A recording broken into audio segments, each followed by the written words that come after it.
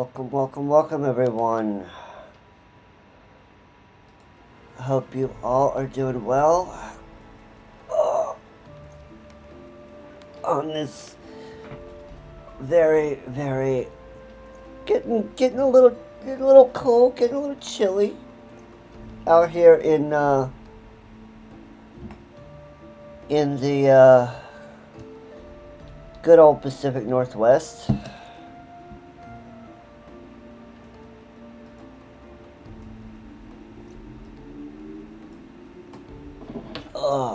Current forecast has it about 58 degrees with a low of 38.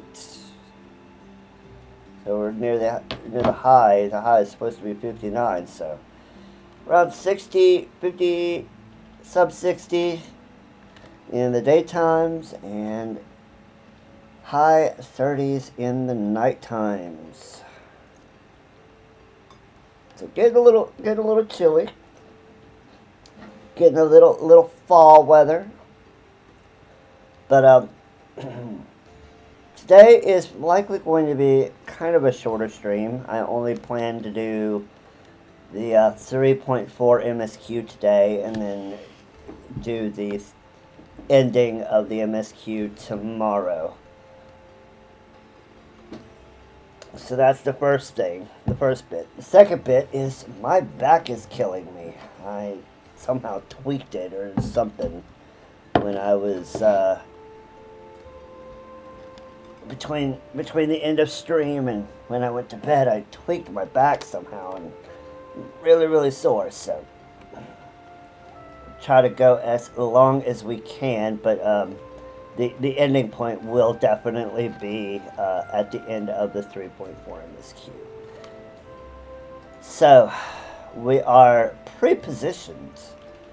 I had done a little bit of MSQ, or roulettes.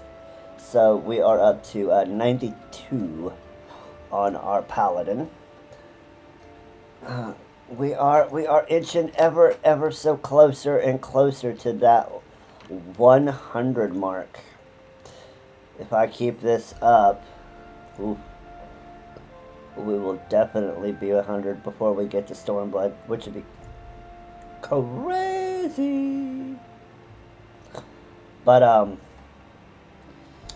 we have been working on our gear. So we did get our headpiece, our Shire headpiece. We have our body. We still need to get our hands and our feet. We have our legs already. Earrings, we are not going to worry about the earrings because even though we don't get the buff, the 30% buff there, we do get the bonuses. So we get the vitality and the strength, tenacity, determination, all that good stuff. As tank, these would adjust based on the job you are at, but the item level is 560, so we definitely will not be upgrading that for quite a while.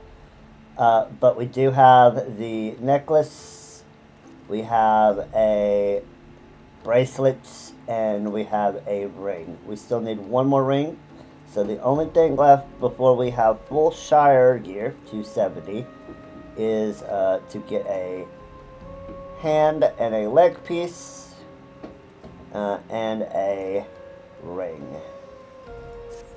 So not too much more to do. But it is time that we got on with this 3.4 MSQ so that we can start moving on to fun Heavensward things like, not that MSQ isn't fun, but you know, things like Hildebrand and Scholasticate and the raids and the trials and all that fun stuff. So we are going to go and we are going to get going. There's only 10 quests left in 3.4, so We'll see how long it takes us. Mr. Seamate, you come in a most excellent time. An invitation from a truly preeminent personage was delivered to the manor but a short while ago. Would that you had been present to receive it, but in any event, Sir Emmerich de Borel, Lord Speaker of the House of Lords, Lord Commander of the Temple Knights, and Viscount of House Borel, cordially invites Mistress Hime to dine with him at his estate. Ooh, an invitation to dinner. You seem surprised. The messengers assured me that his lord had broached the subject with you at an earlier date, when the arrangements for the peace conference were still being finalized. Oh, yeah. Of course, the intervening moons afforded little opportunity for leisure, but with the happy advent of peace, 'tis plain that the Lord Commander sees no further cause to delay. What say you? I should be glad to accept. I would, but I have the fog as to what to wear. Any thoughts? To be honest, I'd rather not. I'd be glad to accept. Indeed, who would not? You will forgive me if I seem envious. I shall send word of your acceptance to Borel Manor at once. When you are ready, pray report to the Astrologicum. They will have someone escort you the rest of the way. Well, we gotta get a glam, chat. Gotta get a glam. We're going to dine with high society. Let's see, do we have a glam already? Let's see, let's look at our glamour plate. No. We need a glam. We need a glam, and we need to repair our gear. Let's go to the Crozier. We need to find a nice dining dress. And we need to repair our gear, so we'll do both. I mean, as cool as we look in this, as cool as we, yeah.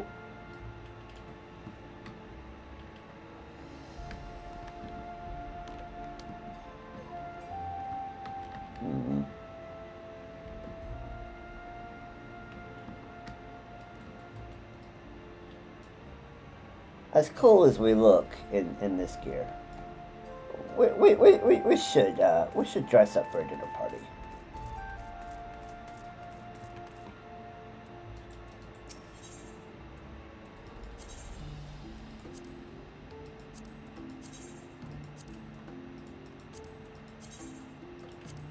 Let's just repair everything.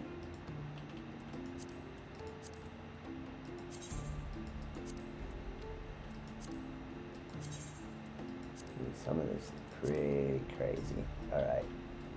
So that's good. Let's find a nice dress to wear. Let's see. So let's see. We need a body piece.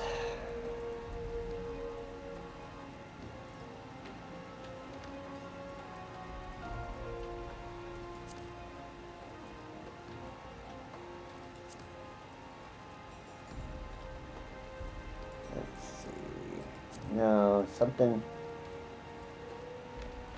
Let's look at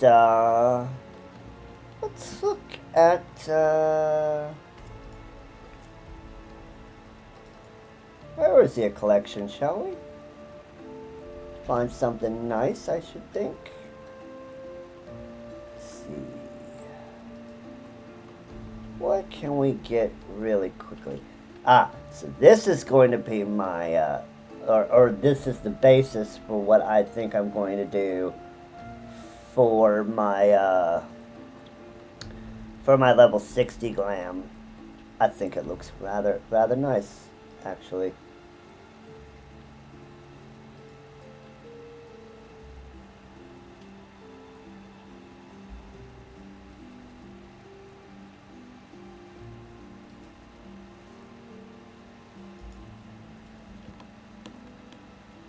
Let's see. So that's already safe for us. So let's look at something cool. Let's see, what female? We want a hot and mock station and seasonal.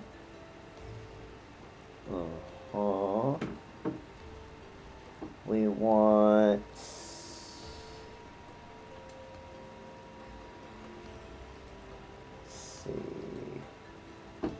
we want it to be fashionable. And we want formal, because this is a formal dinner party.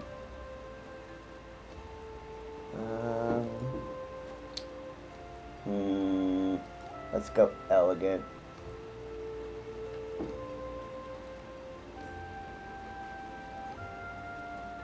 Oh, that one's cool.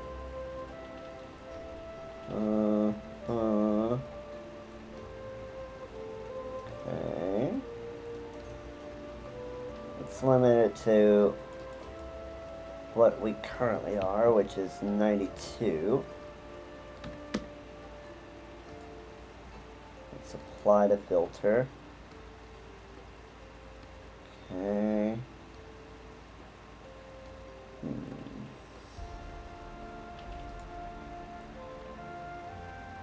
This one. Summertime, frontier dress gloves, dress shoes, and a Wayfarer's necklace. Well, do we have the Wayfarer's necklace? I don't think we get that for a while. Let's see.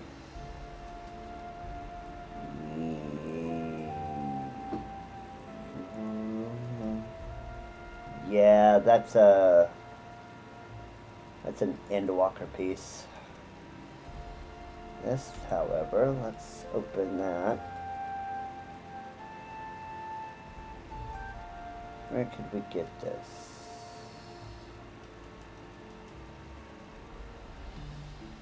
Where is this?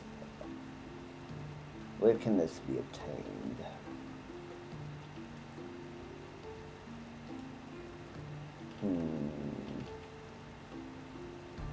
The white hyacinth. Let's see. Let's look up the Summertide. Let's look up the Summertide set.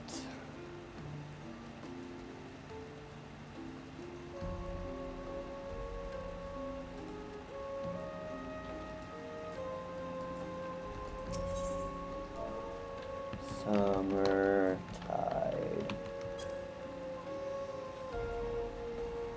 Okay, so how much is this?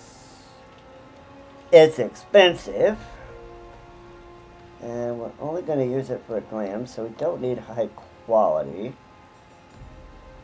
But hey, we're going to go ahead and grab that. We're going to go grab the shoes.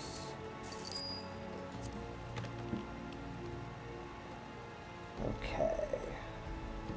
We'll do the frontier dress gloves.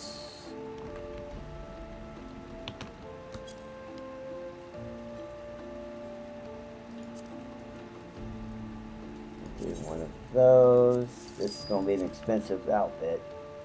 White hyacinth.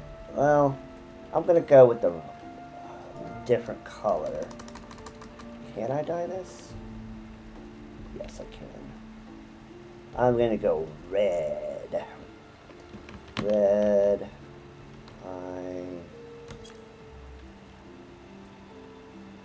Hydrangeas. See, I'm going to go...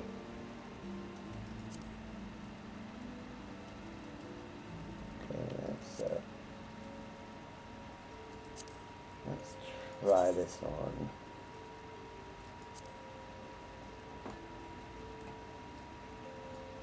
Yeah. Okay, we'll do the corsage. Okay.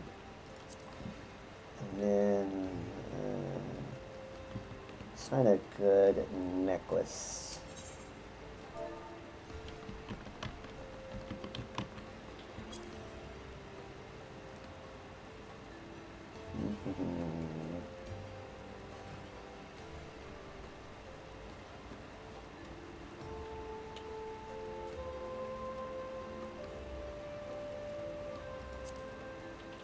Sweet pea. Let's try this one on.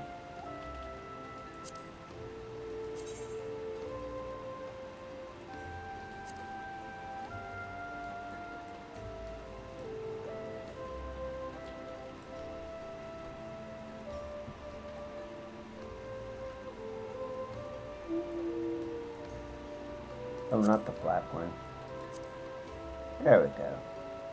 That's nice. And we'll grab that.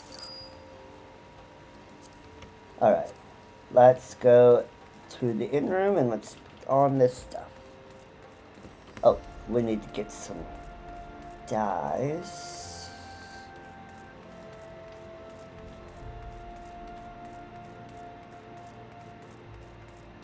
Need to go get some dyes. Okay, so our dye person is over here.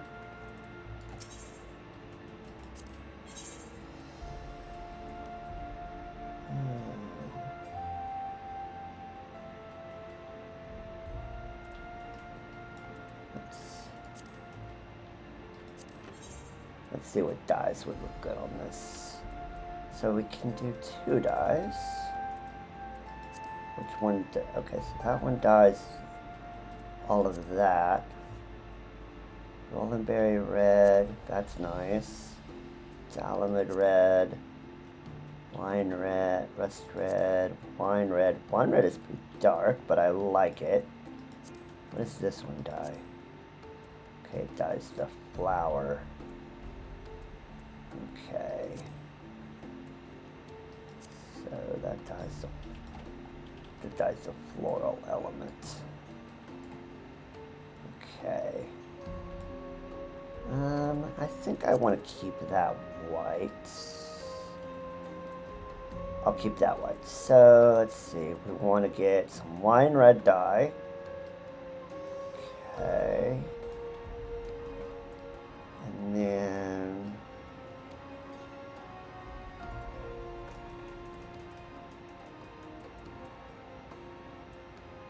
so we'll get wine red dye for the. We'll keep the gloves white. So we'll do.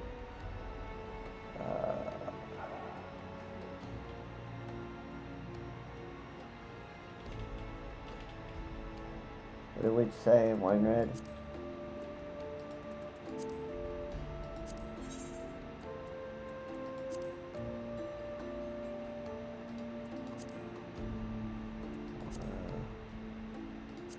Diamond red is a little too bright. Wine red, yeah. So we want wine red. Do we have wine red here?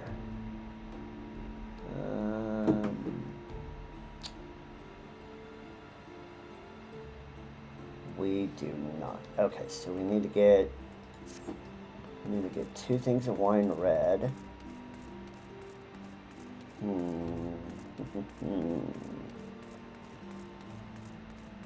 2 pots of wine red dye. Oh, we need some earrings too.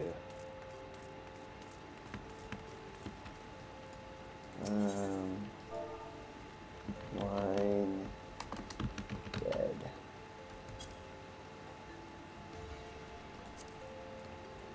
Ooh, there's 2 pots. Let's see. Show us earrings. Want something that's red. Right on.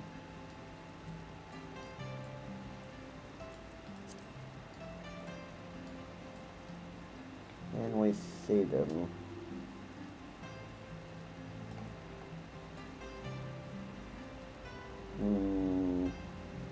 I think our hair's covering them up.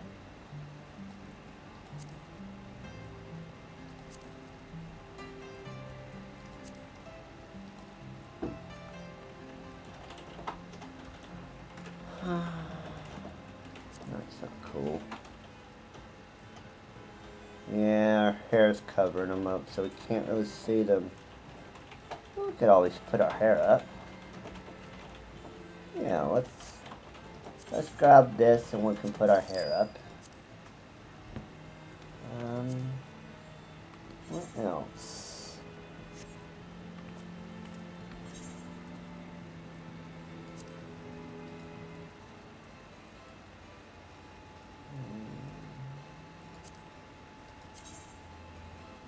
Okay, do we see our... Yes, we do. Let's do a nice little bracelet.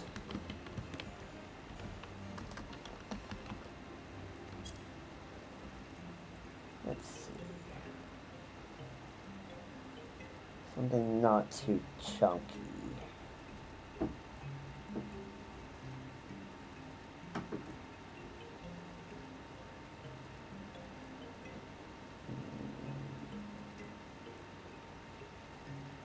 Nothing too chunky. Let's see.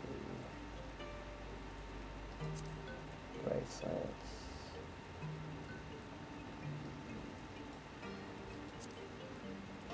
Not anything too chunky. Okay, copper. Wristbands. Oh, the ads. Okay. Let's see. Teak.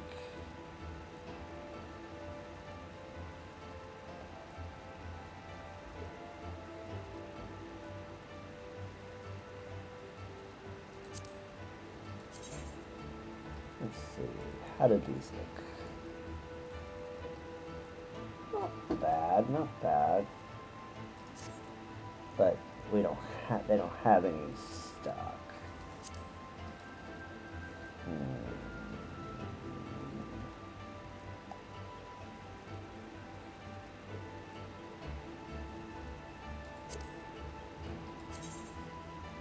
What's that one look like? Not really on theme.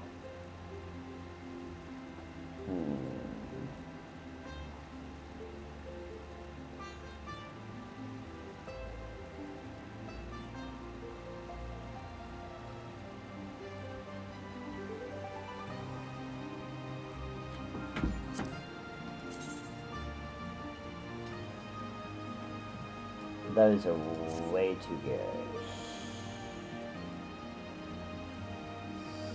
Sapphire, ruby. Try on that. Yeah, it's just too thick. Too thick.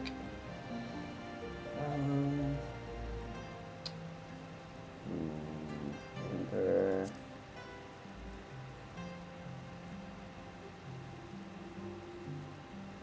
Let's roll. Sunstone.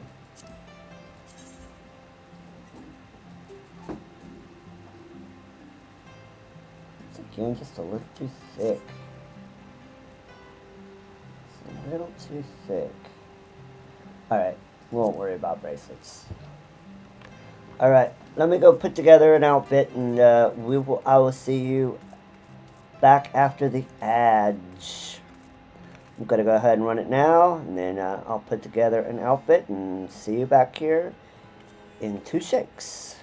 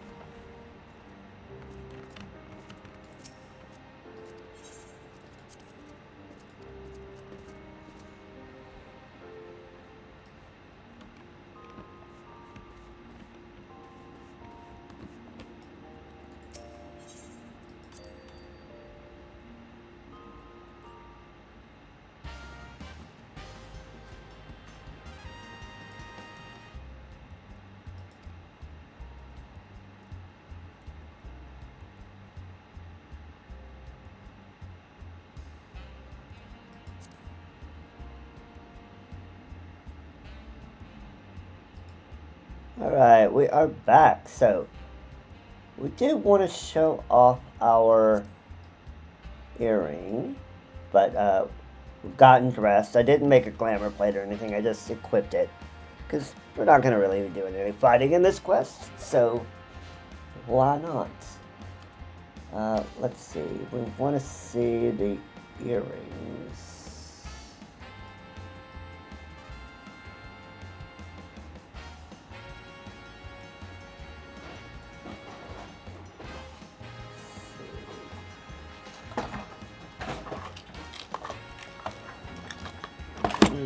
Excuse me 1 second, chat. I need to take some naproxen for my pain.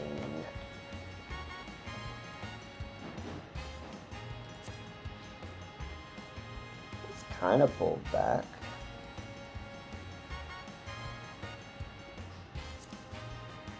Pulled up into a bun. Yeah, I like to pull back into a bun.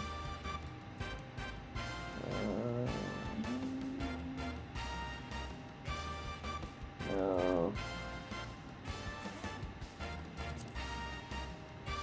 That's got a ponytail.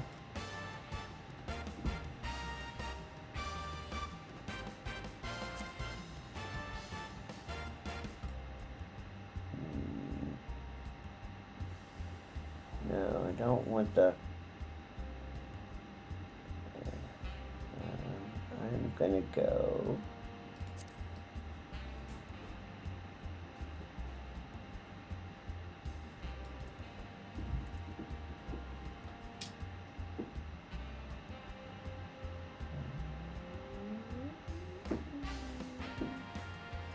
I'm putting a lot of thought into this, aren't I, chat?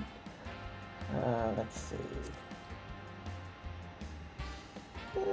That one's kind of nice. Although I don't think we'd see the earrings. Did we put the earrings on? Let me make sure I have the earrings actually on.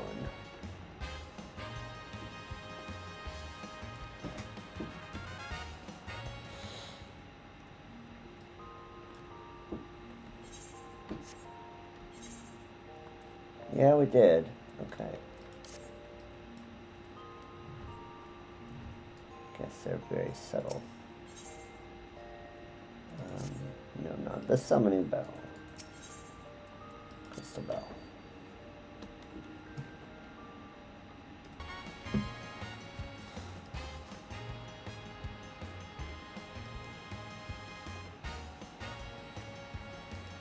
Bend. Okay.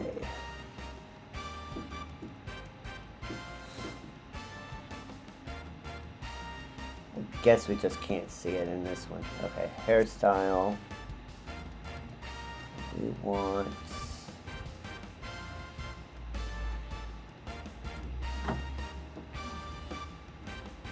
something that's nice and pulled back.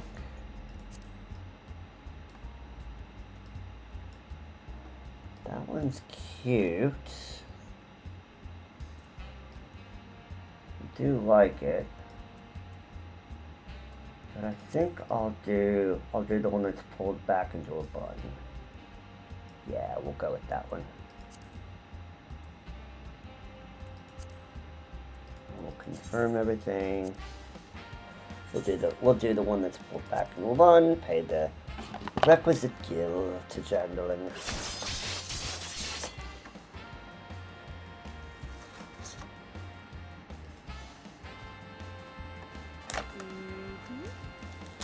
Oh, we look cute. We look totally ready for a dinner party. Totally ready for a dinner party.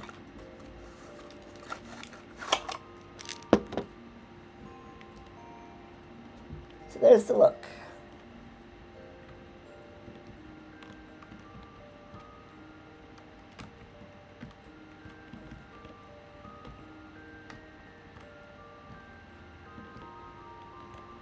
There's the look.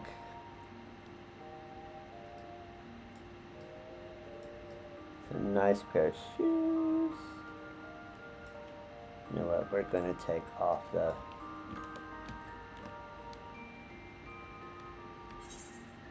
We're going to unequip the leg piece as we see through it.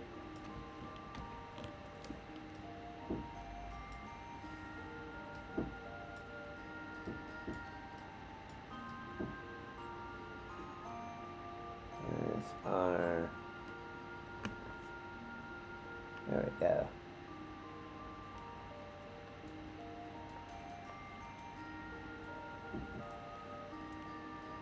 Yes, I think this will work quite nicely. Let's go to a dinner party, chat. Let's go to a dinner party. Wine and dine with the upper crust of society.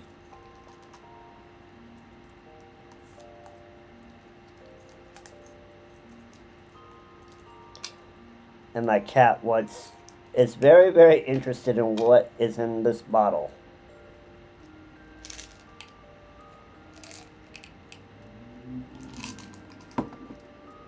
This is not for you, Loki. My cat was very, very interested in what I have in my medicine bottle.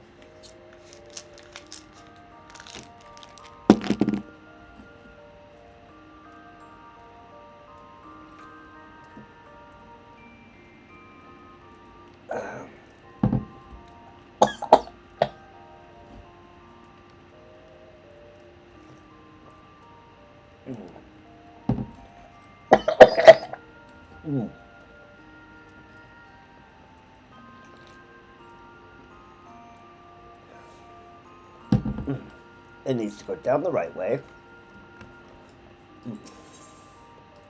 Alright, let's go to a dinner party. We spent quite a bit of gil on this. Might as well go and look like a lady.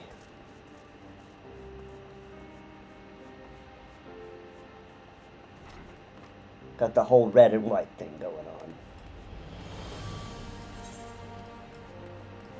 Okay. We'll go and do a nice little walk.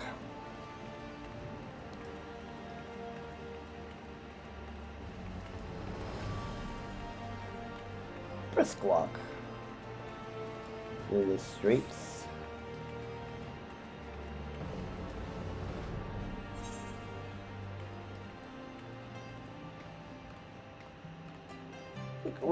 We're going to a lord's house. We gotta be refined and elegant.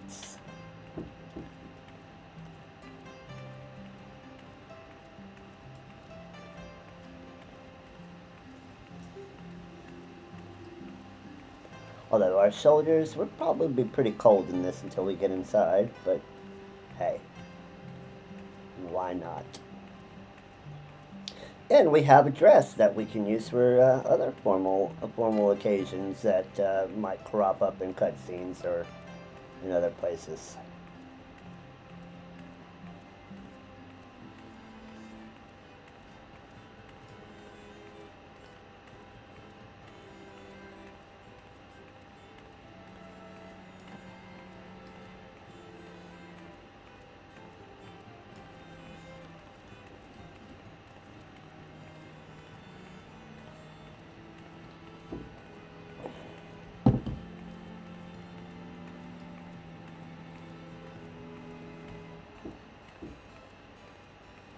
If I had a little bit more time, I probably could have did a little bit more with everything, but I think this looks good.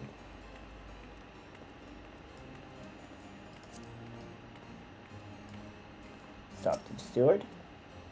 Greetings and well met, History CMA. I have the honor and the privilege to serve as head steward of House Burrell, although admittedly our staff is somewhat smaller than those of other honorable families, being countable on one hand. My lord will be overjoyed to hear that you have accepted his invitation, as you will soon see. We have spared no expense. I dare say a woman of action such as yourself enjoys nary a moment's respite. Aye, the battlefield beckons even now, I'm sure. But for this day we bid you lay down your burdens and raise a glass to peace and prosperity.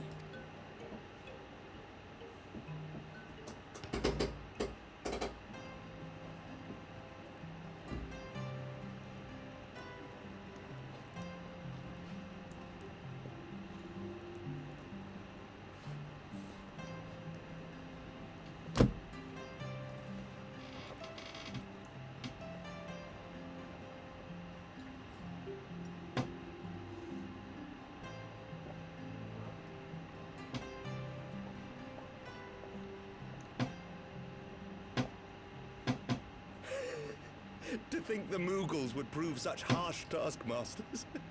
Forgive me. I did not know you had suffered so in your quest for the horn.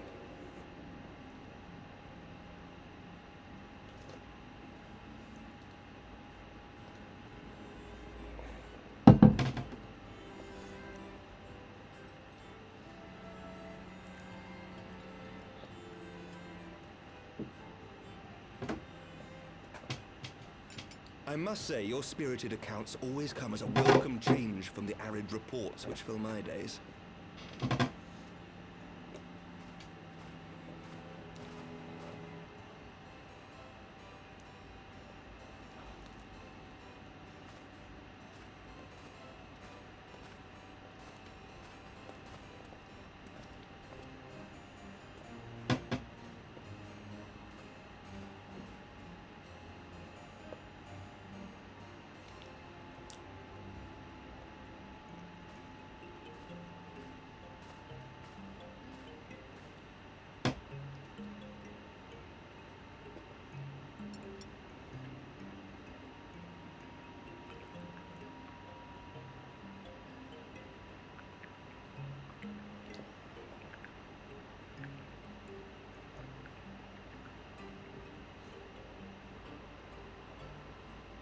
Though I have lived in these lands my entire life, to hear you speak of them, there is much and more I have yet to see. Truly, yours was a marvelous journey.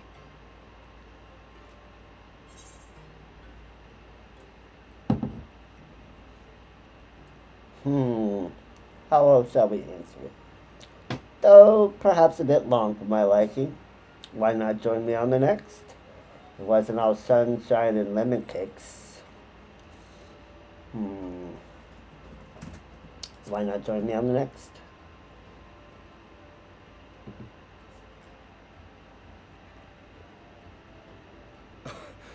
Well, truth be told, when I think back on the sweeping vistas of the churning mists, I do feel some slight pangs of wanderlust. Alas, much as I would like to accept your invitation, I fear my present duties with the House of Lords demand my undivided attention. Someday, perhaps. Someday.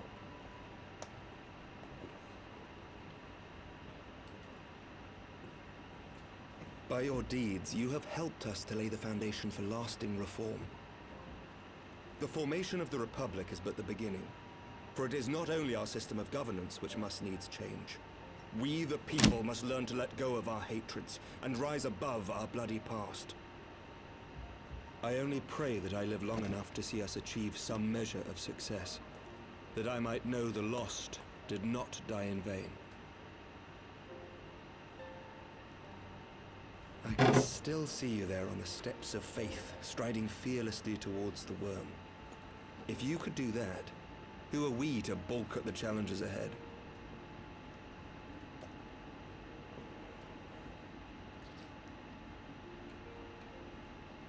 The question of how best to strengthen ties with the other great nations of Eorzea has been debated at length in the Lords and Commons of late. As you may imagine, maintaining stability during this period of historic upheaval is our paramount concern. Nevertheless, we are greatly indebted to the Alliance for their support during the Grand Melee, and it would be remiss of us not to repay their faith in kind. Of course, we owe you the greatest debt of all, and it is my hope that in extending our support to you and the Scions, we might also express our gratitude to our neighbors, nay, our fellow Eorzeans, whom we pray you will continue to protect. You got it. The Lords and Commons agree on very little, but not a soul in either house begrudges your order this offer of patronage. For all you have done and will do, we thank you.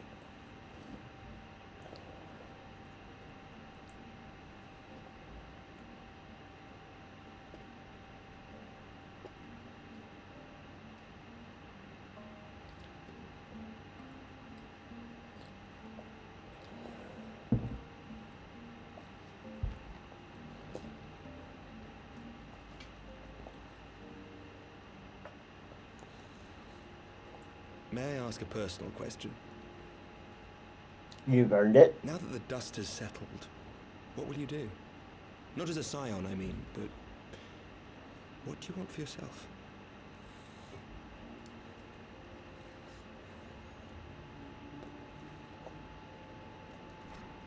Lord Commander, pray forgive the interruption. News from House Fulton? An urgent message for the Warrior of Light. I was instructed to deliver it without delay. Master Thancred returned to the manor a short time ago, bearing an injured maiden. Master Leveilleur and Mistress Tataru are tending to her wounds, but they like not her chances. Respectfully, my lord, they have requested the Warrior of Light's immediate presence. You must go to them, my friend, and I shall go with you.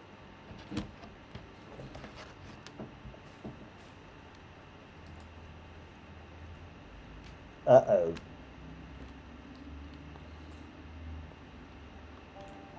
This not good. For every ending marks a new beginning.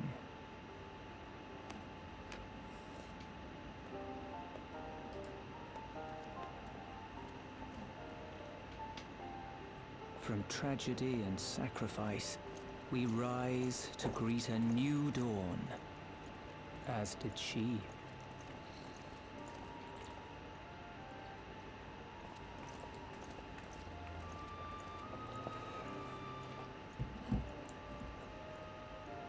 Only to be drawn unto another battlefield, another cause, as if by fate. Of course we are. It's kind of our thing.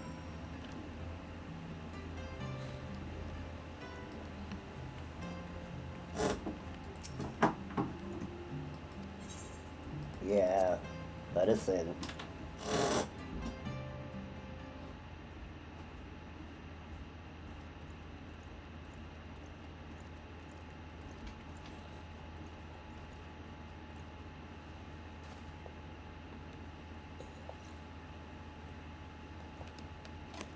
Yes. Alize. Is that... Alize, Alphinaud's twin sister. She ran afoul of the Warriors of Darkness. Because of course you did. I had been tracking them since the ceremony at Falcon's Nest. Little did I know I was not the only one. Evidently, she had learned of their activities and attempted to shadow them on her own. Poorly. I rescued her in the Twelves Wood, and together we fled north. But though I made every effort to cover our tracks, they caught up with us on the Ishgardian border. And in the ensuing struggle, Alize took an arrow to the shoulder. Uh-oh. It was only after we had made good our escape that I realized it was poisoned. Damn it. Come on. Don't do that to my twins. Thank you for coming so quickly. And you, Sir Emmerich. Think nothing of it. How is she? We have done all we can for now.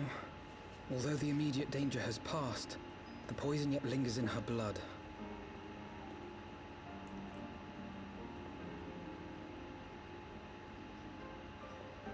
We came to Eorzea together, hoping to bring salvation to the realm our grandfather gave his life to protect.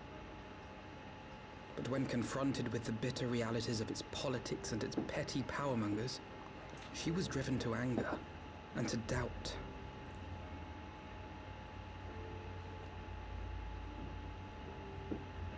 She refused to become embroiled in what she termed Eorzea's squabbles and distance herself from the Scions.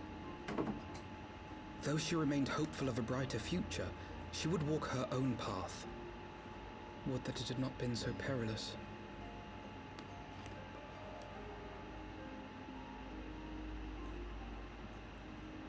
For all our differences, she's as dedicated as any Scion to the salvation of Eorzea. But more than that, she is my sister. Oh, wow. To be reunited with her, only to lose her forever. Gods, even to speak the words. Take heart, Master Alphino. She will be attended by our most skilled chirurgeons.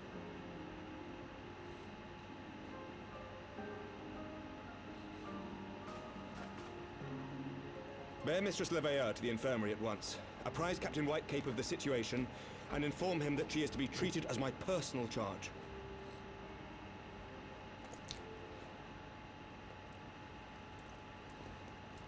Alphino, is the Warrior of Light, is she with you? Don't go, there is something I must say.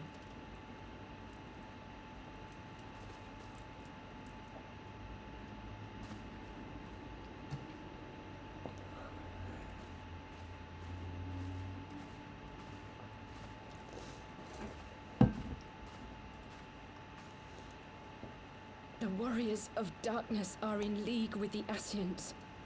Slaughtering the Primals is but the first step in their plan.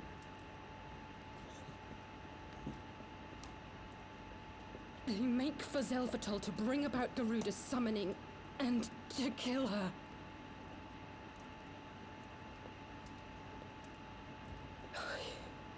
You must stop them.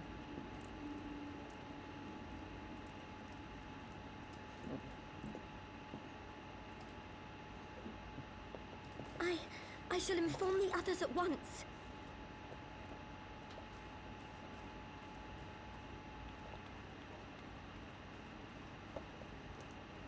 Master Thancred, I would ask that you accompany Mistress Leveilleur to the infirmary. Your knowledge of her injuries may well prove useful in determining her treatment. Of course.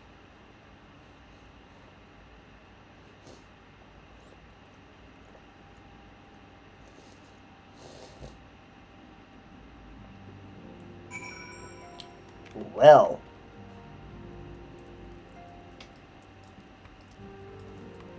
It's time to... Party time's over. Surely they won't let her... Yes, I know. I must trust in Captain Whitecape and his chirurgeons. Did they not bring Estinian back from the very brink of death? I am uncomfortably reminded of how he mocked me for praying at his bedside for days on end. What say you, my friend? Shall we turn our attention to a matter whose conclusion we have yet the power to influence?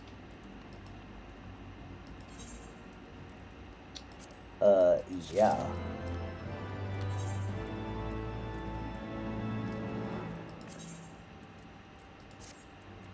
Alright. Playtime's over. It's time for war.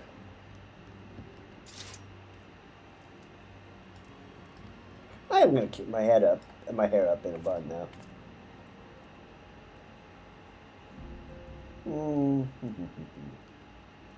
Do I keep the head up?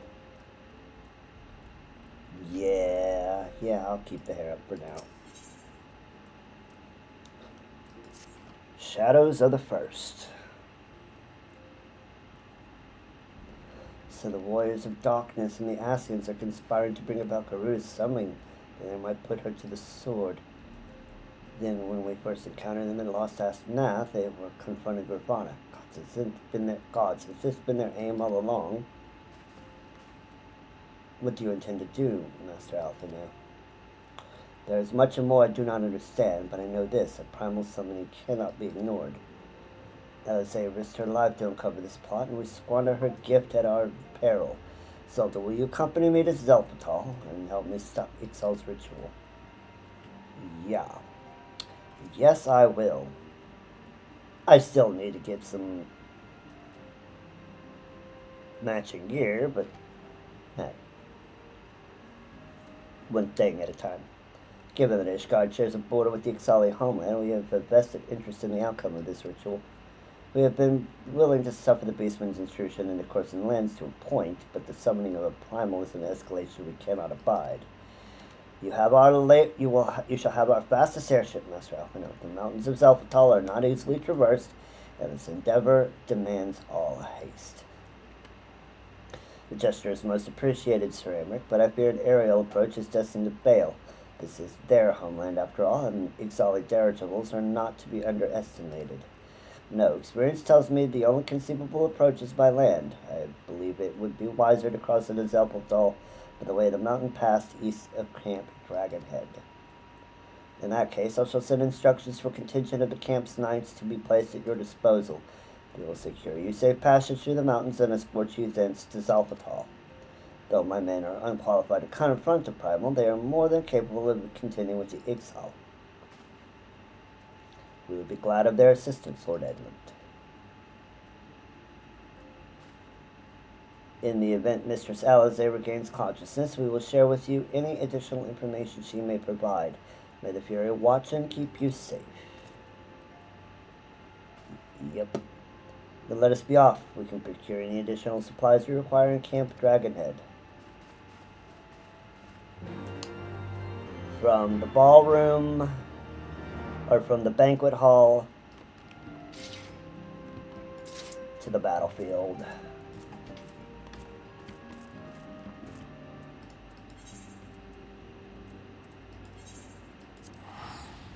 We got it going on.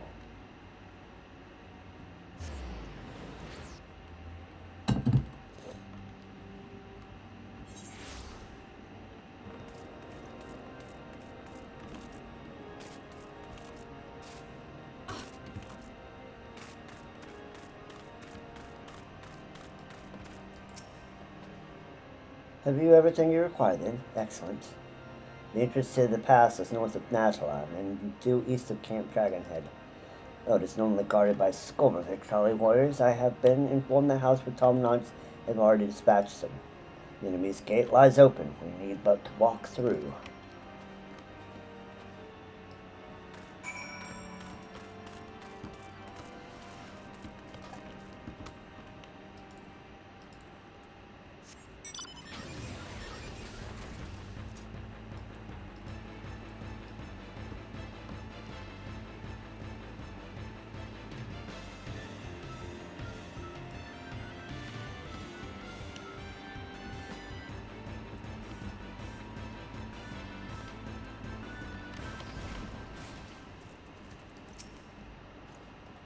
Mr. Hume, Master Alpha, as you can see, the gate is ours. Be advised that our scouts are reporting increased activity around the first mountain. Simply put, they are up to something and don't want anyone interfering. We stand ready to escort you to Zelpatol and aid you as you see fit. The enemy will be thick on the ground. Upon arriving, let us advance with care as we search for the site of the summoning ritual. The gods are good. We should not only have to contend with Ixal, but if they were not, we may be forced to do battle with the warriors of darkness. And there we are, Zelpatol. Of course, as usual, we will go in with NPCs just to save some time.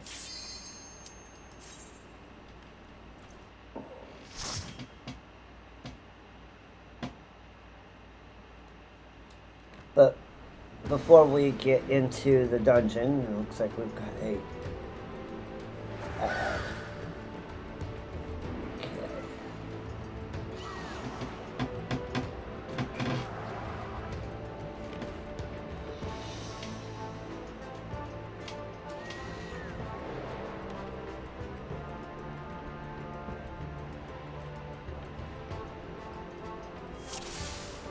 Alright, we got an ad incoming in about 4 minutes, so I'm going to go ahead and run it now. That way we have plenty of time to do the dungeon without any interruptions. So be right back.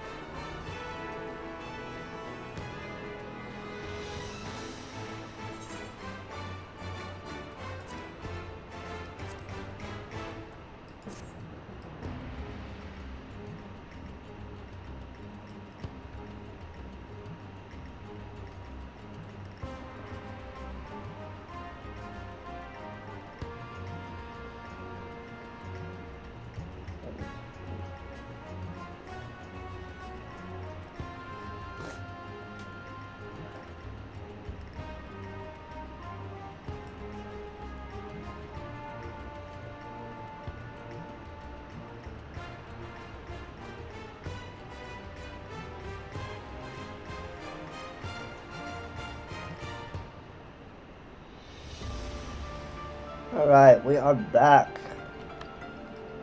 We're back from the ad. Let's go take care of some Ixal.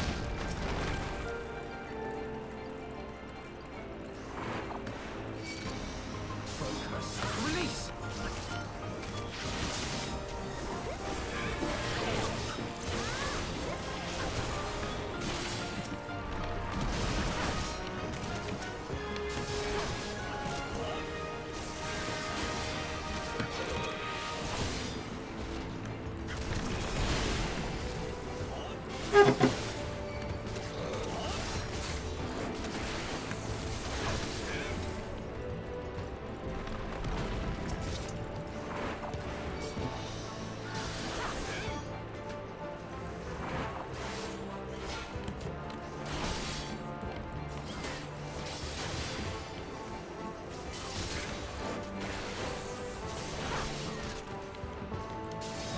Away with you!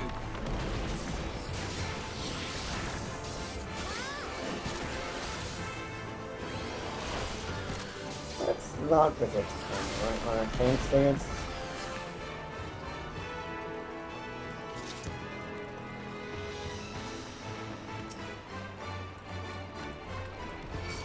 So if I was doing this with people, I would pull all the way up to this first gate here.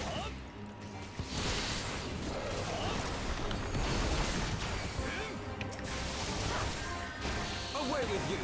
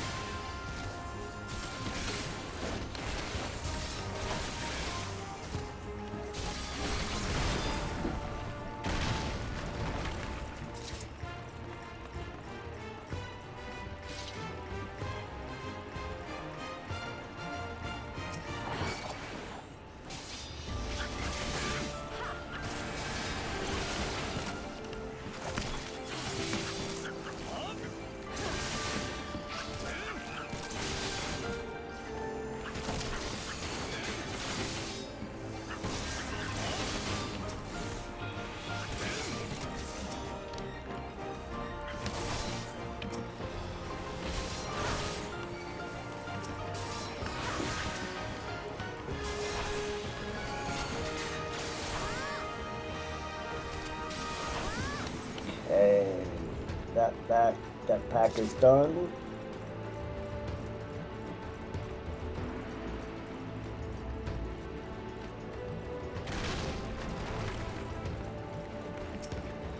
Let's pull this guy. And these guys.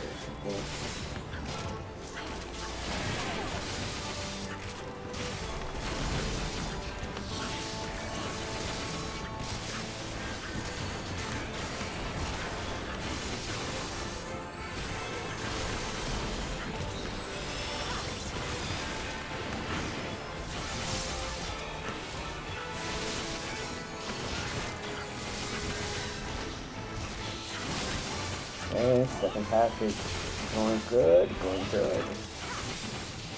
Not standing fist puddles though.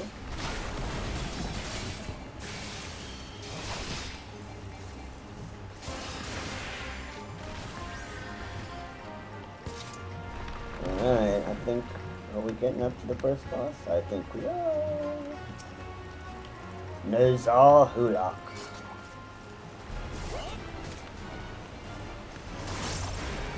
No, you focus on me. Thank you.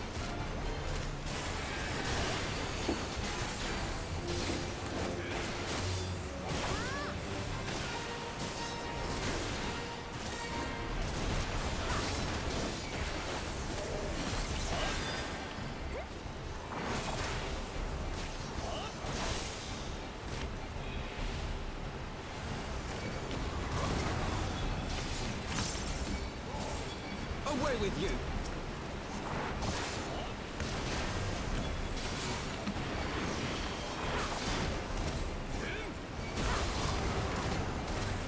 Pick up the turret.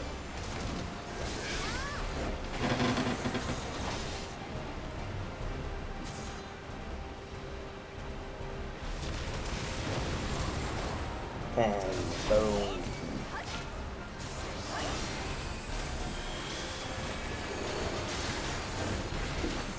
Let's pick up ear stones.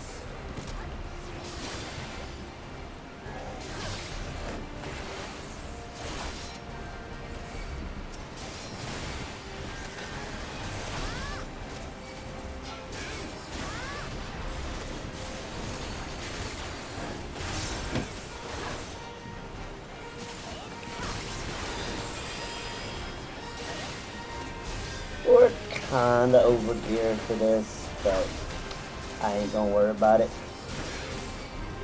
We're doing good. Alright. First treasure copper.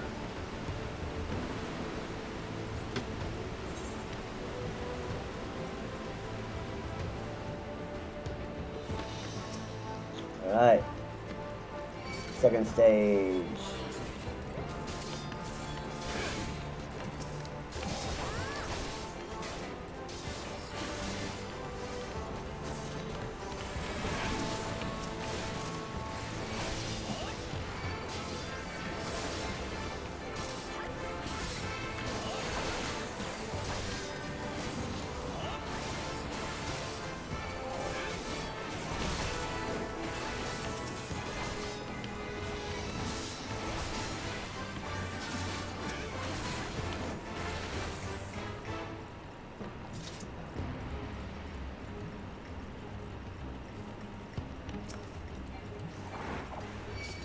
Alright.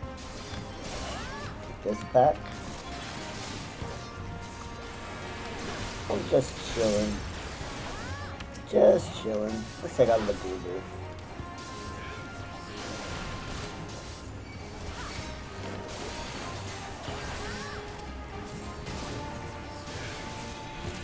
It looks like it's missing one. Alright, now it's all.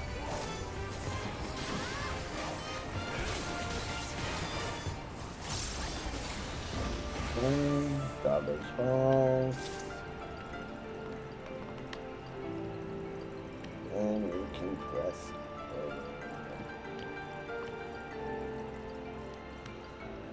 we go up.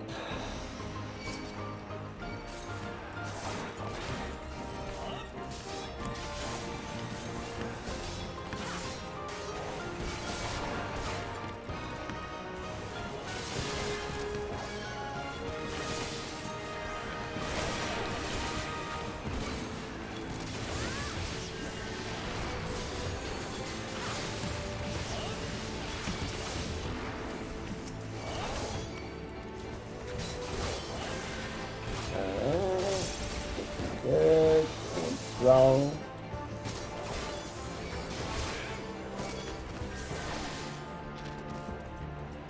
Okay. And the copper up here. So got these dudes first though.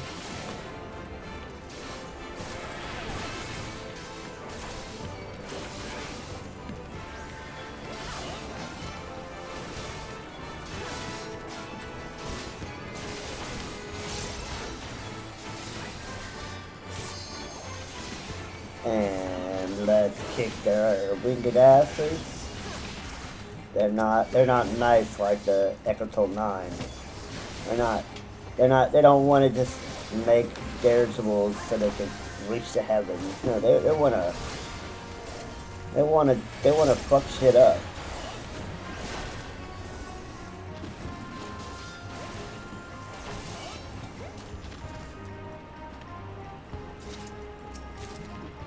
Okay. There's a key. An imposing gate. Open the door. Another treasure coffer? Cool. I'm all for it. Treasure coffers. And let's ride the lift.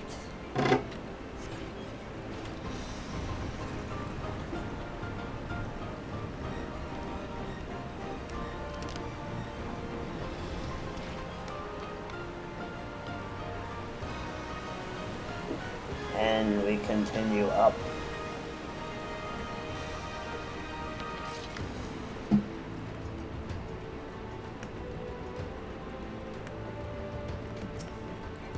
another one of these sets, but with 2 boo-boos. Fancy.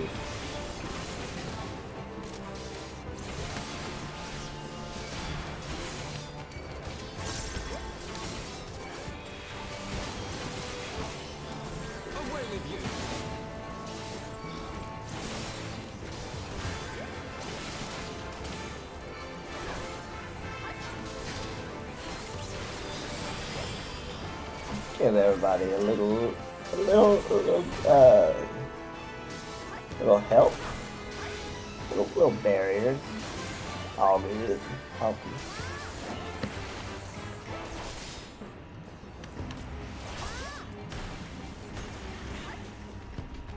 you. And the drawbridge goes down. And we run towards the second boss, which is this chat of a dude.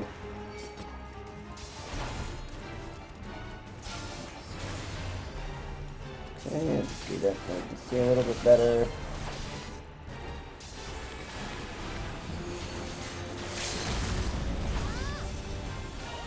I always find it interesting how the NPCs will just do things based on ooh, we were not quick enough on that one, were we? They'll use LB1 instead of waiting to LB3, whereas like we players are usually used in LB3.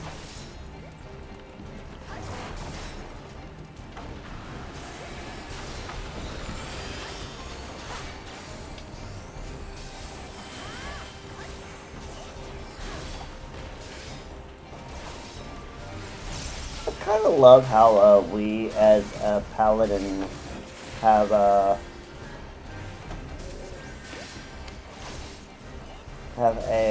kind of a party-wide shield. That's kind of cool.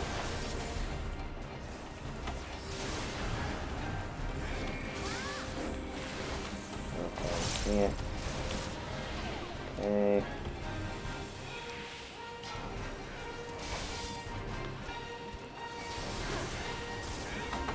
Technically, we'd have wanted to go into one of those barriers there. I have my pride. Yes, you do, Alfie. Yes, you do.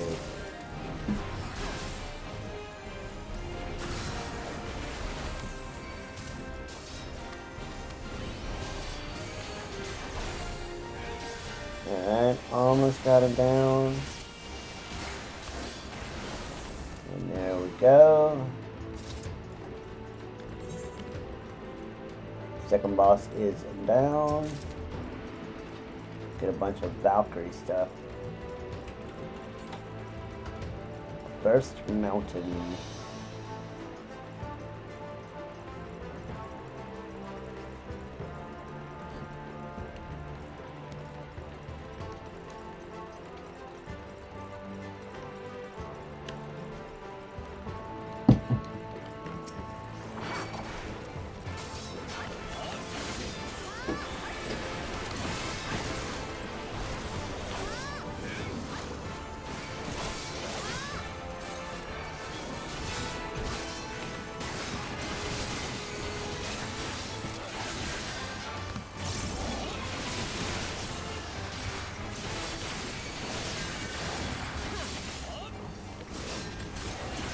Take out the mage, take out the mage.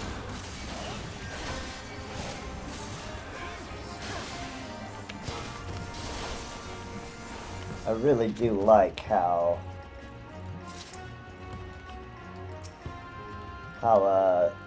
they kind of build up the Ixal and how they have their stuff set up.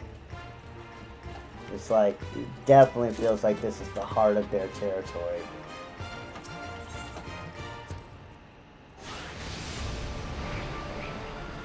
Okay, let's make sure, yeah. Alright. Let's go.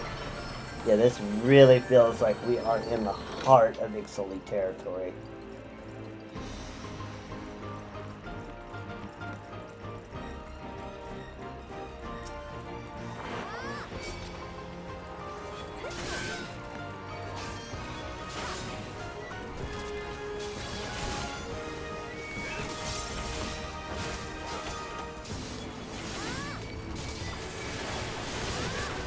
Okay, get rid of the mage.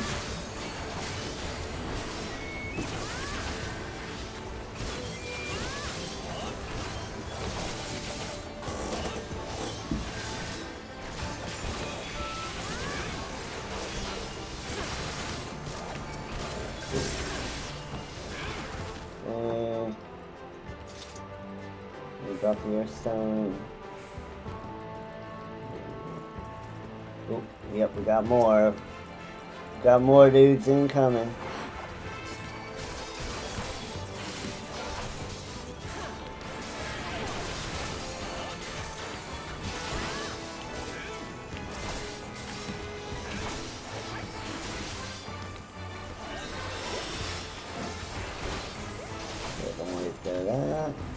That. Alright, there's our airstone. And let's grab the treasure coffer.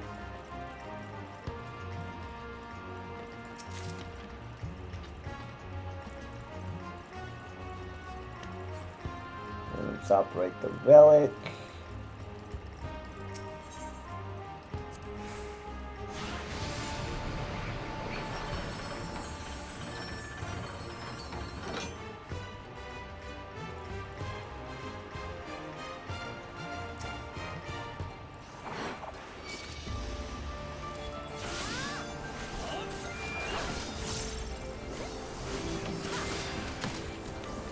Check our allies. I'm focusing on the Hornbill.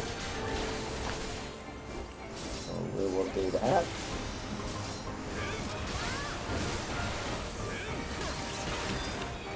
And take the Sky Collar.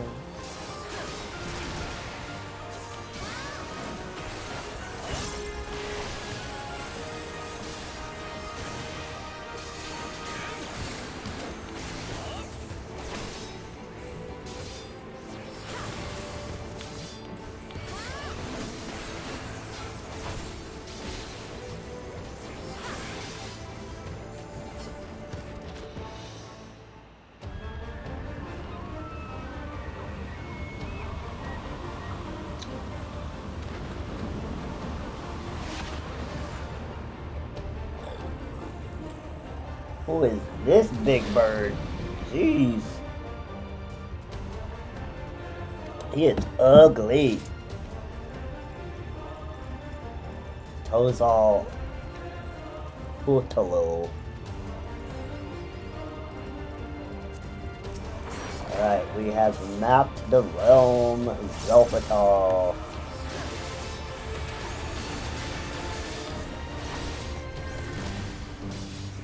Go out a bit so we can see more of it. There's a map.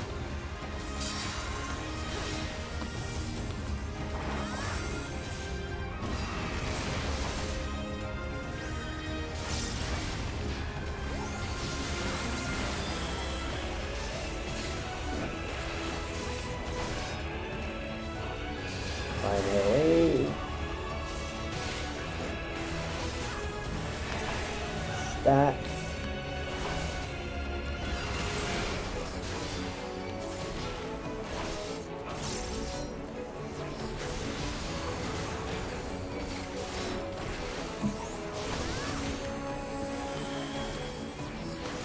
And on silver folklore we call squawk.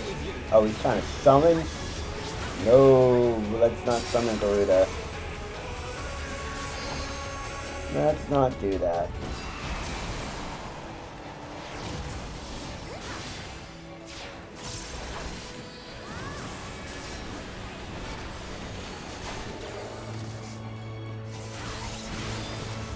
This dude kind of like a high priest or something.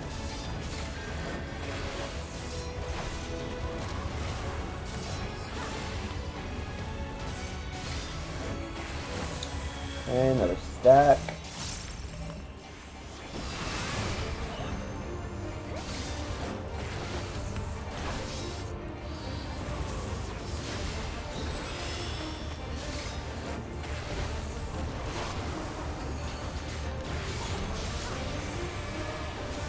And under 40%.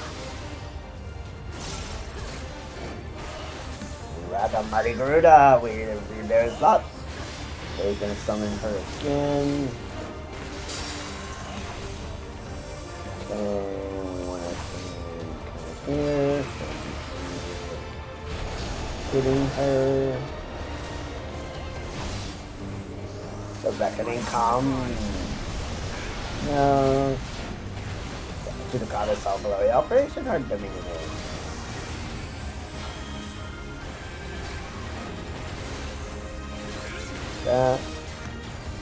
Okay, 15% soon.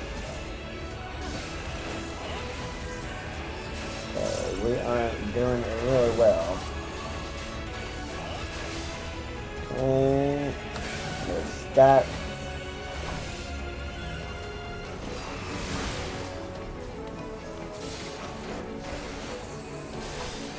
Under 5%. We got this. We got it. We are looking good. And they are down. Got him. We got him. No summoning Garuda today, sir.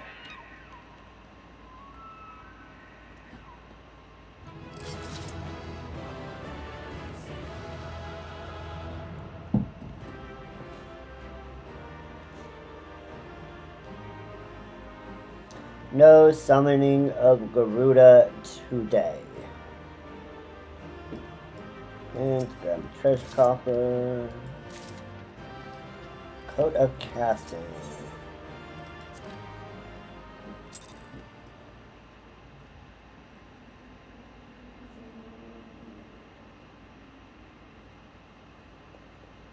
So they were unable to see the ritual to its completion. Then Garuda is no longer a threat, and whatever the Asians and the Warriors of Darkness were planning has come to naught.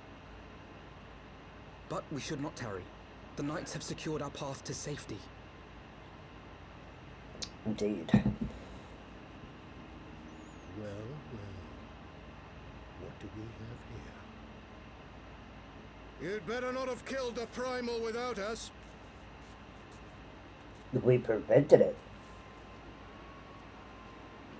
Who is this person in gray? Looks kind of sus.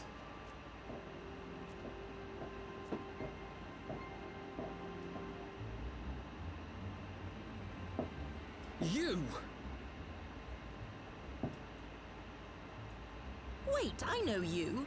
Still walking, I see. I could have sworn my aim was true. Just what is your game? Leading us a long way so these fools could step in and claim our prize?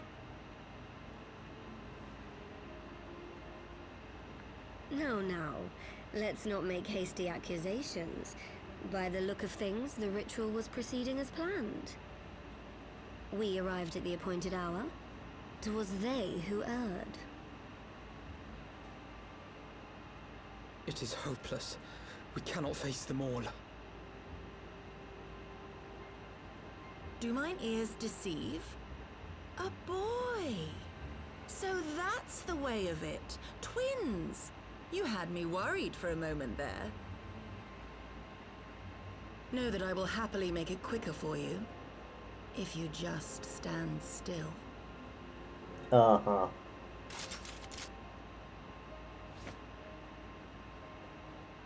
Wearing the Enough, bard Jerome. gear. We wouldn't want to upset the man in white with any unnecessary bloodshed now, would we?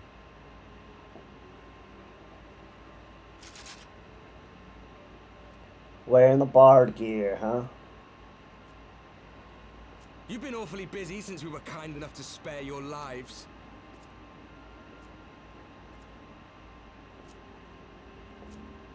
While you were idly consorting with the Asians, you mean? 7 hells! What could you possibly hope to achieve? Should I explain it to you? Very well. Consider it a reward of sorts for beating us here. You know the tale of Hydaelyn and Zodiac, I take it? Of the Great Sundering and the reflections it created? Yeah. Across 10 and 3 they were divided. Reflections of the source, each possessed of shards of light and dark. Just so. One of those reflections, the one nearest to the source, is our home. And we were the heroes blessed with her light.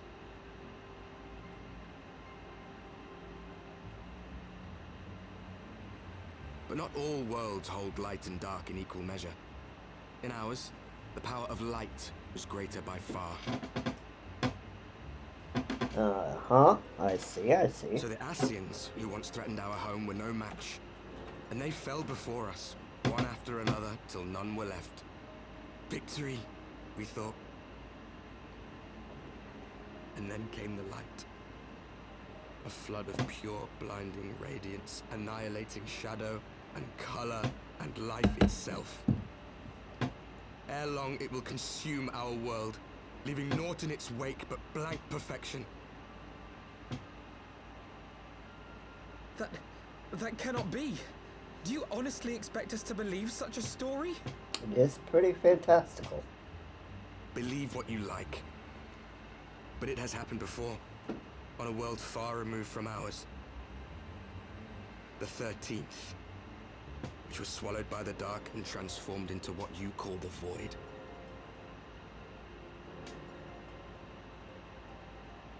Unchallenged light would condemn us to a similar fate. And so we joined hands with our former enemies, and with their aid came here, to the source. For there is but one way to restore the balance and save our home.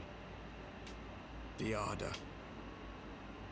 Calamitous destruction with the power to break down the barriers between planes and see our worlds rejoined.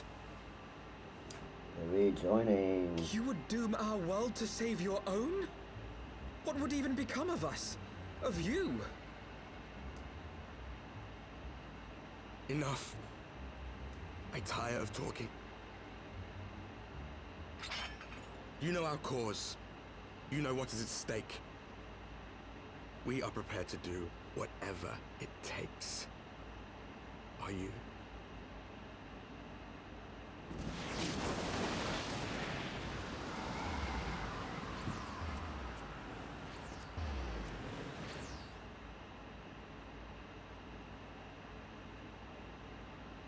If there is aught you would say, say it.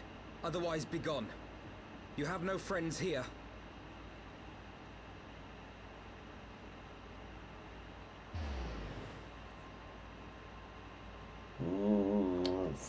Sus. So many susses.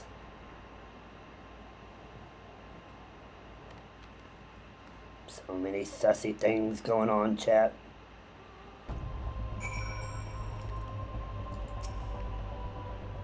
All things considered, we should be grateful to have survived that encounter. Do you think it could be true that to save their world, they must bring ruin to ours? No, it matters not, since wanton destruction is beyond justification. Whatever their reasons, they must be stopped. The sacrifice to loss, it ends here. And we get an orchestral roll, which we shall use right now. Sort our gear.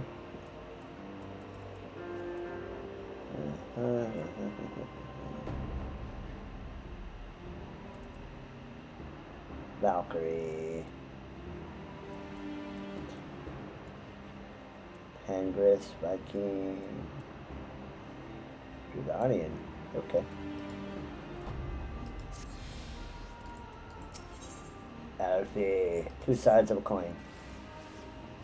Forgive me, this is neither time nor place for idle introspection. The Knights King applies Lord Edmund to wreak success, and the Lord Commander, and we, the Lord Commander, are more importantly, I would like to see my blah blah blah blah blah blah. The knights can apprise Lord Egmont of our success and we the Lord Commander. More importantly, I would like to see if my sister's condition has improved. You may take a moment for yourself if you wish. I will be at the congregation.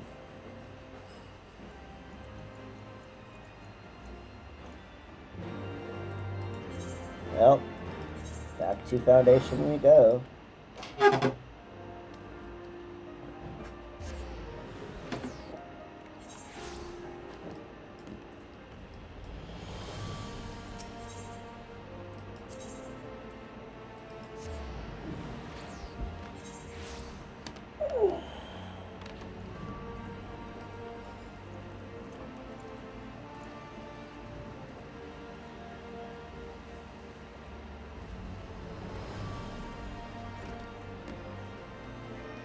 Talk to Amric.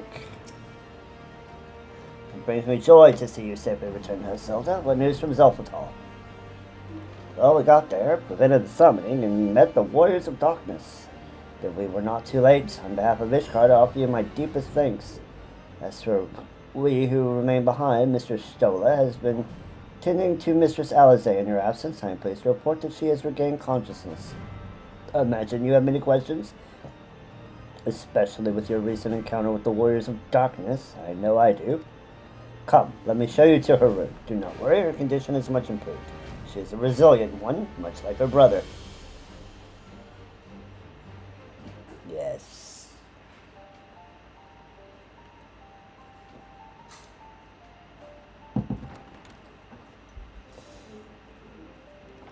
Alize, how are you feeling? Well enough, brother. Thanks to the kindness of our hosts. When they told me you had departed for Zelfatal, I found that I could rest. The outcome seemed a mere formality, as did your safe return. Thank you, my friend. You're welcome, I take Alize. it your mission was a success. Yeah. Yeah, it was.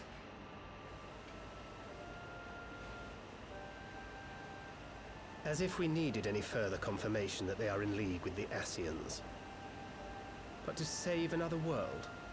I think not. I too thought his story fanciful at first. But it is possible there may be a kernel of truth in all of this. At the very least, none of his claims contradict the word's account. You were following these people, Alize. Why? During my travels, I had oft enjoyed tales of the Scions and their exploits. But after a time, I began to hear whispers of a gifted and theretofore unknown band of adventurers. Adventurers who had supposedly sworn to travel the realm slaying primals in the Scion's stead. The Warriors of Darkness. And in the course of investigating these rumors, you stumbled upon the Ascians' involvement. Yep.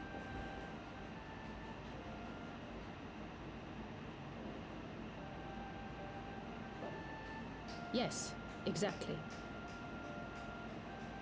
Forgive me, but if these Warriors of Darkness mean to bring about another calamity, to what end do they hunt primals? To prompt an escalation. To deepen the beast tribe's feelings of helplessness and despair, and thereby drive them to summon ever more powerful gods. And lest we forget, these events do not occur in isolation.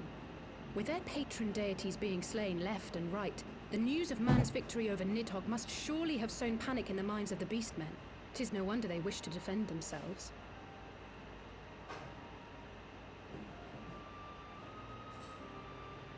Power answered with greater power, death with more death. A vicious cycle fueled by fear and hatred.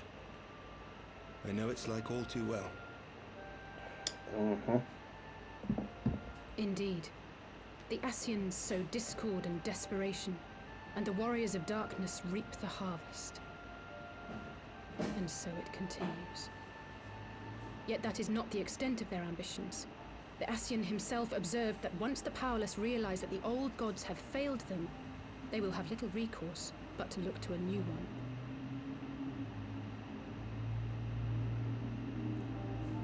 Yeah. We cannot let that happen.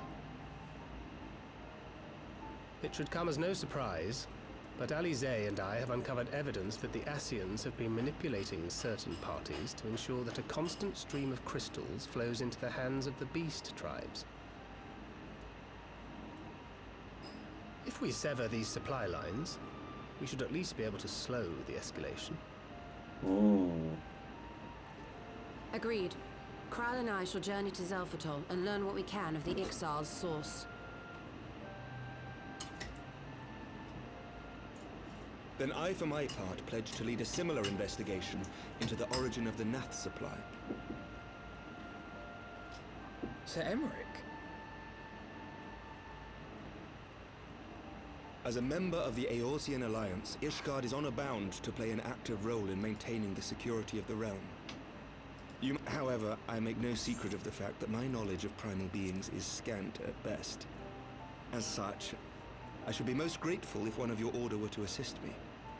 Alright, we're gonna, ad's about to play, so we'll go ahead and pause it here, and then we will come back after the ad. RB.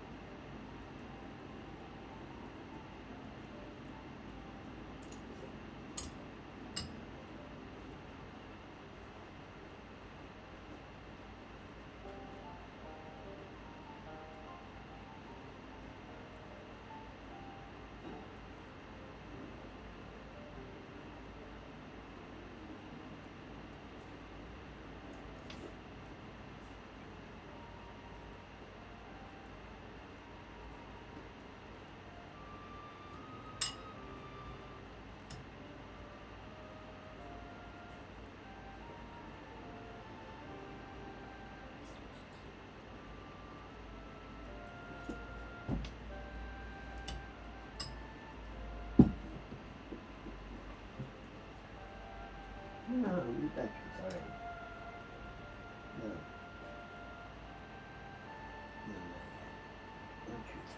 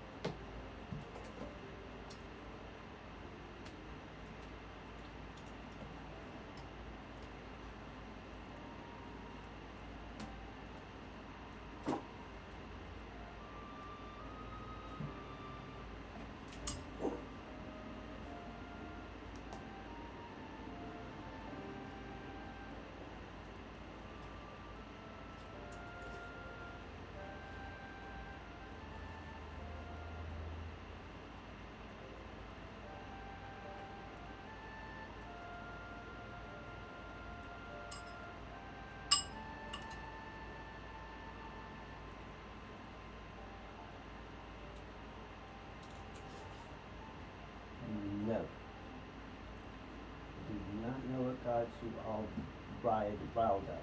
No.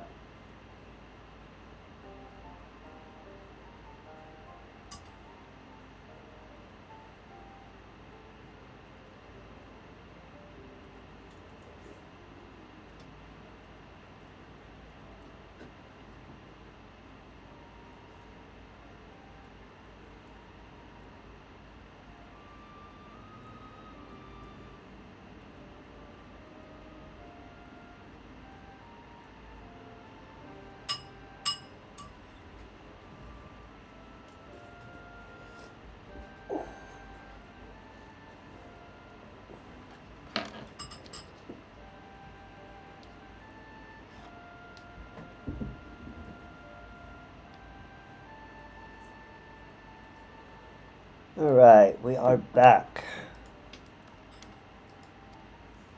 Allow me, Sir Emmerich. I have dealt with the Nath before.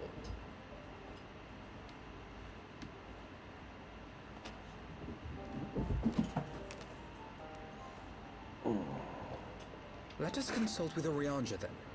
Given his dedication to the study of primal beings, I should be surprised if he could not tell us something of value. Allow me to accompany you, brother. And before you think to refuse, know that I am not the girl I once was. I shall not be a burden. You have my word. But Alize, you... Don't argue with her, Alfie. You are more than welcome. After all, it was you who set us upon this path.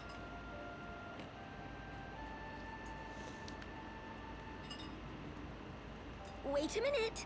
I'm afraid I can't allow you to leave just yet. Not until you try on the new outfit I prepared for you. Oh, Tataru. Tataru. Always making outfits. She made one for Stola. Now she's got one for Alize.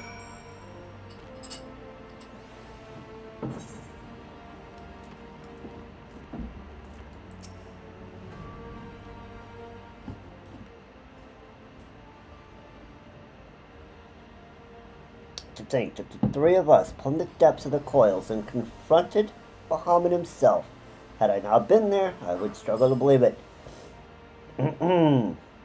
You would not get this dialogue if you have not done Coils of Bahamut. Shortly after we parted ways, I heard she had taken to the road on her own. Apparently on a journey of self-discovery. Precisely where to, I never learned. But I suspect that was by design. So she enjoyed hearing tales of our exploits, did she?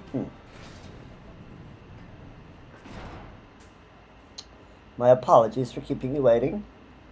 Looking good, Alize. Looking good. Now we can tell you two apart.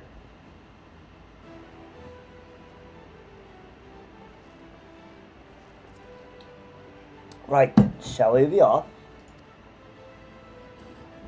Tataru never ceases to impress, though for a moment I feared she might furnish you with an identical outfit.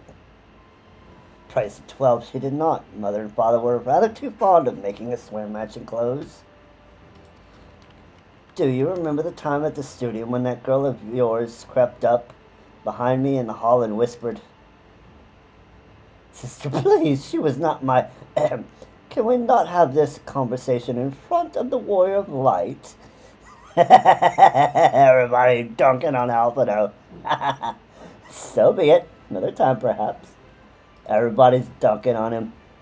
To be honest, Zelda, I wasn't planning on seeking you out just yet. When I set forth on my journey, I did so with grand ambitions. As you may recall, I promised I would not disappoint you. I pray you will forgive me if I do.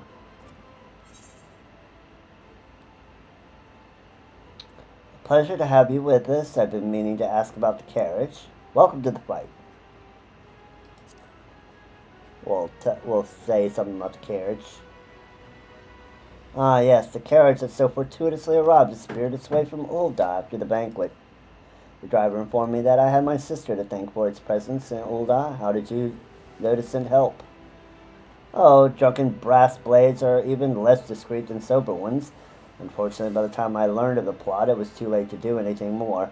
Frankly, I'm still amazed Brennan managed to find you.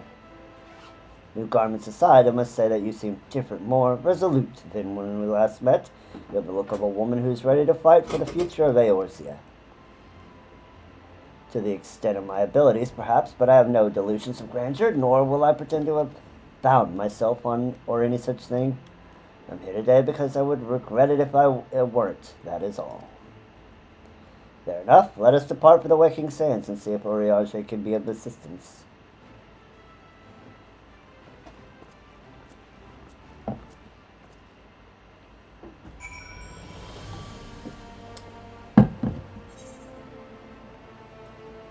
To the Waking Sands. Good thing we still have Aetheryte tickets, huh?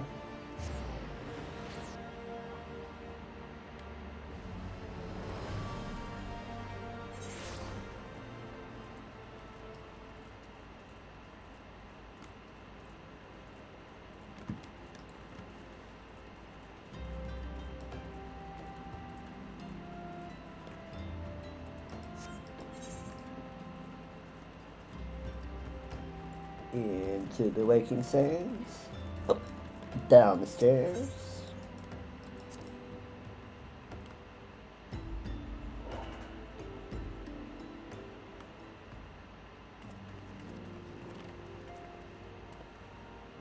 Orianche, apologies for calling you upon you unannounced. Why, Master Alfredo, would that the scholar had seen fit to grant me knowledge of thy coming. What bringeth thee and thine here today? They say, the warriors of darkness have returned. Pray allow us to explain. Explain. Warriors of darkness, Zelfatal, Garuda summoning. I too have heard the tales in recent days of primal beings rising up, only to be cast down by forces unknown. Alas, as thou didst observe, this serveth but to spur the beast tribes to pursue their goals with redoubled fervor. We have two objectives at this time: to identify and remove the source of the beast tribe's crystals, and to take direct action to prevent any further summoning rituals from reaching completion. The second is easier said than done, of course. While we were fortunate enough to learn of the Exalt's plans before they came to fruition, it would be surprised if the Warriors of Darkness and the Ascians did not have similar designs elsewhere, of which we have no knowledge.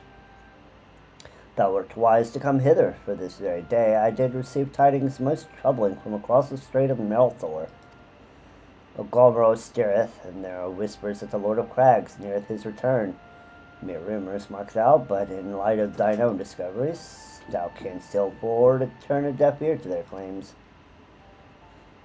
Aye, we must ascertain the truth of the matter for ourselves. Let us consult with the Maelstrom forces stationed at Camp Overlook, Zelda. Thank you for your counsel, Oriange. Pray inform us should you learn aught else. I shall. I think Alizé thinks he's a little sus. If I may, brother. Oriange, is there anything else you would like to say? Alizé has suspicions, I see. Alizé? If not, then never mind. I only ask because you are normally rather more verbose. Nothing to add? Very well. Ere we depart, I wish to make a request. The Warriors of Darkness spoke of how the Ardor had the power to break down the barriers between planes, that our worlds might be rejoined. I would ask that you research this for us. Being nowhere near as well read as you, I am sure I wouldn't know where to begin. That said, I've heard tell of a promising tome, the Garen Oracles. Mayhap you could start there. Ho ho ho ho ho ho ho ho ho ho, Alizé, my lady. um, um, making underhanded accusations there, ma'am. Yeah.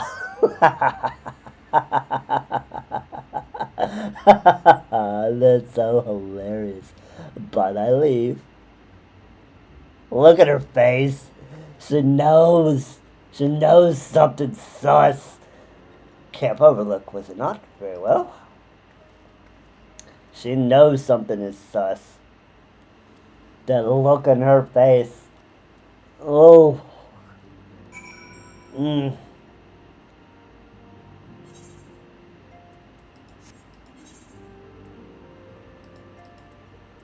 That is priceless.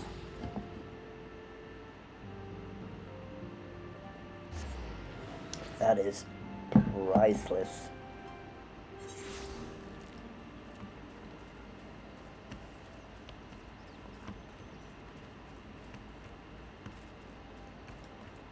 Loading. 7 hells. At this rate, I'll have to appeal to Maelstrom Command for reinforcements. Whatever it is, we don't want any. I'm here to take care of your primal problem. Well, fancy that. Just when my cobalt problems look like coming to a head, the signs of the 7th dawn turn up, itching to pitch in. Bloody brilliant timing is what it is. Right then, let's get to it.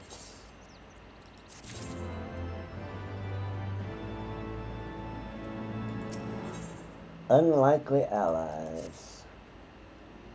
So our friendly neighbors in Ogomero have gotten much more aggressive of late, just as you said. Matter of fact, our scouts spotted one sniffing about the stores just now, likely looking to make off with an armful of crystals.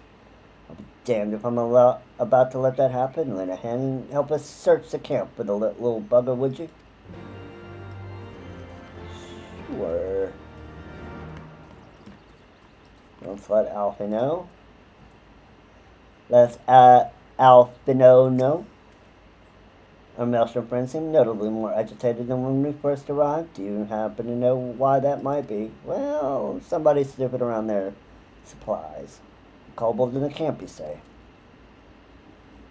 That would appear to corroborate Orionge's information, yes, but to be so reckless as to infiltrate Maelstrom camp and draw attention to their efforts is passing strange.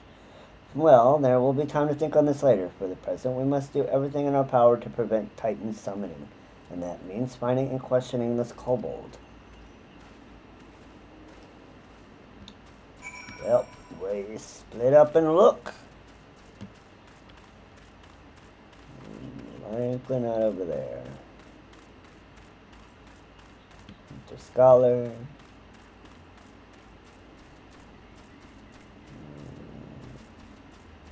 Here, little kobold. Here, little kobold.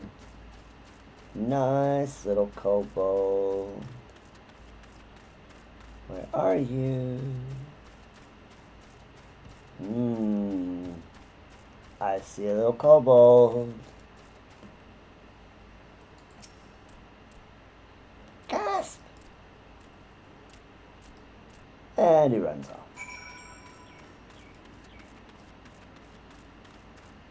Well, I guess we gotta chase him now.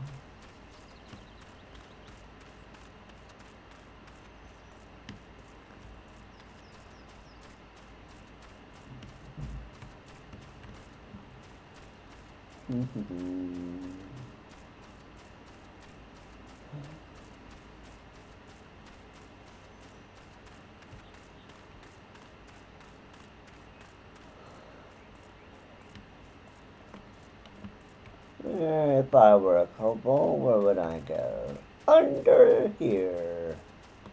Of course. So stay back. Oh wait, far back. I'm not a... God, it's no use. Pointless, hopeless, no use.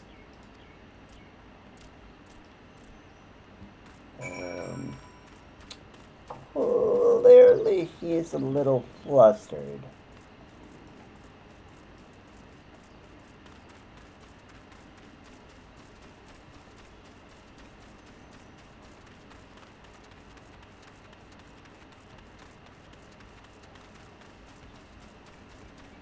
Clearly he is more than a little flustered. Here, little kobold. Here, little kobold. Where are you?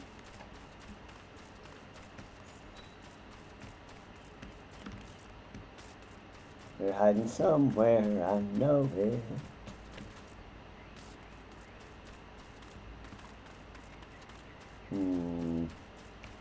If I were a little tiny fella, where would I be? Well, he would be up still.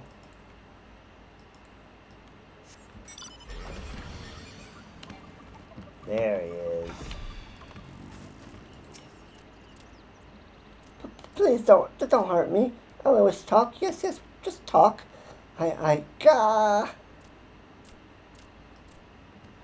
Okay.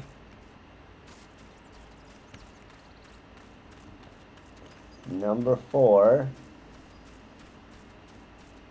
is not making an attempt to hide this time.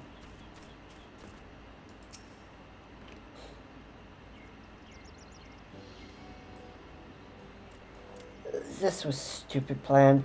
Stupid. But if I tell no one, then everyone will. What's going on, little one?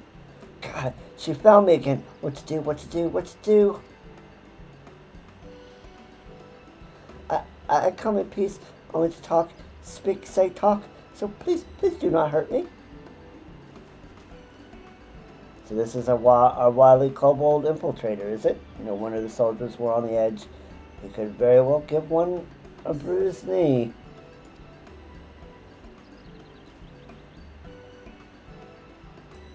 Huzzah, we got him! Fine work, Silence. So, little one, you thought you could sneak into my camp, did you? Plotting to steal my crystals, were you? No. I came to talk, to ask for help. But when your soldiers saw me, they drew their weapons and shouted, and I... Now, let us all take a deep breath and discuss this like civilized individuals. What is your name, child? Pikmin Gabu of the 620th Order. At least I will be Pikmin one day. Well met, Gabu. I am Alphino, and this is my sister Alize. Zelda, the woman who found you, is our friend, and now that you know our names, we can be friends too. Now, Commander Bloden here thinks you wanted to take his crystals, Gabu. But you said you came to ask for help. Why to us and not your own people? What happened, Gabu? Can you tell us?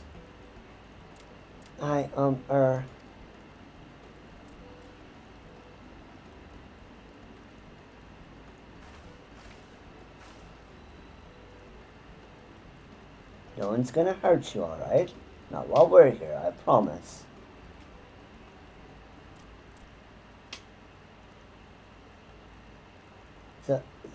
The Patriarch, Patriarch is gonna summon the Great Father again, and you have to stop him. Beat him, fight him, stop him.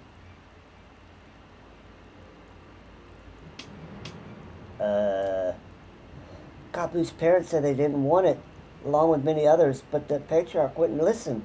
He was so angry, raging, fuming, angry. He said if they didn't have iron in their hearts, they would serve as coke for the furnace. And then the guards took my parents and the others away, and I haven't seen any of them since. Coke for the furnace.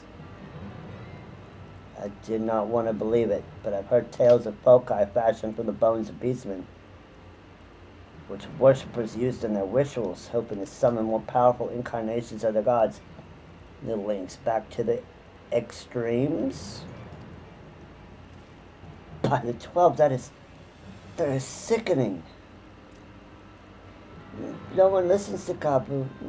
No matter how much he cries, pleads, begs, cries, they do not listen. Only talk about punishing the overdwellers and praising the Great Father. Gabu loves the Great Father, but he loves his parents too. So please help Gabu stop the Patriarch and save his parents.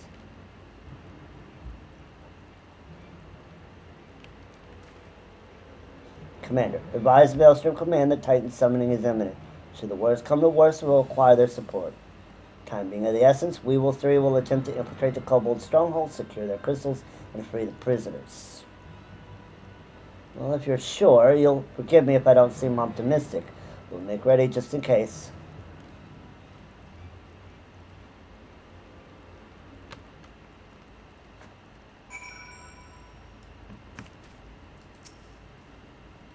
I have faith that we may yet stop the ritual. Would surely have detected the associated etheric disturbance had Titan manifested already. But I cannot speak for the prisoners. 12, have mercy, that they would even contemplate sacrificing their own flesh and blood, brothers and sisters, fathers and mothers. Time is of the essence. We must see what else Gabu knows and formulate a plan without further delay. Uh-huh. Alright, little one. What do you know? I heard the Great Father loves crystals. The Great Father Titan loves crystals, cherishes, covets, loves them. And if we gather enough, he will return. And that's why the Patriarch told everyone to go forth and gather them. So I was thinking if we take all the crystals away, maybe the Great Father won't come? Very good, Gabu. I was just thinking the same thing. Do you know where these crystals are stored? I know. Several spots, each defended by a different order.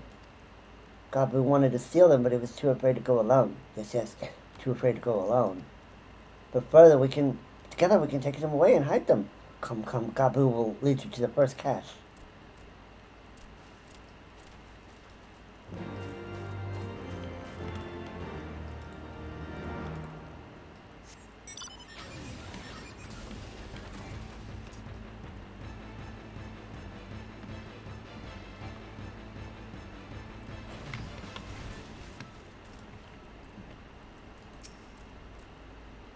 Quickly.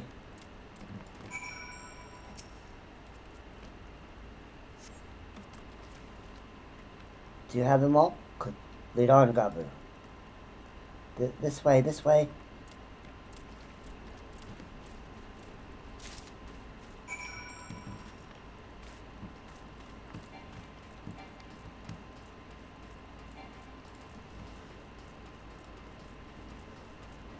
We gotta stop the summoning.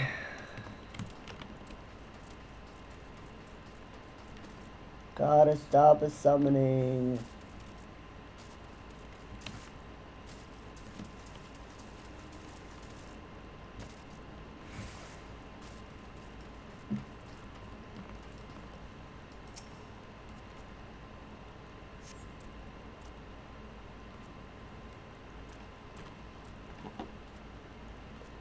Time is short. If you have the crystals, we should move on to the next cache. Did you hear me? Brother. Aye, it's just that...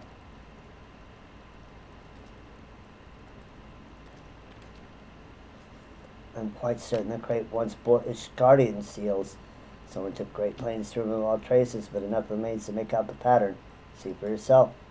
I struggle to imagine kobolds traveling with Kurthus to obtain crystals, much less bothering to conceal their origins. I suspect these crystals were smuggled into Vilbrand by another party, most likely a pawn of the Ascians, as Thancred speculated. I don't understand. Who are the Ascians? Do they worship the Great Father Titan, too? Never you mind about that. As I said, we do not have a lot of time. Can you lead us to the next cache, Gabu? Yes. Of course, Gabu knows the way. This next one is the last. It is very large, very big, very huge, very large.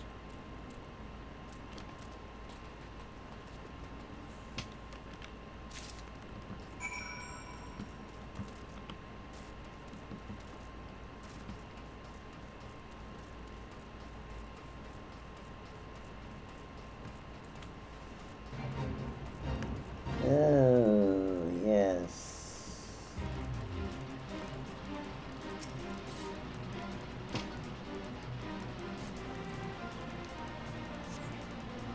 Though you cast about for a time, you see no sign of the crystals.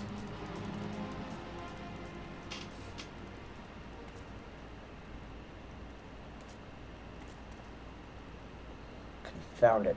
What about you, Zelda? Any luck? Nope. Nothing, but this cannot be. Gabu saw them. Spotted saw. Think, brother, think. They must have moved them, yes? The question is where to and why. Within Okomoro, where they summoned Titan once before and mean to do so again, is the only explanation.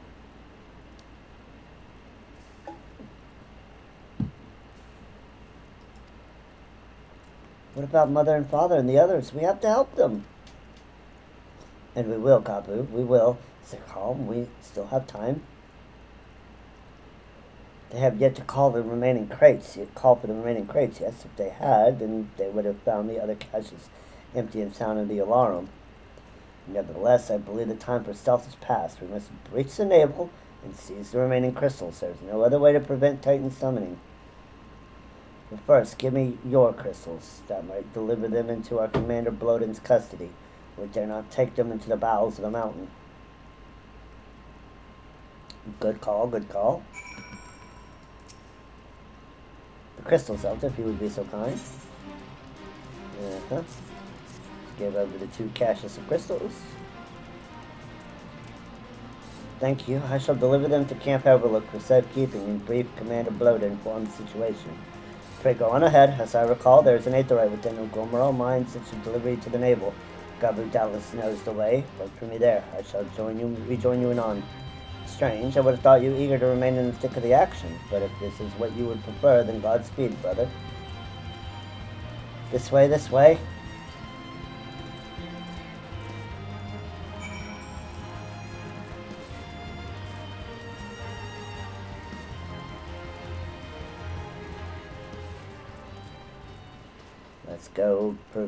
Let's go try to prevent a summoning.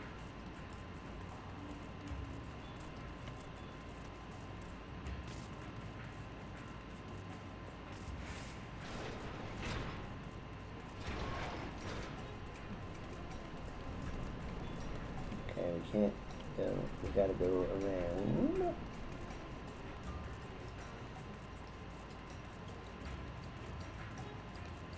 Good thing they don't see us. We'd have a lot of angry kobolds on our tail. But we are level 92. They still wouldn't be really looking for us even if we were level 60, so it's all good.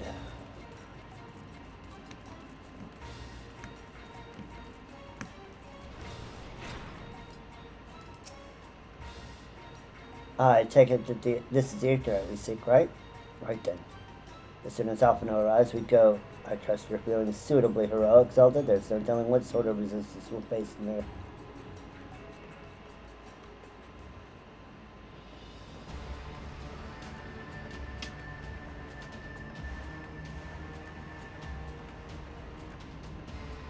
Quickly, you clods! Briskly, swiftly, quickly. We'll not suffer any further delays.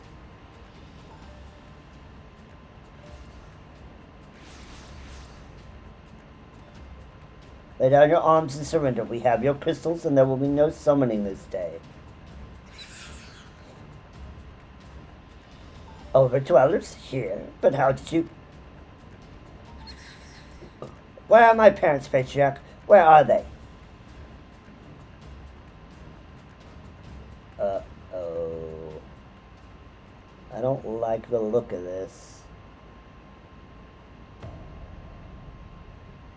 I don't like this at all.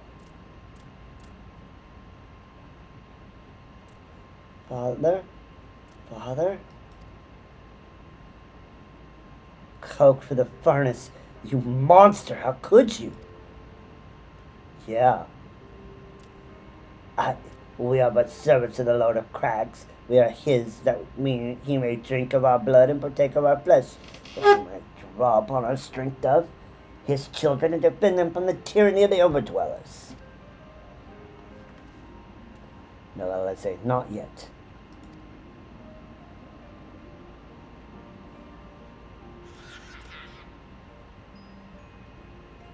Understand, Patriarch, I do. Your fear, your anger, your hate. You would do anything to protect your people, anything to deliver them from despair, whatever it takes to ensure that those who threaten you can never do so again. But in your single-minded pursuit of this objective, you brought suffering on your own kith and kin. You've sacrificed the lives of the very people you sought to protect. But it need not be this way, Patriarch. Renounce this bloody course. Cease your attempts to summon your god and work with us. Together we can build a lasting peace. Another piece to be abandoned at the Overdweller's convenience. Oathbreakers, all of you. Liars, betrayers, oathbreakers. You take and you take and you take, and when you have had your fill, you super piece. You promise that this time is the last, till you grow hungry again. And when we dare defend ourselves, you declare that this beast tribe cannot be suffered to live, that our God drains the land of Ether and brings naught but suffering, death, destruction, suffering upon us all. I will hear no more lies for you and yours, Overdweller. You've ruined your own lands. You will not ruin ours.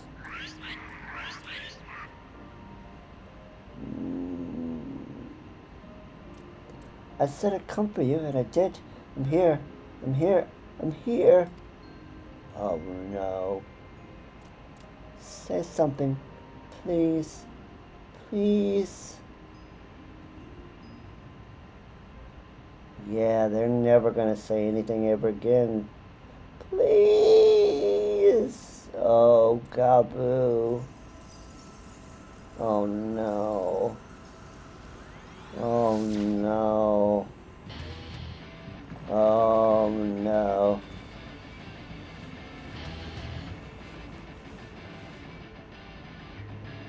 Wake up, wake up, wake up, wake up, wake up, wake up, wake up, wake up, wake up. Wake up! Oh no.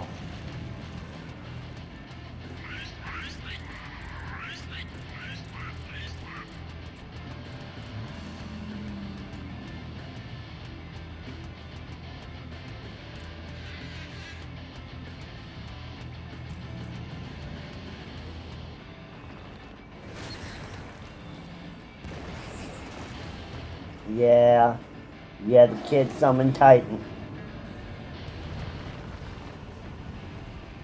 7 hells.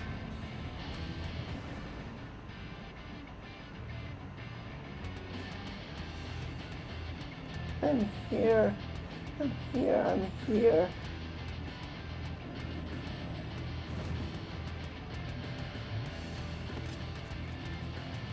Alfredo, leave him to me.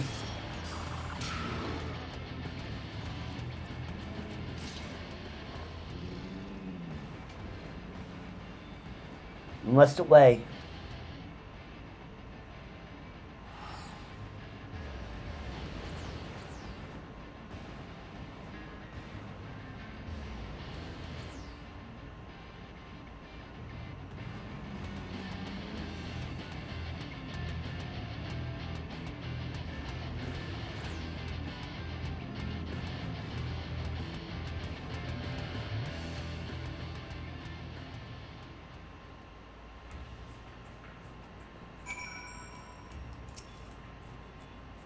Pilot 12, how could I be so foolish? Should have known better than to let Gabu accompany us, given what he would like to find.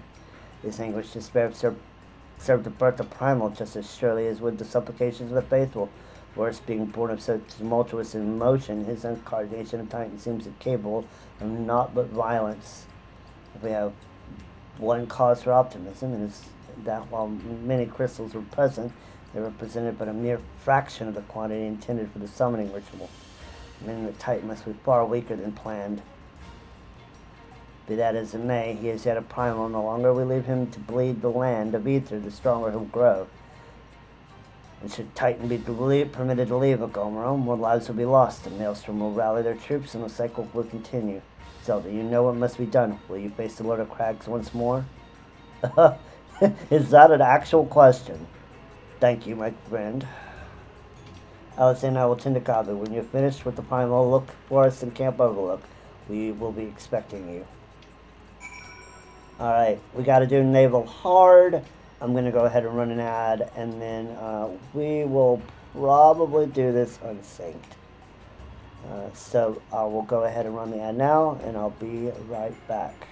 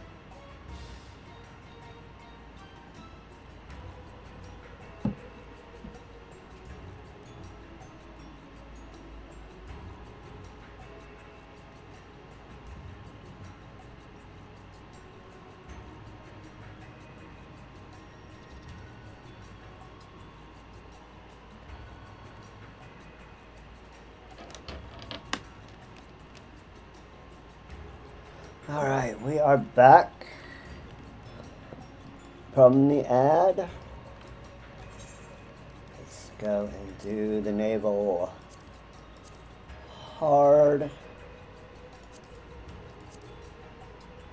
I'll do it unrestricted.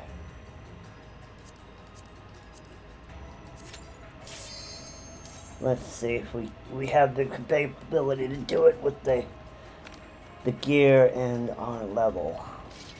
We should.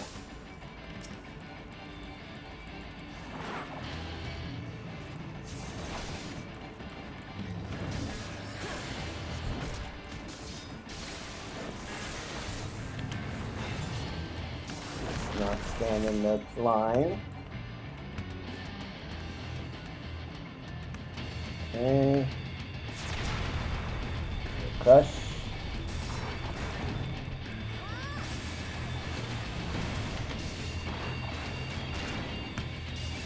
Land. Okay. Second one.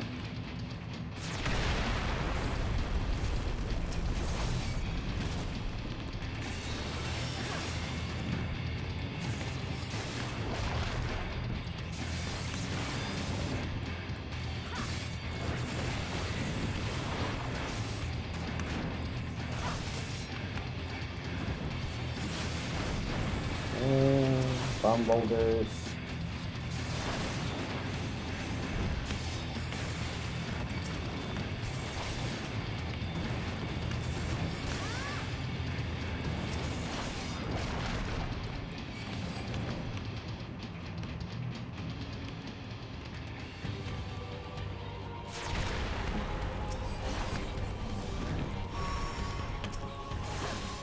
Okay, take out his heart.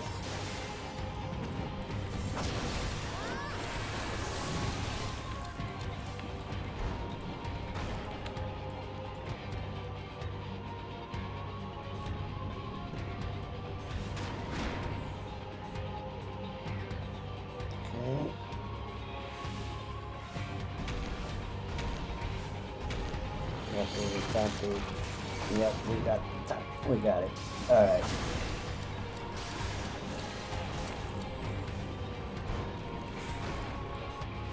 Let's do it again. Maybe land.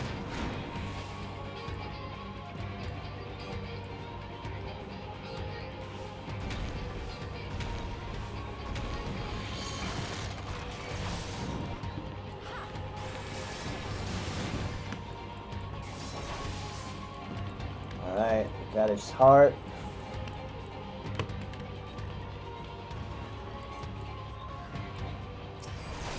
Wake up!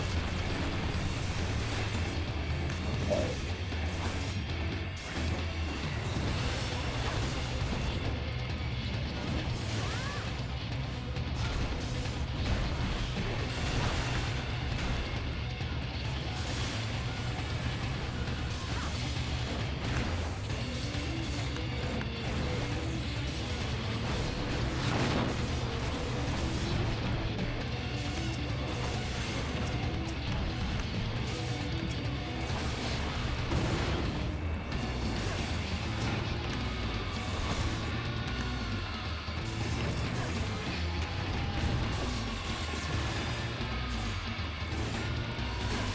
The wind and the land.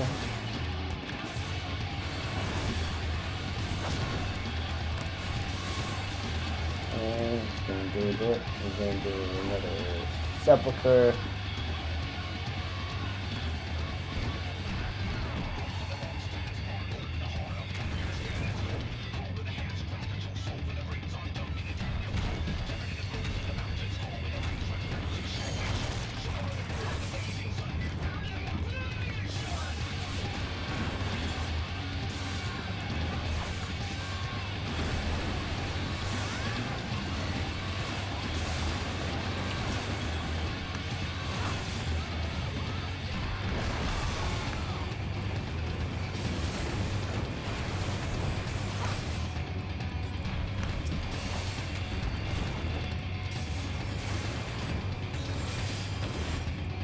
And with a way to land.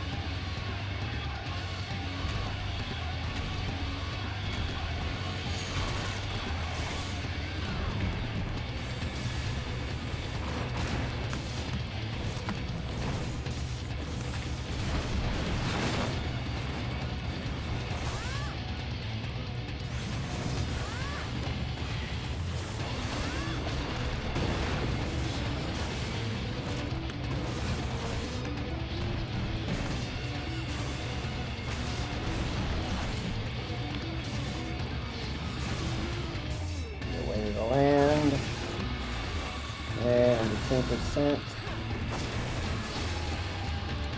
And another damage, another boulder. Going to jail.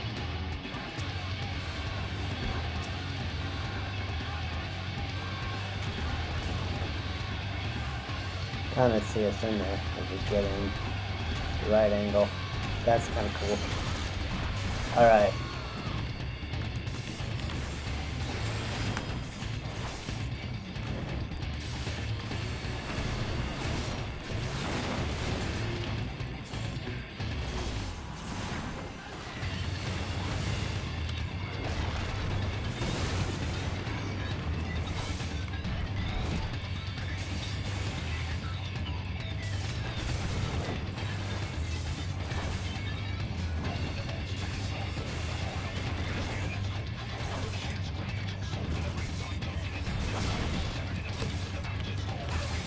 Yeah, we got it right before that last one.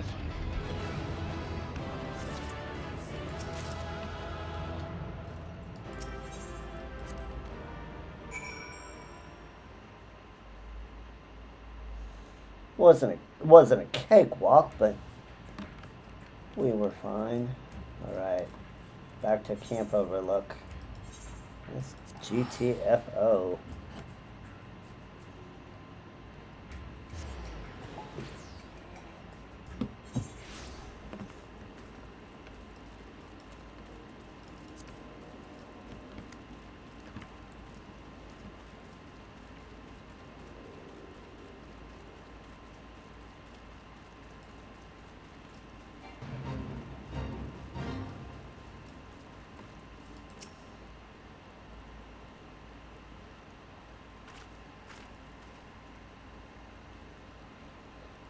Ah, there she is. Did I not tell you she would return safe and sound?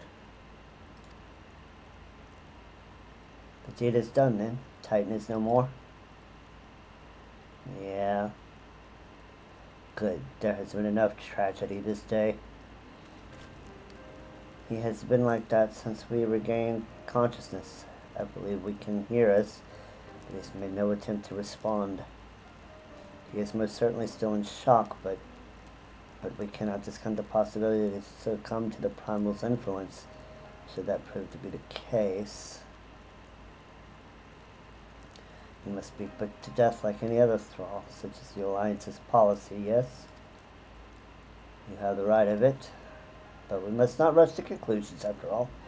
We once feared that Ysael's followers were beyond reason, and many have since laid down their arms and accepted Ishgard's peace. We can but watch, wait, and pray.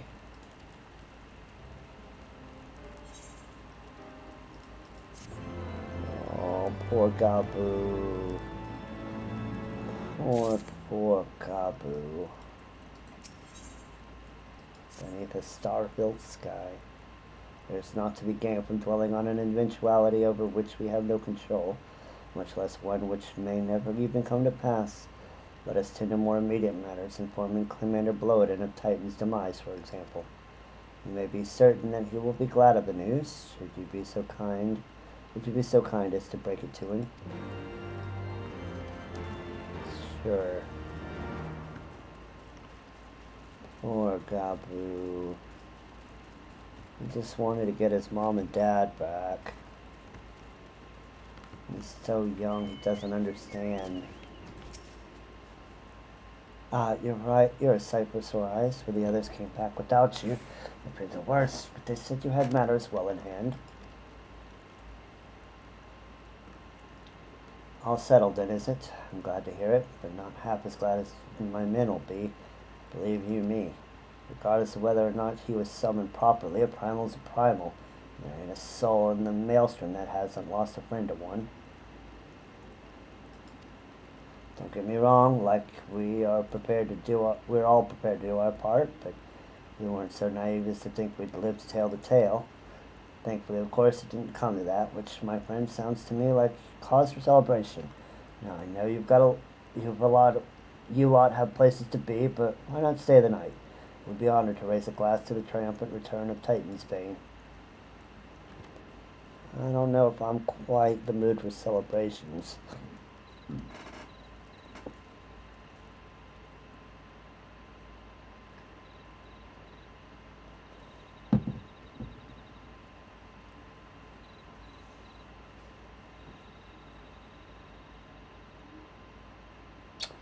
What you doing, Alizé?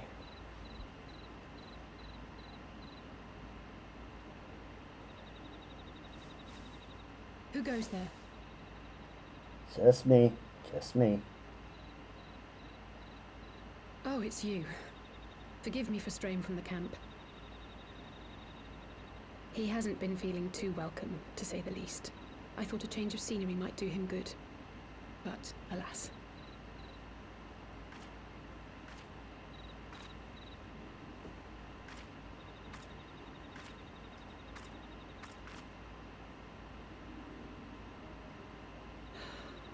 So quiet out here. The stars spread out before us, beckoning across time and space.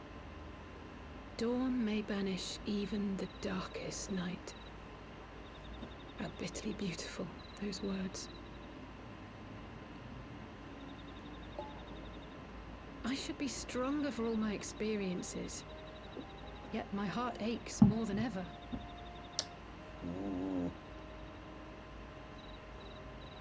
I never understood why Grandfather gave his life that day. I thought that if I came here, I would find the answers I needed. But when I finally laid eyes on the land he sacrificed everything to save, saw firsthand the bickering, the pettiness, I was disappointed. I was angry. I could not fathom how these people were more deserving of his love than his family, than me. But when Grandfather revealed the whole truth of the calamity to us, once again, we would not have gotten this without coils. And I resolved there and then to continue his legacy in my own way. My travels have been enlightening, but I cannot say that I have enjoyed them. I have lost count of the many petty crises that I was helpless to resolve, and of the people whose actions I could not understand. There were others, of course. Good people. People with whom I felt a kinship, whose lives I could not save. I found myself asking what it was all for. Why try if I was doomed to fail in the end? But then I recalled Grandfather's words to my father, years ago, before he left Charlayan behind forever. To ignore the plight of those one might conceivably save is not wisdom, it is indolence. We must all protect that which we hold most dear in the manner of our own choosing. We have to try, do we not? Of course, it's one thing to try and another to do. There were times while I was tracking the warriors of darkness when I faltered, when I was afraid. But then I thought of my brother, of Urianger, of you.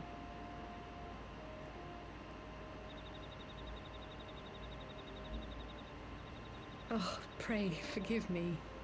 This conversation has been rather one-sided, hasn't it? It's fine. Mayhap you could recount some of your adventures in Ishgard. I traveled far and wide with two companions, Istinian and Sale, who were under some rather unique circumstances. I had the pleasure to fight alongside Sir Aymeric. When Alphino and I came at last to the Gravanian hinterlands. We'll do Istinian and Sale.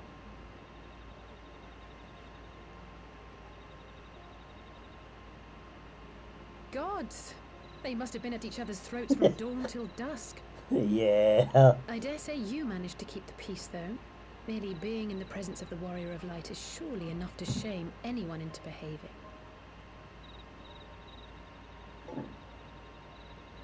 The hopes and dreams of so many rest on your shoulders, Warrior of Light. As long as the sun rises, we can but carry on.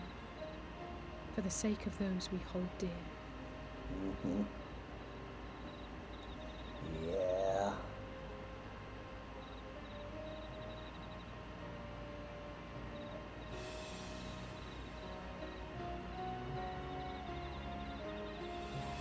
For those we have lost, for those we can yet save.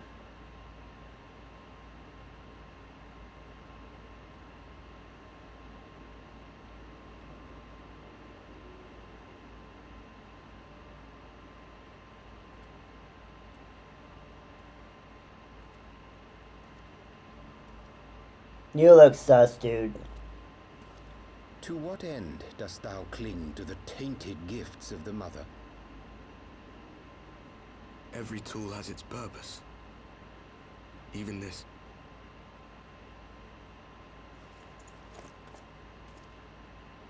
Well, what is it? The seeds sown in Vilbrand have been plucked from the earth and left to wither. Alas, Titan's demise sufficed not to drive the kobolds to deepest desperation.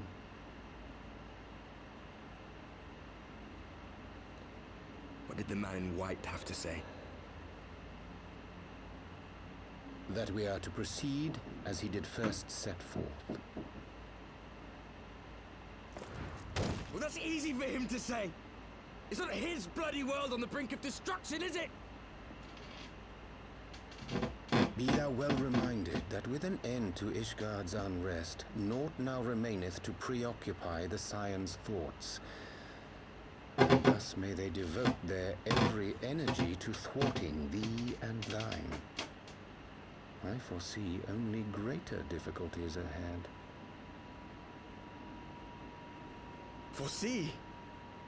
Are you sure you don't welcome them? I'm starting to think you might hold a candle for your old friends after all. Excuse me? Pray do not mistake mine intent. I but look upon the path which lieth before us with due trepidation. Shouldst thou be of like mind, pray consider then another course. For the power to invoke the ardor belongeth not Hello, unto the Scarsus. Ascians alone.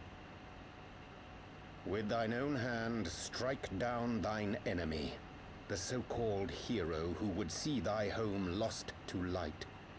Do but this, and thou wouldst at a single stroke disrupt the all-too delicate balance of this realm, plunging her straightways into chaos.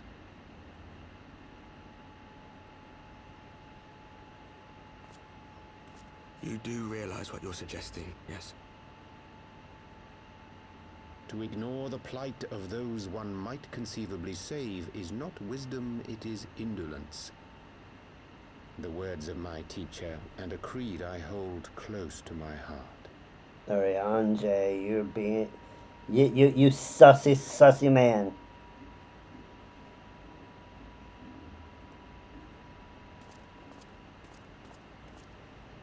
Very well. Draw her out. We'll make it quick. Yeah, right. It shall be done. Yeah, we know who the masked man is. We know it's Ariane. What good a creed one cannot uphold? What hurts soothed? What lives saved? Oh, hapless fool, what hast thou wrought by thine own hands? Yes. Minfilia, Totally just my mathematics. friends, I shall not now beg your forgiveness. Sure, Urianger. You keep to Full that deeply masked though man it moniker. paineth me to walk it, I shall not stray from my chosen path. As Moonbreeder remains steadfast, so too shall I. Uh-huh. Totally just a masked man. Nothing to see here.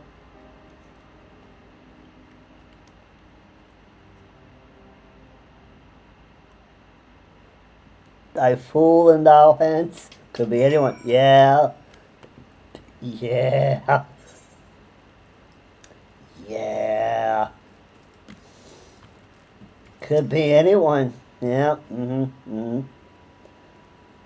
Yeah.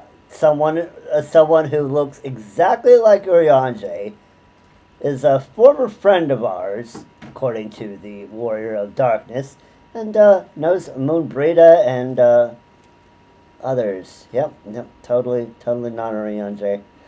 What, how was Zelda? I trust you had a good night's rest. I was but this moment speaking with Thancred and Distill, the Veiled Pearl. They had some interesting news to share. Apparently, during the course of their respective investigations, both came across crates which had once borne Ishgardian seals. 'Twould seem that someone in the capital has been very busy indeed. Accordingly, the Temple Knights have launched a full-scale investigation. Sir Emmerich believes that this is only a matter of time before the culprits are found, but we shall have to wait and see. In the meantime, it seems only prudent to look into the recent activities of the other tribes, in case they are too flush with Ishgardian crystals. And with that in mind, I suggest we pay Urianger another. Wait, where's Alizé? She was here a moment ago with Gabu. Oh, now we gotta go find Alizé and Gabu. Okay. Let's just talk in Shakespeare and English. What is wrought by thine hands? Ah, let me guess. It's time to leave, isn't it? Yeah. My apologies for disappearing again. If it's any consolation, I've already packed my things. How is she?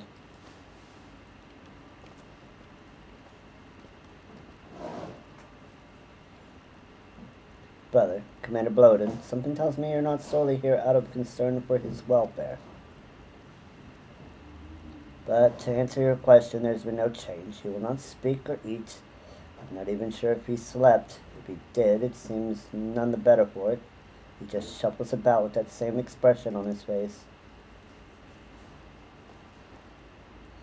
You will look after him, won't you, Commander? And treat him with every kindness. He's still in there, I know it. Beneath the anguish and despair, he's still fighting with all his heart. He deserves to be given that chance until he comes back to us, until we know for certain what has become of him. Aye, you needn't worry. If he hadn't risked his neck to warn us and help you secure the better part of the crystals, this could have turned out a damn sight worse than it did. We'll not soon forget that, nor will Maelstrom Command.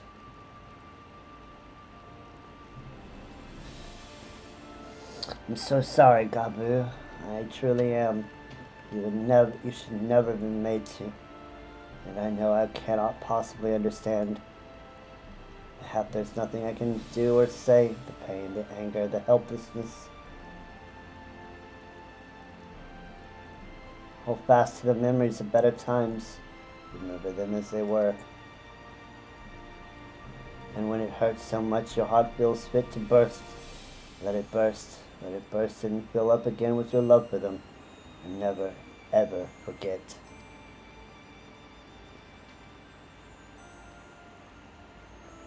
Come along, little one.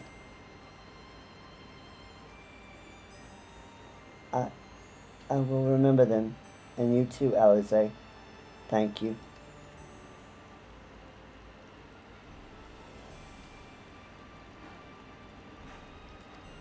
Poor kid. Poor kid.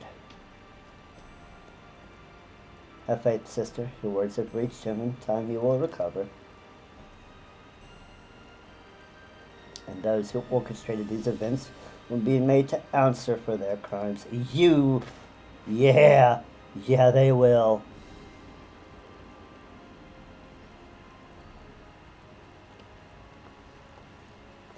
1,000 times over, there will be a reckoning.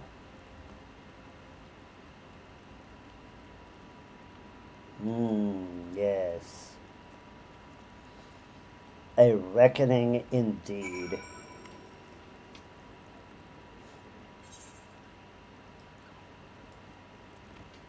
Pray, return.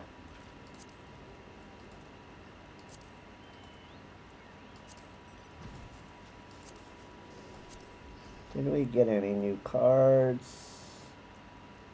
That's a no. Ooh, a crack weapon.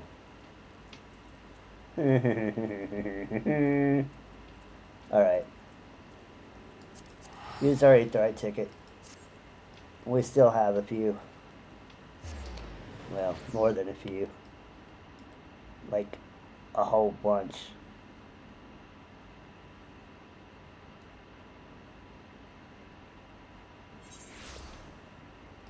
So I don't know if you watched the VOD, Scarsis, but you know how we had the banquet scene with Amric at the beginning of 3.4? Well, I made a little thing. Let's see.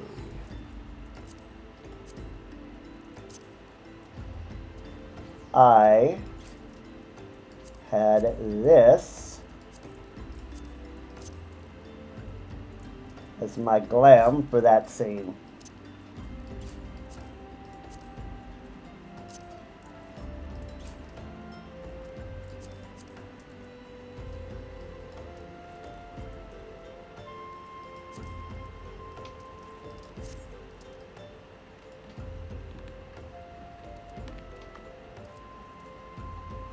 This was my glam for that dinner scene with Amric. What do you think?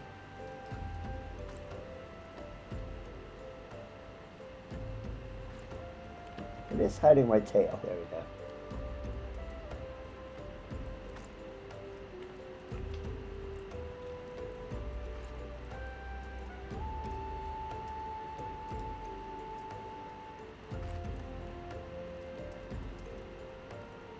I think it's quite stylish for a dinner party, wouldn't you say?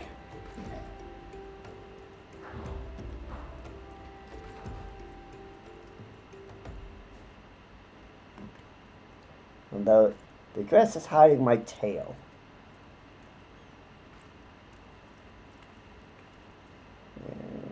And quit hiding my tail. Anyway. That was my glam for the dinner scene.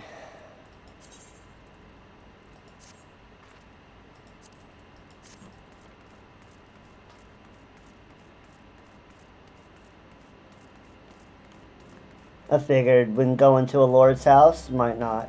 Why, you don't go to his house in armor. You go and you get dressed up nice.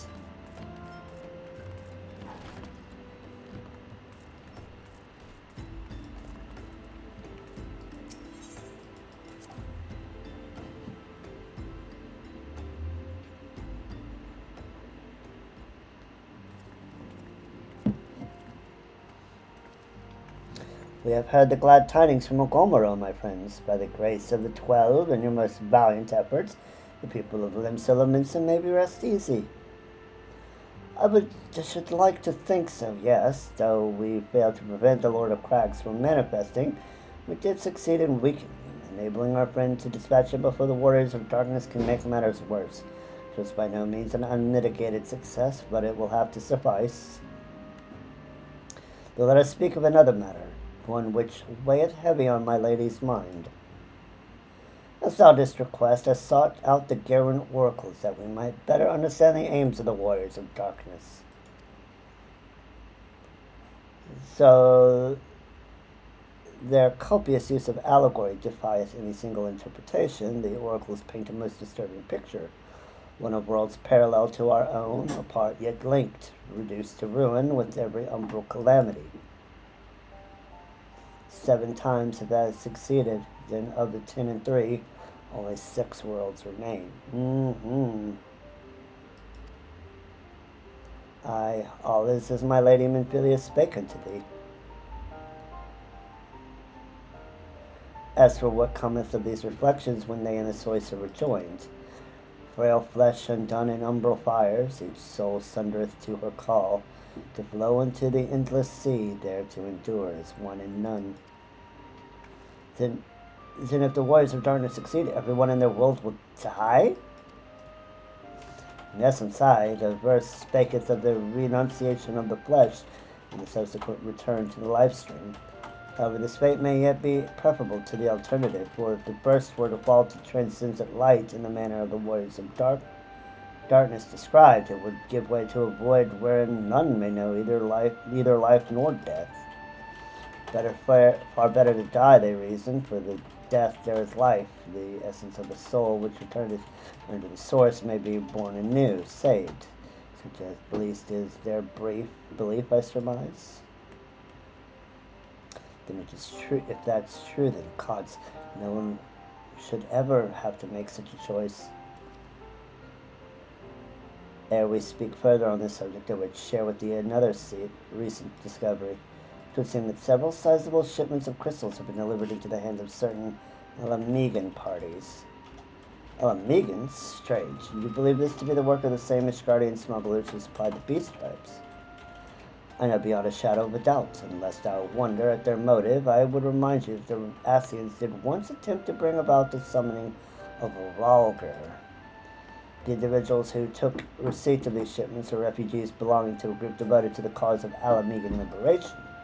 It may also interest thee to know that their Ishgardian suppliers appear to be none other than the remnants of Elaine Royale's network of spies. Surely you jest, and yet it's not so surprising. Bereft of leadership and hunted by the Alliance, you well imagine such villains being desperate enough to conspire with the Asians, so they even know or care who their new employers are. All of which is irrelevant. Forgive me. We must seek out the resistance group, which received the crystals without delay. Zelda, Alize, will you come with me to Little Alamigo? Yeah. Alize is looking at Urianger like really, really, really angrily for some reason. Yes, of course, I should like to hear what they have to say for themselves firsthand. May you ever walk in the light of the crystal.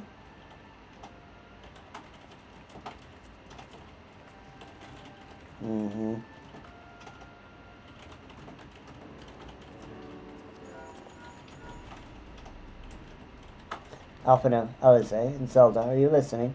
Are you listening? Good, I have tidings.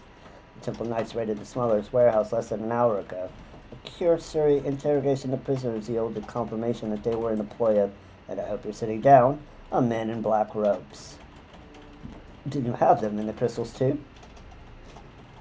What few remained, regrettably, it would seem they dispatched one final shipment in the hours before we struck.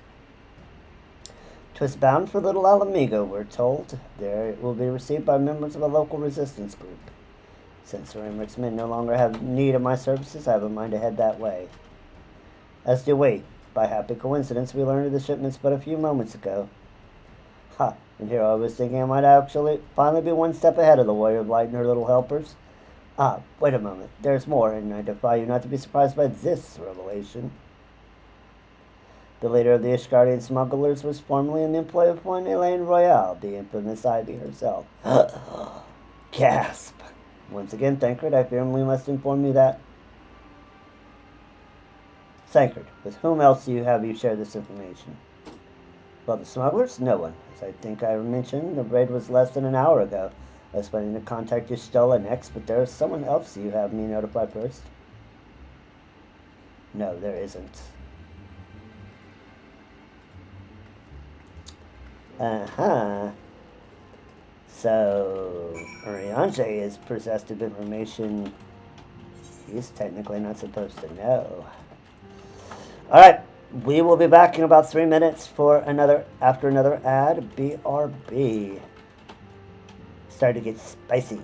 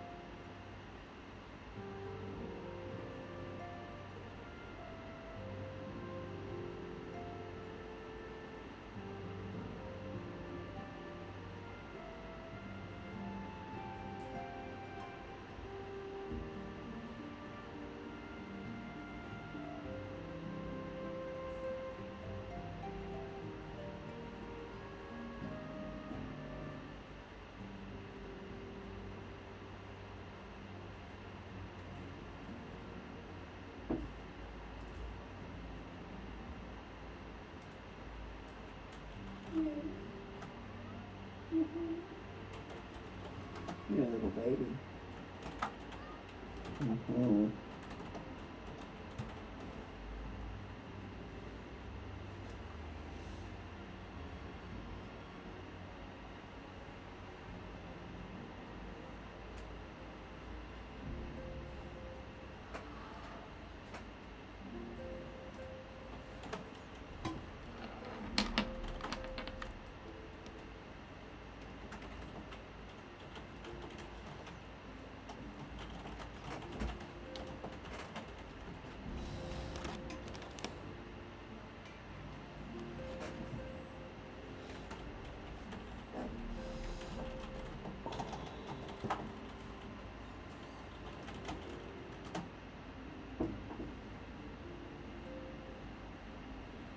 Alright, we are back from the edge. What in the world has got into her? It's twice now that we have sought Urianger's aid. Twice he has treated him as if he were a stranger. The Archon was once one of Grandfather's most dedicated pupils and spent as much time at the Levier estate as we did. He's practically a member of the family. Truth be told, I struggle to recall a day from my childhood when I did not see the three of them laughing together. If this continues, I may have to raise the matter. Later, though, little El Amigo awaits.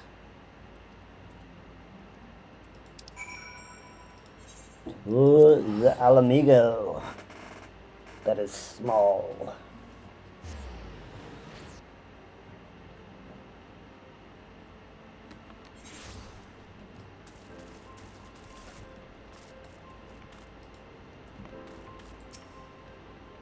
I will get to the bottom of this. Ah, forgive me, it's been a long day. Did you have something to say? Urianger? Oh, I have always struggled to understand what's going on in his head. Now more than ever. Listen, Zelda, if anything should happen, it should be me who... Just know that I'm prepared to do what must be done. Right then, to more pressing matters. Since we have no idea when Thancred might arrive, I suggest we see what information we can gather in his absence.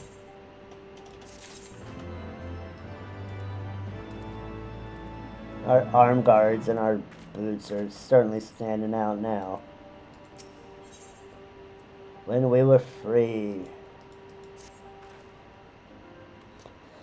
So to review, we are reliably informed that the members of the Alamegan Resistance operating here have taken receipt of several large shipments of crystals, our task being to ascertain who and why. Given the size of the settlement, I find it hard to believe that anyone here could be wholly unaware of the Resistance movements. The challenge, of course, will be finding individuals who are both able and willing to share such information with outsiders. It seems sensible to divide our forces. Zelda, why don't you question the residents in the eastern half of town? Elise and I will do the same in the west, and afterwards we can rendezvous here to share our findings.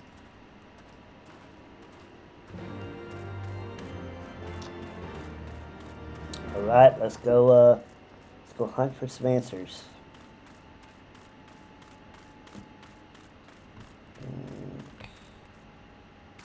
Down here. Silfred.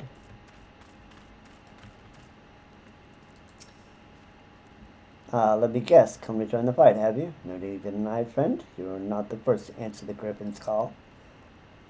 The Griffin? Well, he's lit a fire in every Alamegan heart. He also inspired more than a few Uldans to pledge themselves to the cause. Little wonder the Guardians won't stop until we're all under the yoke. Oh, it's a Griffin, huh? I see you there, going around asking questions, looking for the Griffin in his lot, I'll bet. Seems they're the talk of little Alamigos these days. Folk wondering what he's about and what he's got in store for the Guardians, and what's under that mask of his, of course. Some say he's hardly got a face, what with all the scars. Others reckon he's been marked for death by the Empire, and that they'd send a bloody legion if they knew he was here. Snort, your guess is as good as mine. Interesting. Okay, I think maybe the other one is up the ramp.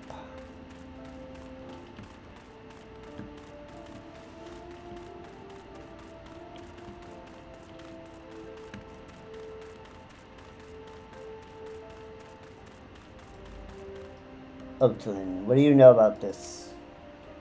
The Resistance, damned if I know. It's not as if I'd be of any use to him. Please. If you set store by all the tales of secret weapons, good luck to you. But I'm too old for the mask's bedtime stories. This is our lot, and it's time we got used to it. Sounds like he's resigned to his fate, as it were.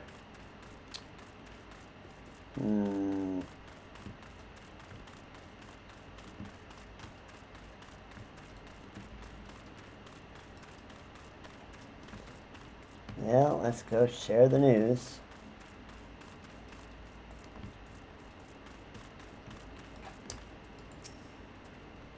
I suppose I could ask what you learned, but I think I already know. Yeah, some dude called the Griffin. This Griffin seems to be the leader of a newly formed faction within the Resistance, the Masks. Yet despite their growing popularity, no one seems to know much about them, only that they're the most aggressively militant group to join the movement in recent memory. Indeed, many claim their commitment to the cause of Alamegan liberation is unrivaled. We can but hope their revolutionary fervor is never channeled in the direction of a primal. Though I feel confident that this is the group which received the crystal shipments. We yet lack proof. Before taking any action, I would speak with the settlement's leader to confirm my suspicions and mayhap enlist his help while I'm about it. Given that you and Gundabald are already acquainted, mayhap it would be best if you took the lead, shall we? Yeah, let's go talk to the old bear. Let's go talk to the old bear.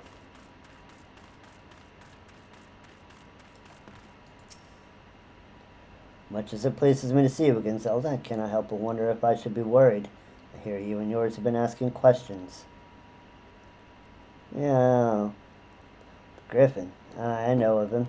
As do we all. He and his mask have become a leading faction within the Resistance. Though there was suspicion at first, given his secretive ways, he quickly proved himself a charismatic and capable commander. Men are drawn to his passion and his vision. They truly believe that he has what it takes to lead them to victory.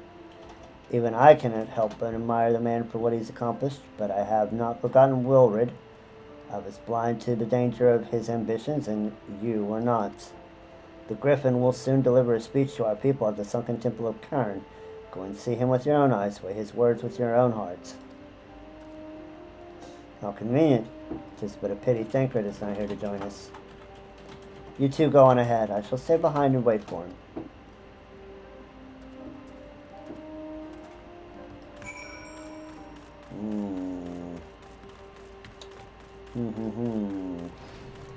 To the sunken temple of Cairn we go.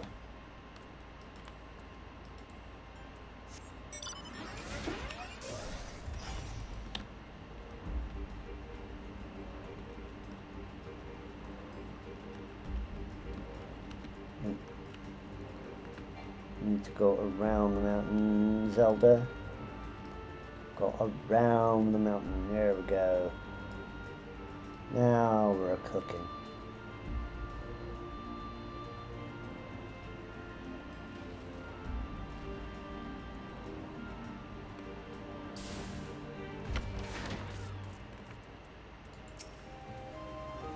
Has it begun already? I heard voices coming from within.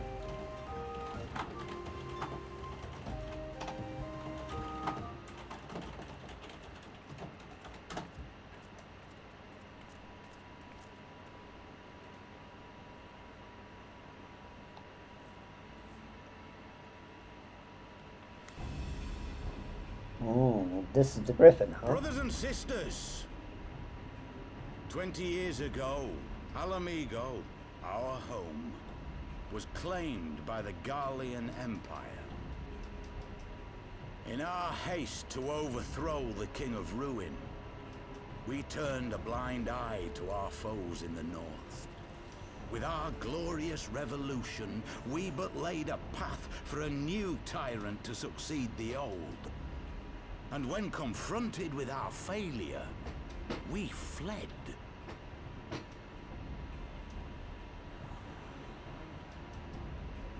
Not a day goes by that I do not think of those we left behind. Think of them and feel ashamed. And I know each and every one of you feels the same.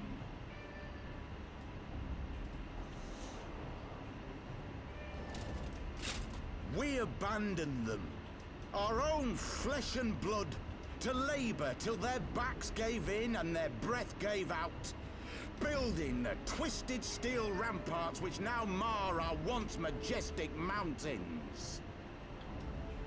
We abandoned them, the brave and true, to fight and die for their country, or worse, to be conscripted and sent off to rob another poor bastard of his home.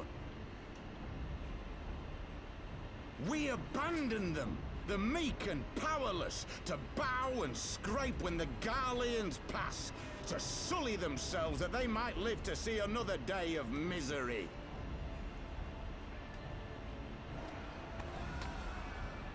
The Black Wolf may be dead, but a new Imperial Viceroy reigns in Alamigo now. A beast, not a fraction as merciful. You all know the Eorzean Alliance will do naught to oppose him. For all their promises and platitudes, they will not act if there's no profit in it. Only we can free our brothers and sisters from the Empire's tyranny, my friends. Only we have the courage to stand and fight. They have imprisoned us. They have enslaved us, and they have murdered us. But no more! Blood demands blood, and the Garleans shall pay for every drop they have spilt upon our lands. He's a zealot. This I promise you, for we have a power within us, my friends. A power befitting our pride, our righteousness. Only join us, and we shall grant you the means to unleash it, and together we shall see the Alamegan standard raised over the mountains of Gia Arbania once more!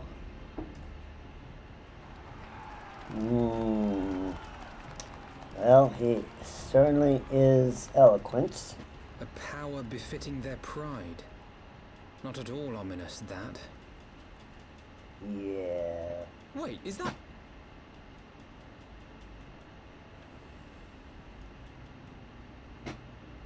That is. What are you two doing here? I could ask you the same thing.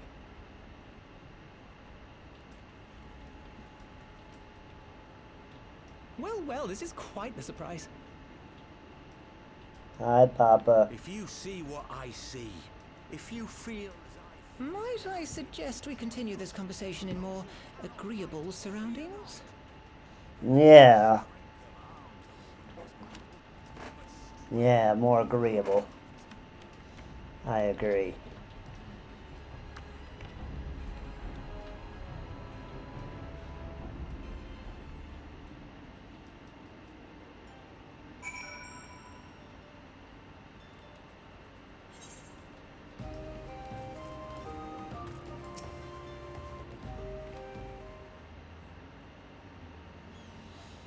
Words cannot express how glad I am to see both of you alive. You both alive and well. And you, though it was pretty obvious you and Zelda would be fine. The Crystal Braves never had a realistic chance of capturing any of the scions, divided as they were and distrusted by the better part of Eorzea. But if you truly believe that, forgive me. What exactly have you two been doing all this time? We were paying a favor. After the banquet, we had no choice but to flee Ul'dah, and we would not have been able to do so without the aid of some old friends from the Resistance. That's right, they smuggled us out of the city and sheltered us in Little Alamigo, all at great risk to themselves. Obviously, we couldn't let that go unacknowledged, so we offered to help them out with their operations for a while. When we learned of the Scion's exoneration, that Lolorito had several old ties with the Crystal Braves, and that General Raban had been reinstated, we resolved to make contact. But having long since discarded our link pearls as a precautionary measure, options were rather limited. To make matters more complicated, we were embroiled in a delicate operation at the time, leaving me with little choice but to entrust a letter to a courier. I gather from your puzzled expressions, however, that you never received it. Yeah, no, we did not. To be honest, we thought this might happen. While the masks are happy to let the refugees spread the word within the community, we're pretty strict about communicating with outsiders. Oh, and we also heard a rumor that the Griffin doesn't want us meddling in his affairs. The Griffin mistrusts the Scions of the Seventh Dawn. Curious, it's well known that we are no friends to Garlemald. One would think that the man we saw beseeching all and sundry to join his cause would welcome our support. I should say that the man you saw is not in fact the Griffin, but an impersonator, and a talented rabble-rouser to boot. It would not surprise me if he were responsible for the majority of these public appearances. As you may have gathered, the Griffin is an extremely cautious and distrusting man who has made every effort to conceal his identity. Even when we participated in a raid under his direct command, we were not permitted to approach him. It's hard to know what to make of it all, the secrecy, the impersonators, the masks. Pot calling kettle. What? It's not as if I'm making all of you wear one, and mine only covers half my face. It's completely different. Sure, Ida. Sure. Anyway, when we heard the Griffin was due to give a speech, we thought it might be a good opportunity to get a better sense of the man behind the, for all the good it did. And now you've heard the whole of it, but tell me, what prompted you to take an interest in the Griffin? We heard of crystals. Summoning? You're not serious. I can't believe it. The Resistance would never even entertain such a ridiculous plan. But the Griffin, well, the man is an enigma. I cannot say with any confidence what he would or would not do. What I can say, however, is that the speech we heard today was not the first to make reference to a power capable of defeating the Empire. The Masks have made many such claims of late. I confess, I had assumed it to be mere bluster, but in the context of the shipments of which you spoke, it is not impossible to say they are alluding to a primal.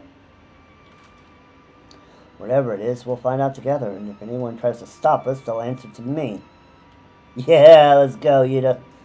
Indeed, that is assuming you'll have us. Always, Papa, always.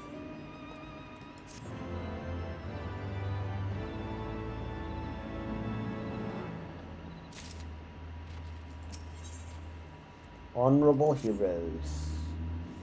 If, as you suspect, the Griffin is indeed plotting to summon a primal, we must needs obtain a confirmation while there is yet time to act. To that end, I propose we question his double.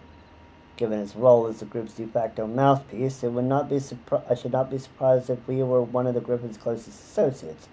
While he may not be aware of the most sensitive details, he can probably tell us the masked plans in broad strokes. Like the man whom he impersonates, however, he is wary of outsiders. He will not expose himself without suitable incentive. My plan is as follows. You and Alphinaud will pose as adventurers fallen on hard times, inspired by his words to take up arms for a noble cause. Yida and I, as members of the Resistance, will recount tales of your past achievements and testify as to your usefulness in the struggles ahead. With our enthusiastic assurances still ringing in his ears, he will decide to welcome you in person, and we will arrange a meeting.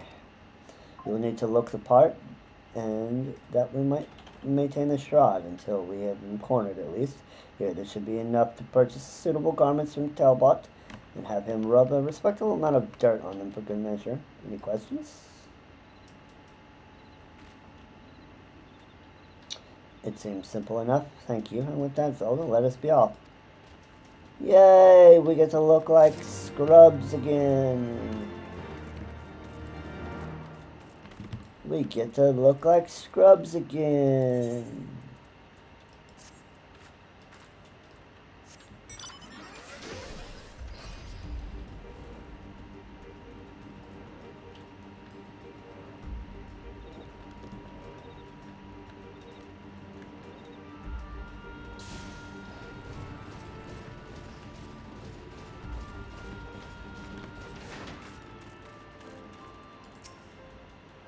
Eh?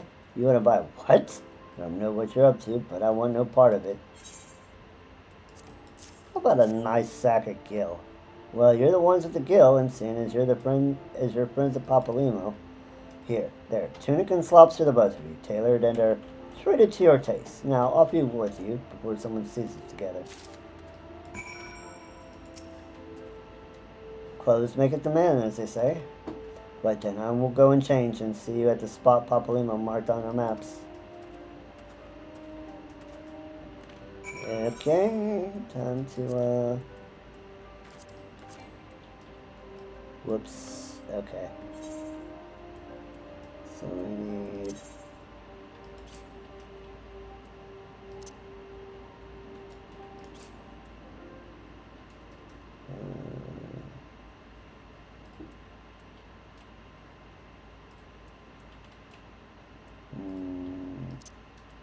take that out. Equip that. Pants. I'm going to have to do something about my armory chest. It's getting kind of rough. I ain't gonna lie.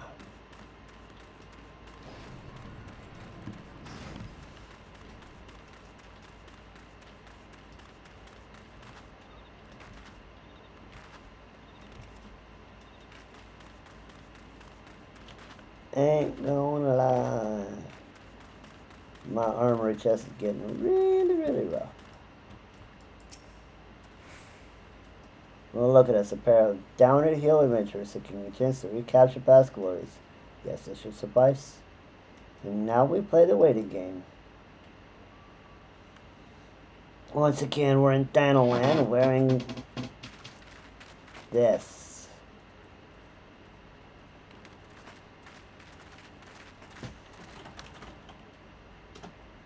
My thanks, comrades.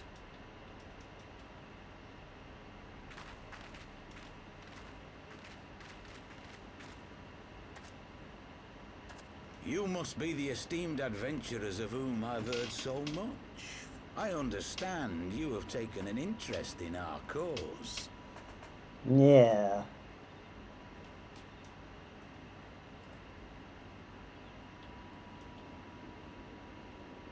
A great interest, you might say. Your words have certainly made quite an impression on my friend and I. The Resistance has long, and some would say wisely, avoided open engagements with the Garleans, but you and yours seem confident against the world in arms. I can only assume you have good reason to be so bold. Why, one might even think you are planning to summon a primal. A little on the nose there, Alpha. Because that would do much to explain the sizable shipment of crystals you recently received from your smuggler friends, whom our Ishgardian allies have since detained, lest you wonder.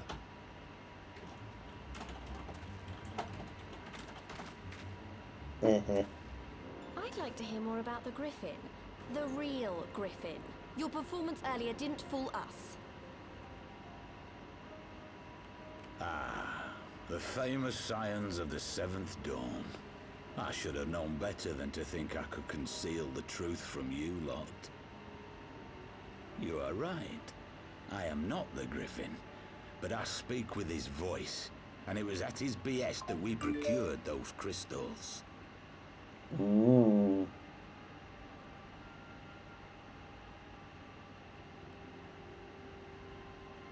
You are wrong, however, if you think that we procured them to summon a primal. We used them to reach an accord with the Amalja. In exchange for crystals to summon their god, they will aid us in the fight for Alamegan liberation. You've got to be joking. Have you gone completely mad? When people find out you helped the Lizardmen summon Ifrit, they'll turn on the Resistance. Alamigo will never be free.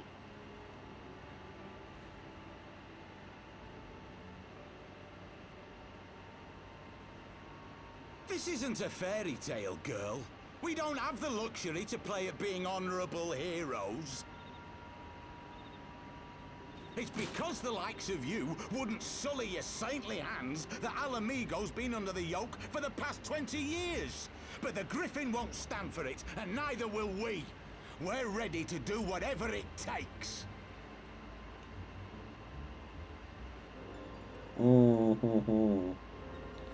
Yeah, no.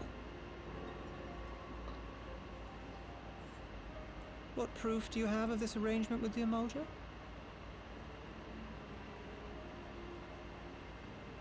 What? Aside from a lack of crystals? None. But the beastmen have a great big pile of the things if you fancy looking. You might want to hurry, though. It'll not be long before they summon their god. Search our camp if you don't believe me. We have naught to hide.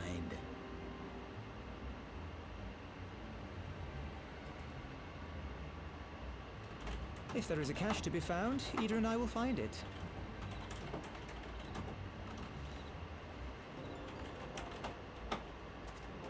Then let us be off.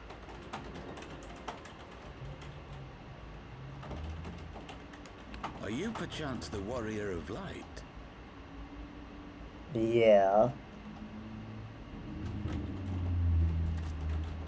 Aye, I thought so. You should know that a great many who have joined us did so because you saved them. Because you showed them that one brave woman can make a difference. You saved me too once. Helped a friend over in Quarry Mill make some medicine I needed. but that was a lifetime ago. Oh. On behalf of my brothers and sisters, I thank you. You gave us hope where there was none, courage and strength when all was lost. We shall not squander your gift.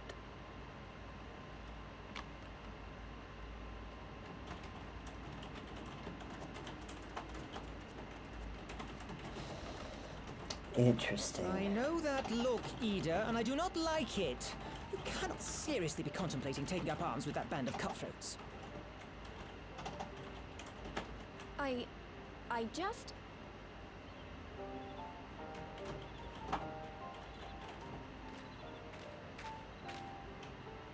If the Griffin and his men have their way, it is only a matter of time before the situation in Alamigo comes to a head.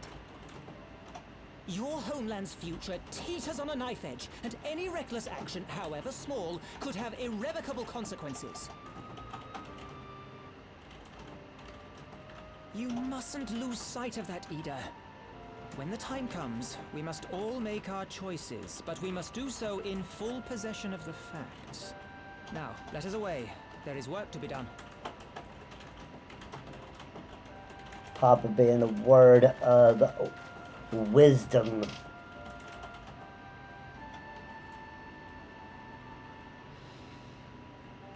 Come on, Ida.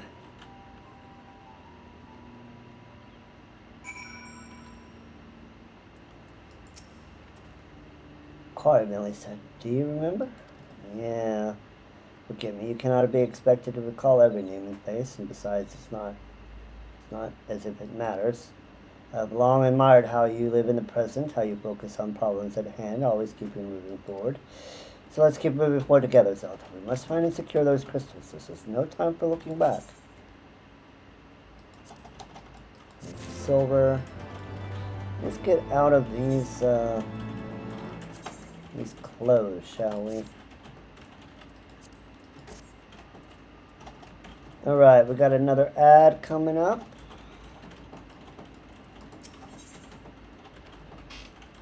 And this is the penultimate quest for the patch. So I'm going to go ahead and run the ad now, get up and stretch. My lower back is still hurting. And then we'll come back and we'll get 3.4 wrapped up and with it the stream. But see you in a few minutes.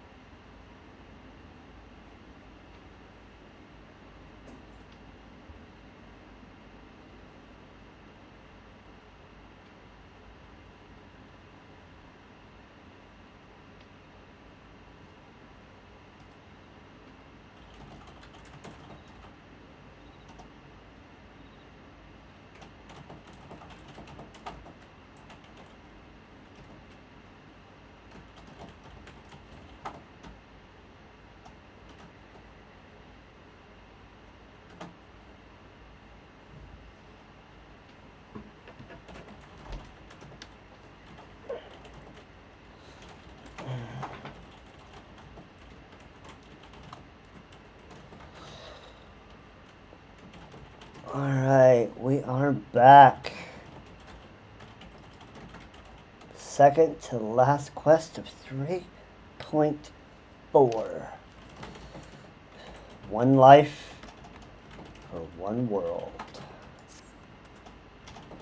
If we take the Griffin's double at his word, then the crystals are now somewhere within Zanrak, likely to be put to use by the Himalaya. You must surprise Alizé of all we've learned. I will join you both in Little Alamigo after I have changed. Already ahead of you, sir.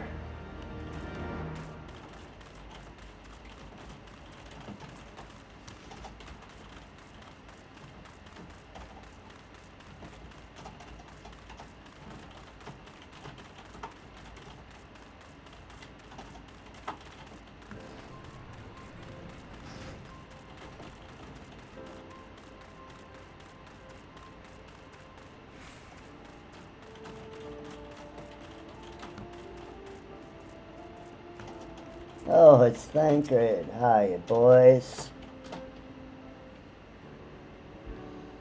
Now that Thancred has finally arrived, mayhap you can share your latest findings.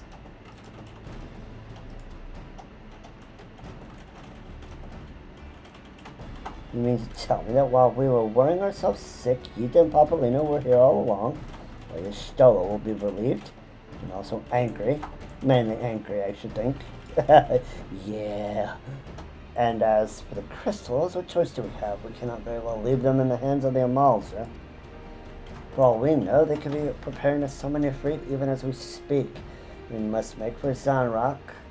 This is a Harrock without delay. Great, if there's naught else to discuss, let us depart at once.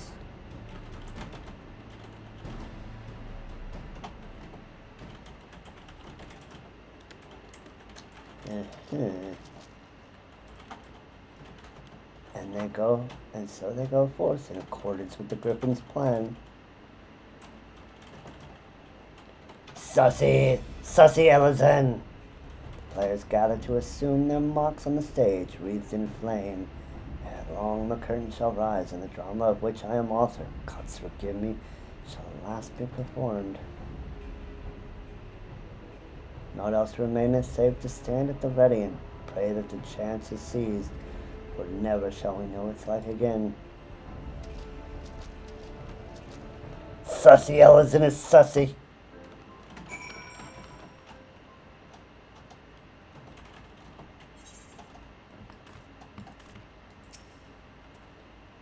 I confess I expected a warmer greeting, but we must not jump to conclusions, not until we've braved the bowl of embers. You must be ready to engage the enemy at any moment. If you would make any final preparations, pray do so now. I shall await your signal.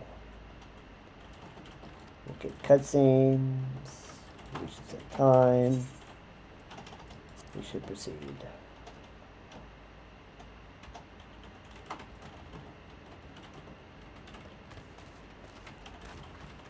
This isn't right. The Amalja would never leave this place so poorly guarded. No, they wouldn't. Not willingly, no.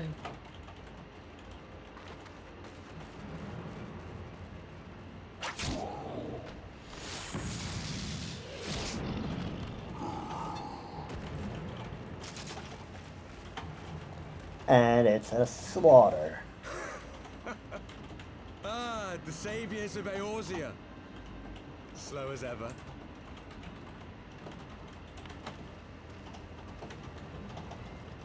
By the 12. Will you never learn? You know, you're right. Mayhap it is time for a change of tack. Killing primals, tormenting beastmen, hastening the birth of a new god. It's all a bit much, isn't it? And frankly, we don't have the leisure to do it. But killing the warrior of light, on the other hand, that would soon plunge Eorzea into chaos.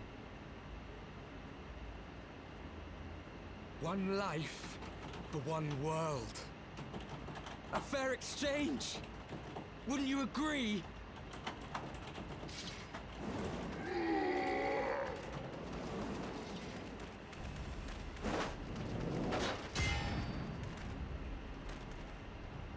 lest you forget, you've more than one opponent.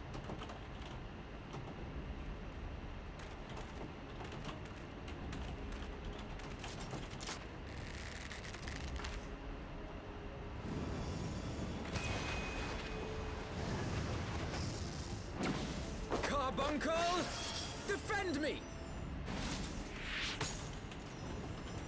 Good, Carby. I sense you will offer more than mere target practice, unlike your sister.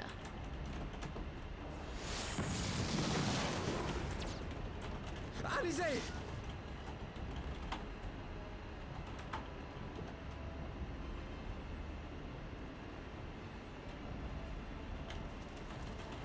Did I not tell you, Alphino? I am not the girl I once was. My brother was always the clever one, while my talents lay elsewhere.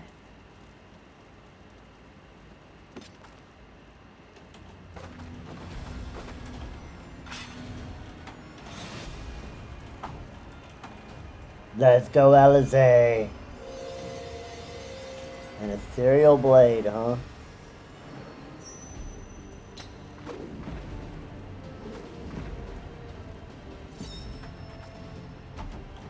As Eorzea's blade of light once stood by my side, now I shall stand at hers and defend this realm with all my might. Yeah, let's go. Let's finish this. Let's do that.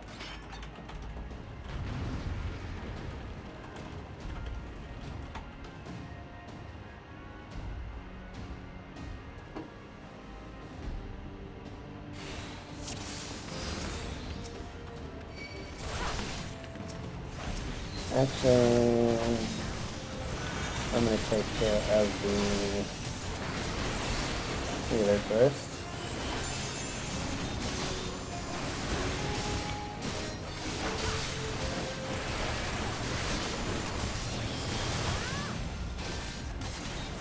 Take care of the healer. You shall fall soon enough. Take out the ranger.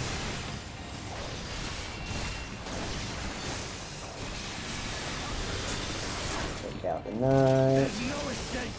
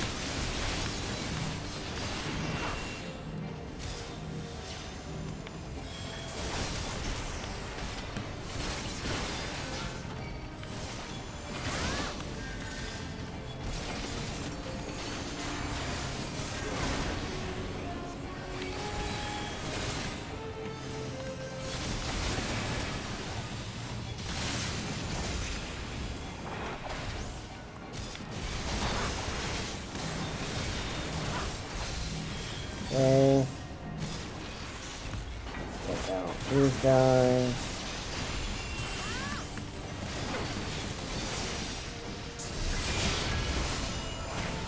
And the echo again.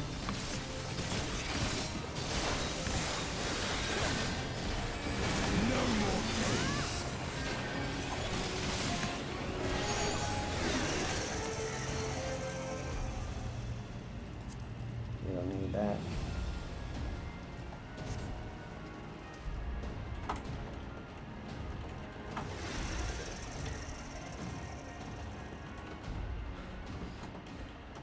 It ends now. Does it?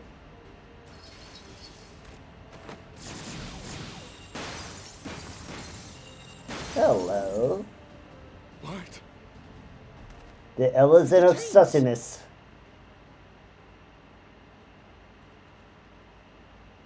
You snake! You would betray us as well?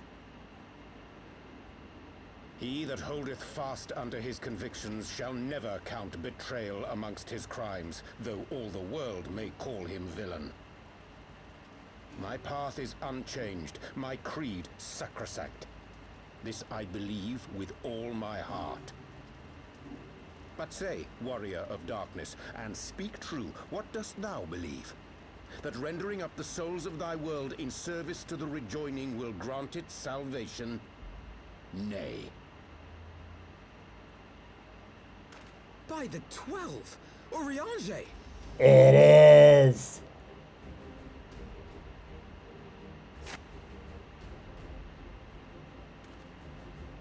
Mine apologies, Master Alphino. That the brightest light might shine, duty did compel me to walk in darkest shade. I knew it. You sweet fool. I was almost willing to believe you had turned against us. I expect a full explanation when this is over. For now, may I assume you have turned your cloak for the last time? Thou mayest, my lady.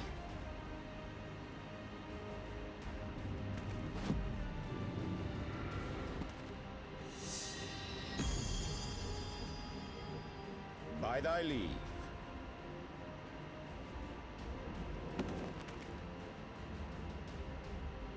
Even odds, then. No matter. We'll crush the lot of you in one fell swoop! Will you now? Understood.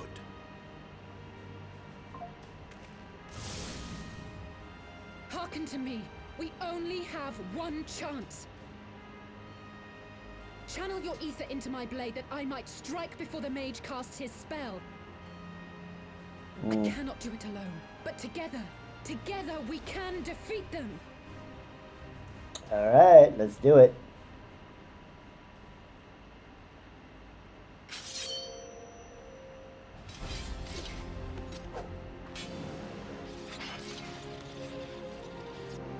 Make ready! They come! Good set, battle.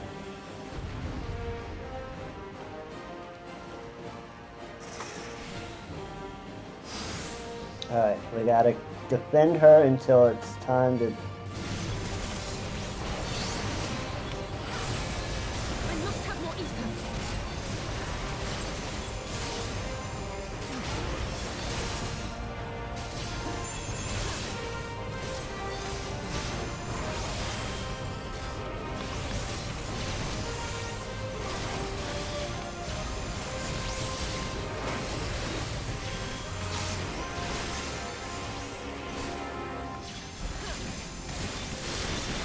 It is frustrating.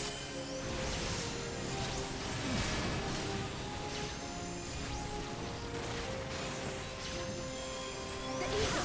It's not enough!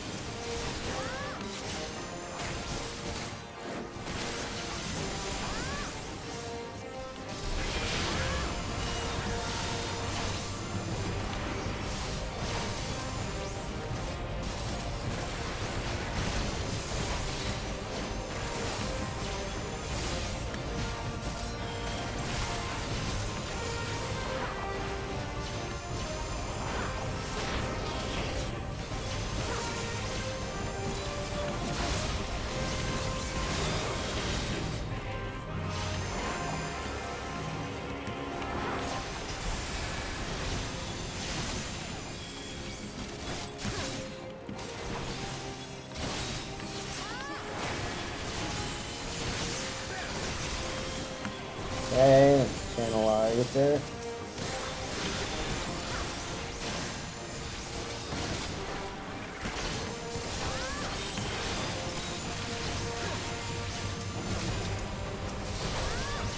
Gotta put these guys first.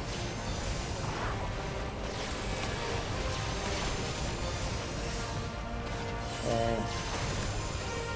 Channel our ether. Come on.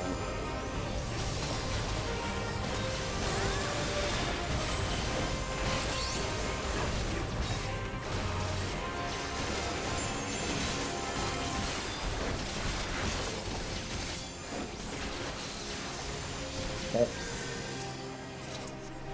Ether in. Alright, we're at 80. Just a little more.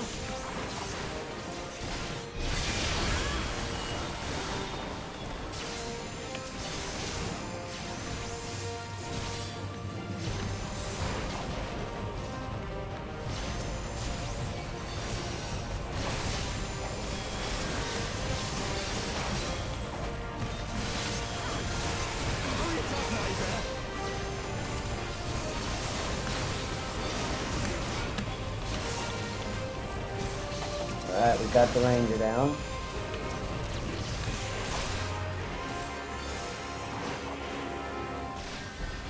I'll crush you!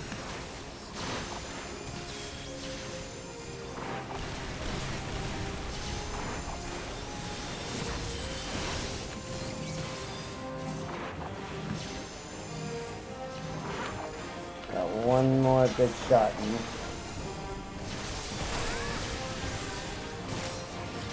Let's take them out and then channel our ether.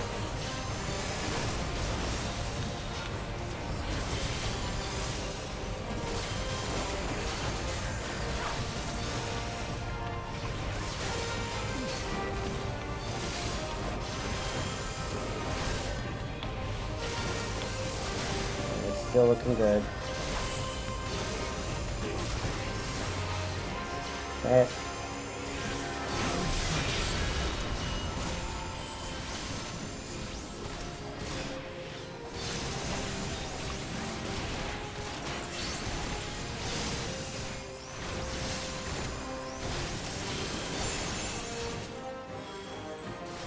Alright, here we go. 'Tis done. With this blade, I banish the darkness. We got it. Not like this. We got him. We got him, chat.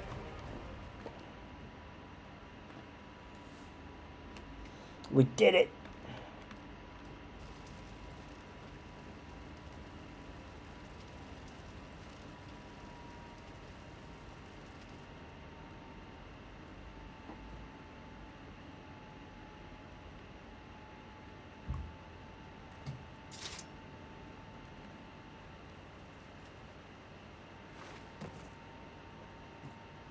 Easy now, Alize. Alize, are you hurt? A touch dizzy, but otherwise fine. Thank you.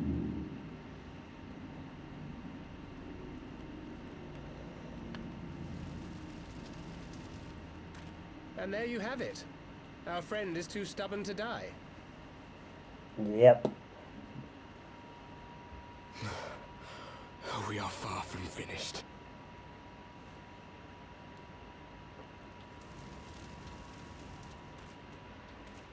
Or have you never considered how we came to this world?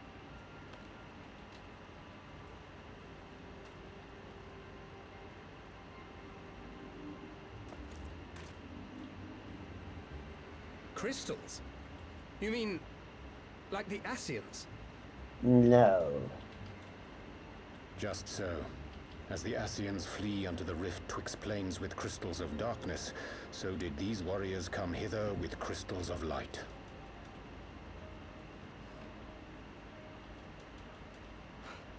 Eloquent, as always. Aye, like the Ascians, we too are beyond death. You cannot defeat that which is eternal.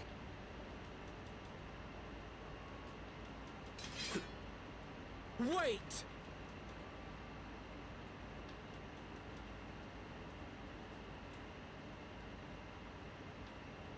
Such methods as the Ascians employ require the renunciation of the flesh. You would have had to... Ding, ding, ding.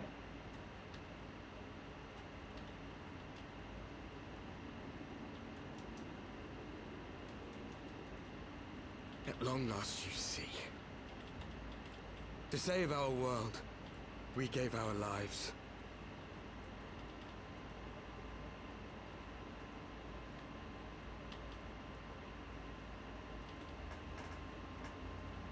We were just adventurers trying to make our way. An odd job here, a favor there. We never aspired to be warriors of light. But word of our deeds spread, and soon people were calling us heroes. They placed their hopes and dreams on our shoulders, and bid us fight for all that was good and right.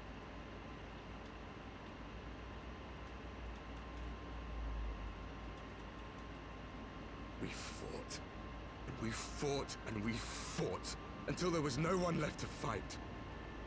We won! And now our world is being erased from existence.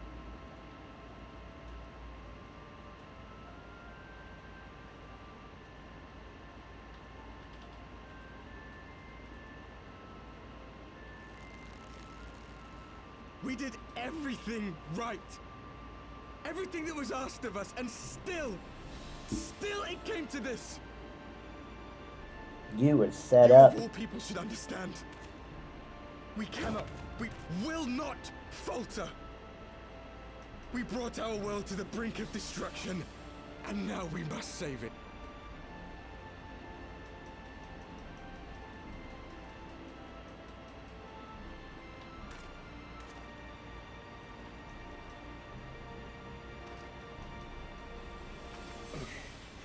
I've died before, Arbet. I'm not afraid to die again.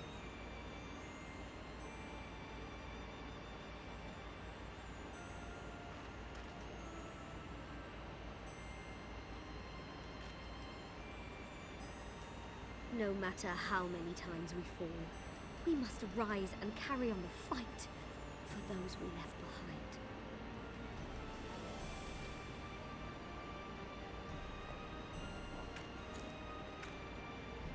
Five and 1 makes 6.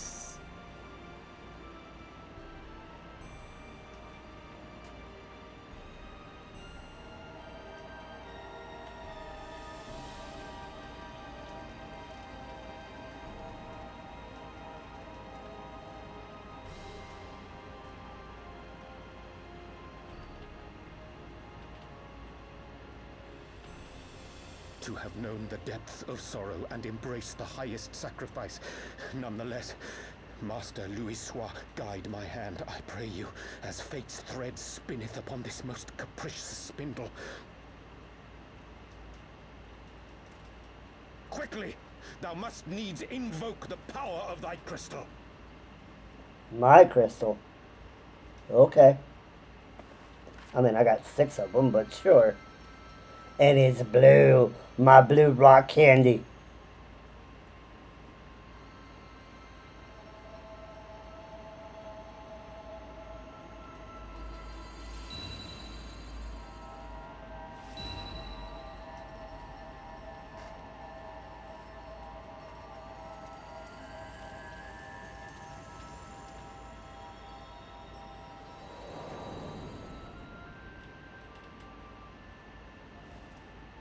My blue rock candy.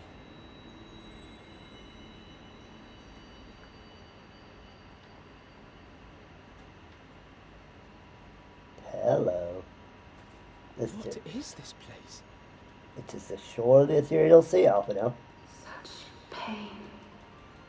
Such sorrow.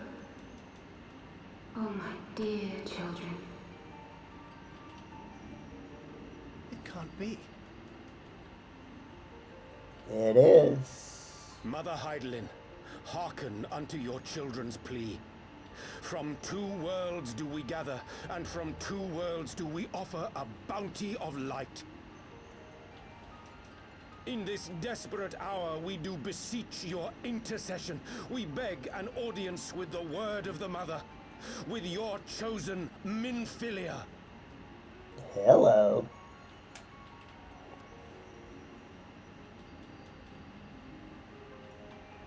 Your cries go not unheard, nor your sacrifices unnoticed. Though many are lost, there are those we can yet save, whom I can yet save.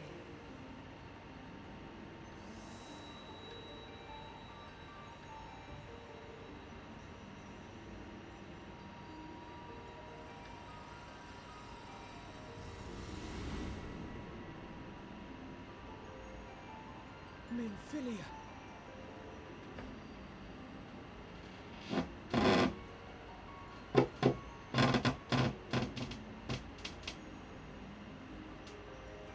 Blessed children of the First, the light of your world hath grown blinding in its radiance, but it is not yet absolute. I will hie me to your world, and there take unto myself the light which riseth even now to drown it, as darkness once did drown another. Now you deign to answer our prayers? I will suffer this farce no longer!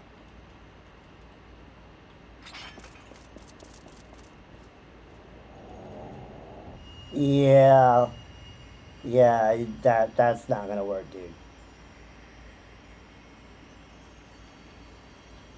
As the Ascians must serve as instruments of Zodiac's will, so too must others carry out the will of Hydaelyn.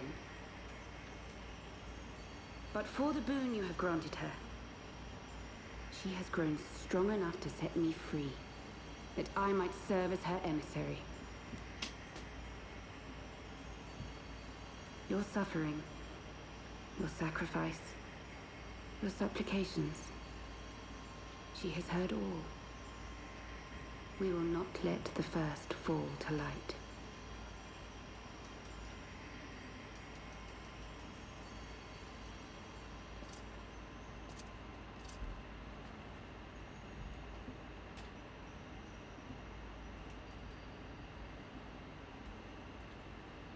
Thank you, Urianger, for bringing everyone here.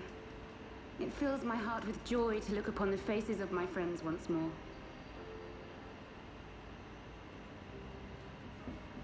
In taking you unto her bosom, I knew that Hydaelyn had bequeathed to you a sliver of her grace, granting you strength longsword. And in treating with the Ascians, I learnt of a star like unto our own, a doomed world of fallen heroes, in whom I glimpsed ourselves, the first. Full long did I search for a means to save this world, concluding at the last that the answer lay in the power of blessed crystals. And thus did I labor to set light against dark. Yet I knew from the beginning that this salvation would not come without sacrifice. For the instrument of the First's deliverance would of necessity be required to journey thither, there to remain, mayhap forever. You orchestrated all of this, not to save her, but to send her away!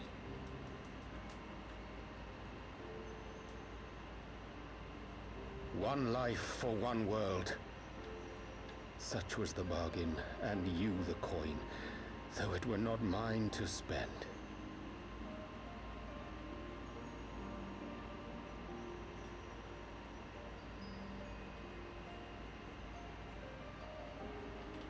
Have we walked together in the light of the crystal, and at her bidding borne witness to the joys and sorrows of this land?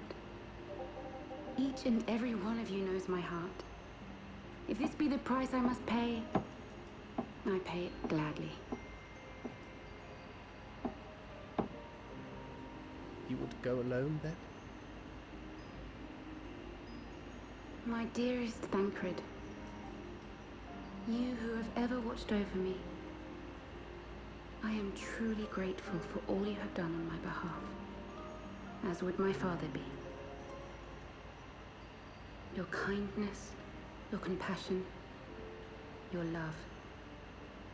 These are your gifts to me, and our gifts to them, forming a bond which transcends time and space. Oh, Minfilia. Poor Thancred. Sometimes I forget you are not the child I once knew. Make me proud.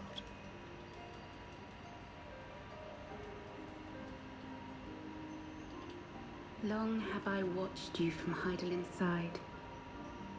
Watched as you nurtured and kept safe the light of the dawn.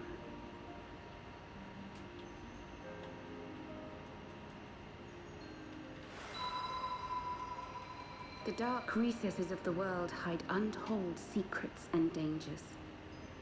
Thus do I entrust to you, Tupsimati. I pray you, keep to the path that you may never have need of it.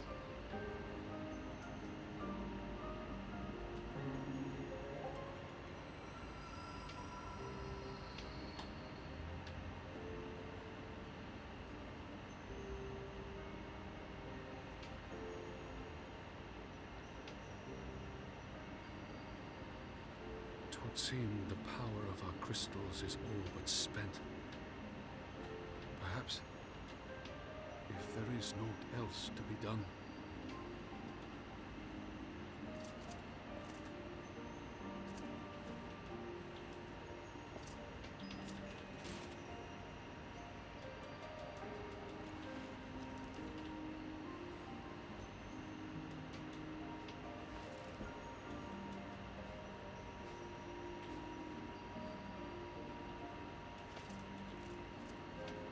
Hear me, servants of Heidelin. If you would have us place our trust in you, then I would ask a favor. Take us with you. Take us home.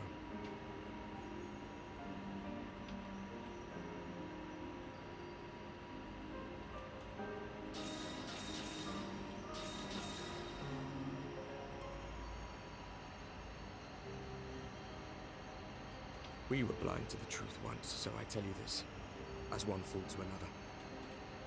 Light, dark, it doesn't matter. What matters is how you choose to use them. We made our choice and you see what came of it, so please, forge a different path. Seize a better fate.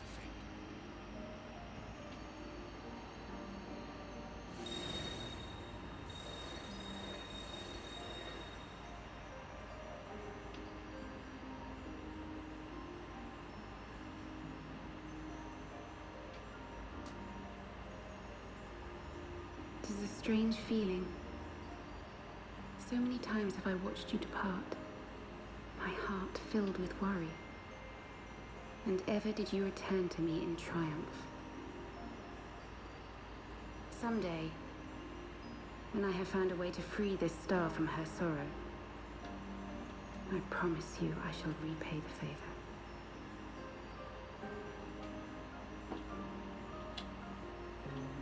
Go in peace, Minfilia. Do what you gotta do.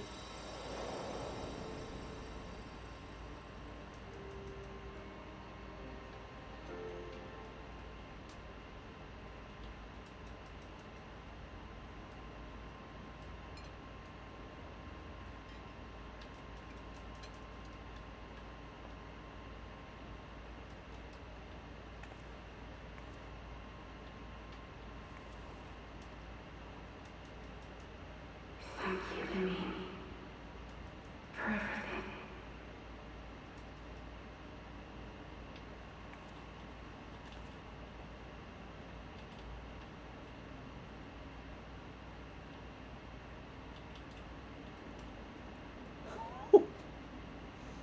Oh, now she knows. Oh, I'm tearing up over here.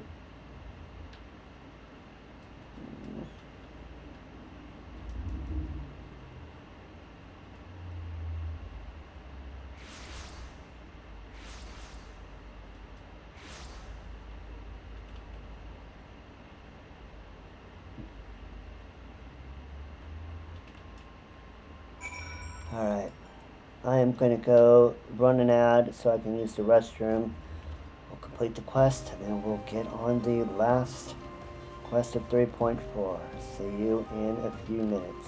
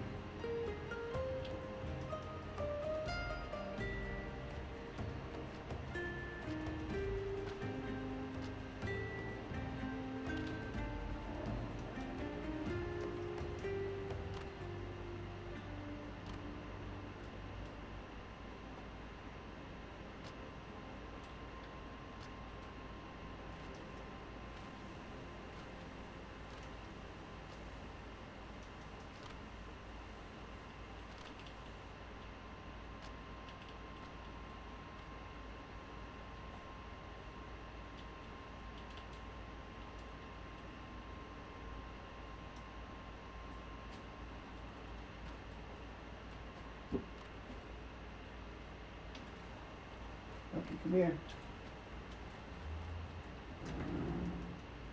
Loki. Yeah. Treat toast time.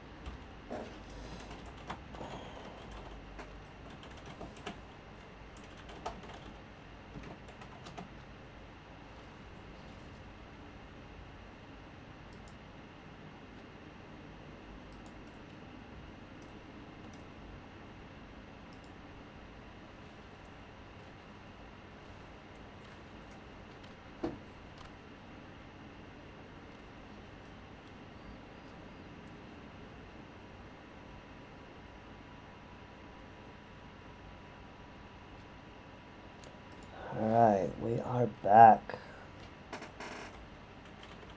Let's talk to Alfie. It would seem that we are in Southern Thanalan again. Nymphalia is doing, no doubt. The 12 speed her on her way. The Warriors of Darkness too. I cannot help but wonder what awaits those wayward souls. If they gave their lives in order to travel to the source, then in returning the first, would they not? But mayhap that was their wish.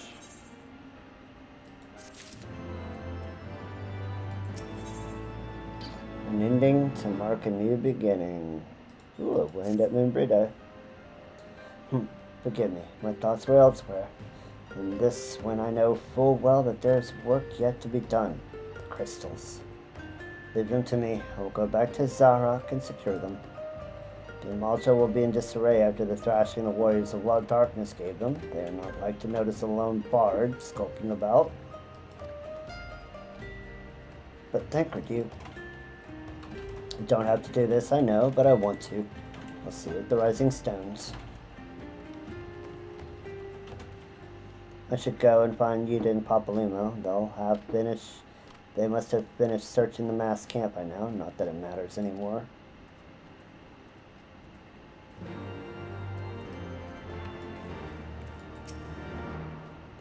You must be tired, Zelda. I know I am.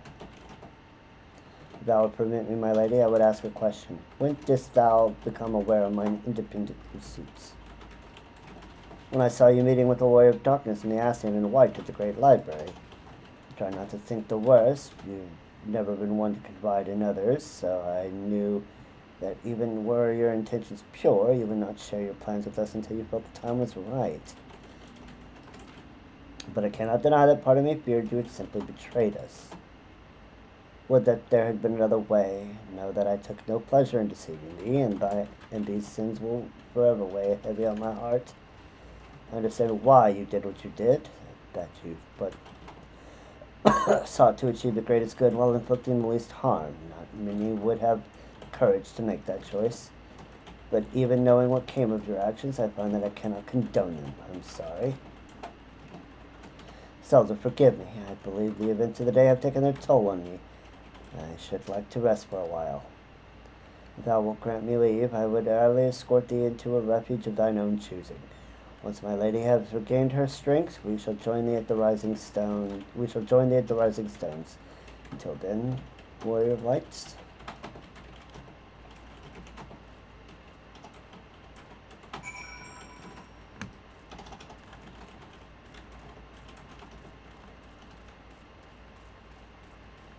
Let's go find Papalimo.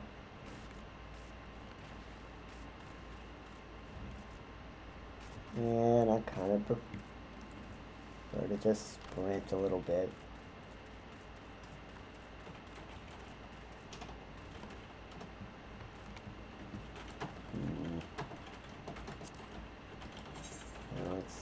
No problem. And so this way.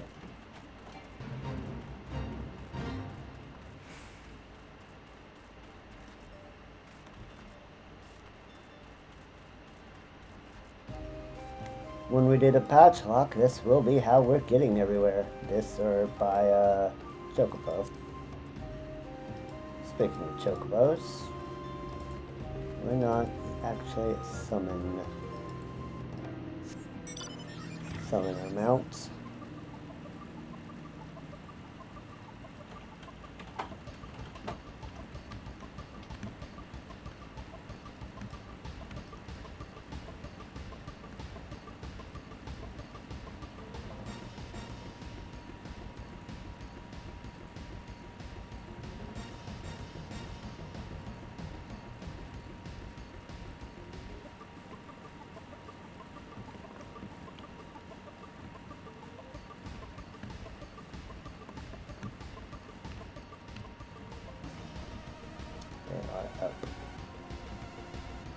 Up.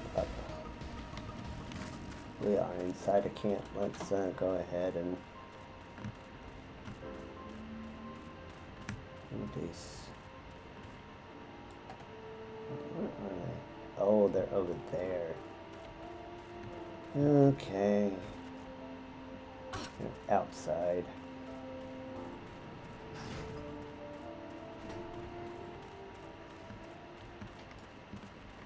Papa Limo.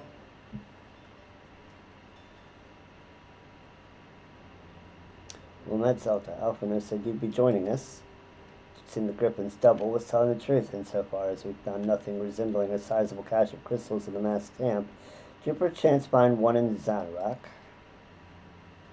Well, about that. Actually. Explain. I don't believe it, the crystals. Minfilia, all of it. I just don't know what it is. I sympathize, Ita. Even now I struggle to comprehend that which I saw. The only thing I can say with any certainty is that I feel blessed to have been granted a final chance to speak with her. It was bittersweet to I, but also affirming. Alphino, I believe it's past time Ida and I rejoin the Scions. We have been away for far too long. Though I'm loath to leave the Griffin to his own devices, I feel our investigation would benefit from your more dispassionate perspectives, and I hope that we might in turn offer our own opinions of the many challenges we have faced in our absence. Gods, it's been absolutely ages, hasn't it? I can't wait to hear about everyone's adventures. We should be glad to recount them, and Tataru's tales may well surprise you.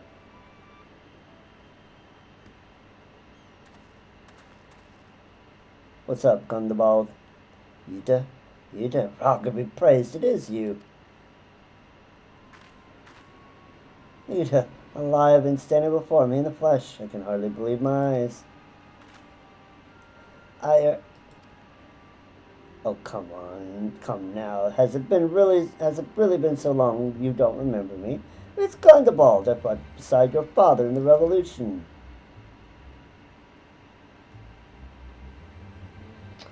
Do not think less of her, friends.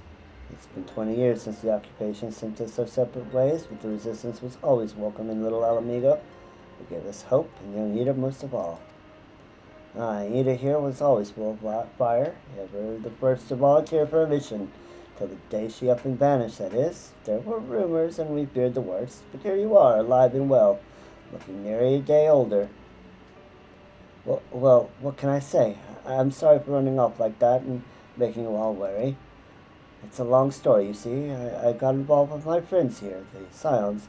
Oh, sorry, we were still the Circle of Knowing back then, right? Anyway, I wanted to come back and tell you, but it was all very secretive stuff at the time, and as you can see, I'm completely fine. I know we've got a lot to talk about, and we will, but right now I've got to hurry back to our headquarters. My friends are expecting me.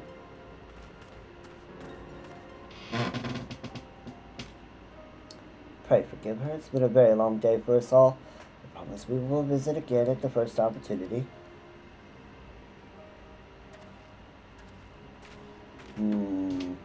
Let us return to the Rising Stones. Yes. Let us return.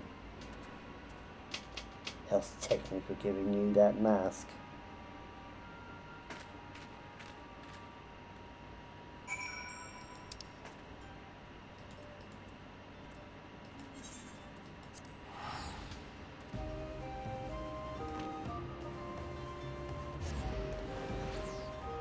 Oh boy.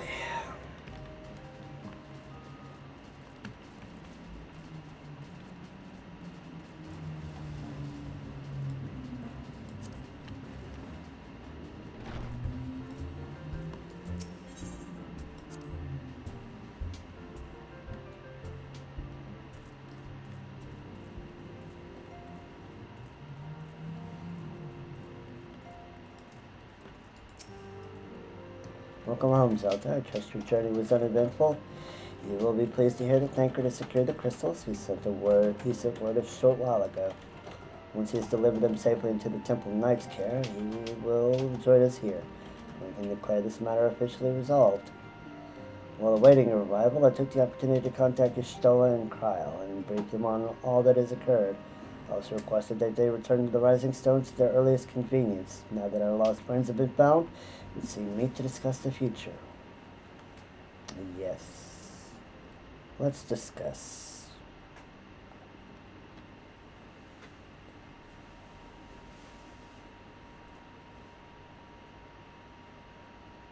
Back in the Solar.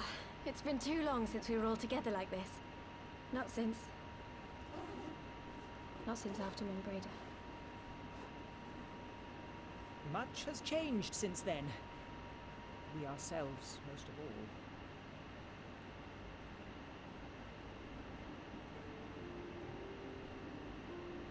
Though not all who were lost could be gathered here today, we may take comfort in the knowledge that those who are not are carrying on the fight. While I am grateful to our friends in the north for their hospitality, it isn't half good to be back. Aww, Tataru. As rightly said, much has changed since we last stood here.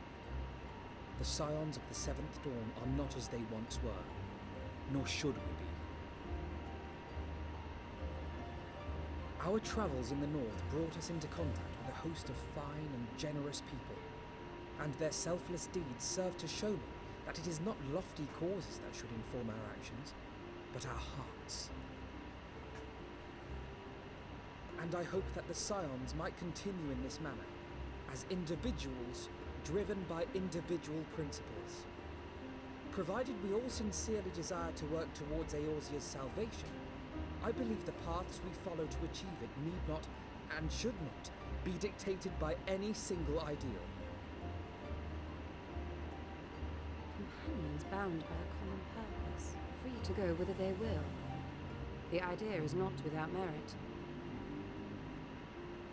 Very well. I shall resume my research of the primals and the elder gods of Eorzea. Should anyone have need of my findings, you need only ask. I should be glad of your continued assistance.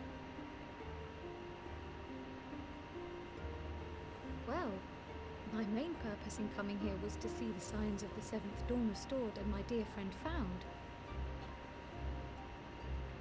Nevertheless, having involved myself in your struggles, I feel compelled to see them through to the bitter end. For Minfilia's sake. That is, if there are no objections. I have none.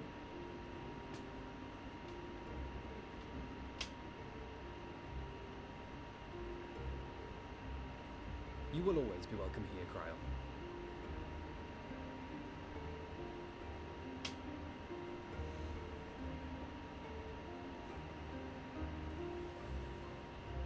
Urianger, can we trust you to carry on your investigation of the Ascians as before?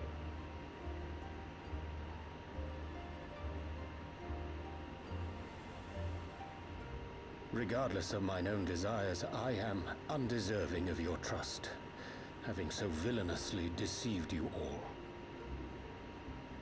Now, I'll hear no more of that. 'Twould be disrespectful of Minfilia's wishes. She entrusted matters here to us, but we might protect this star and understand the truth which hides at her heart. Mayhap I can handle the former, but I think you far better suited to the latter. No?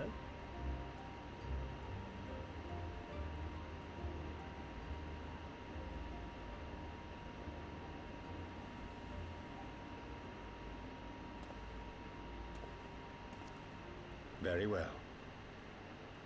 Then out of love for my Lady Minfilia and Moonbreeder both, this shall be my solemn charge. Papalimo and I should probably return to Thanalan to keep an eye on the Resistance.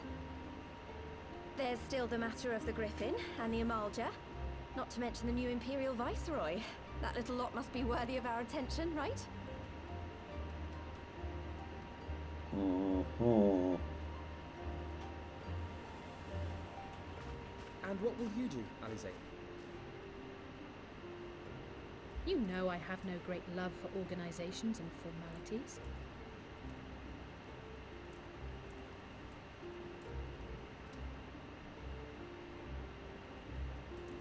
That being said, this new approach you propose is not wholly objectionable, and we've always got her to keep us from bickering.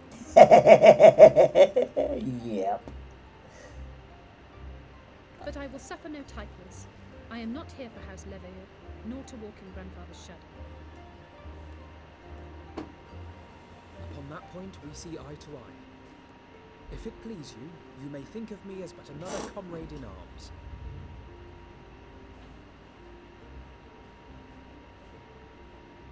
Well then, Alfie, I for my part shall see to the paperwork and the finances with my characteristic aplomb. Don't ever change, Tataru. I would not have it any other way, Tataru. Be the master of coin you were always destined to be. And we mustn't forget you. What now for the warrior of light?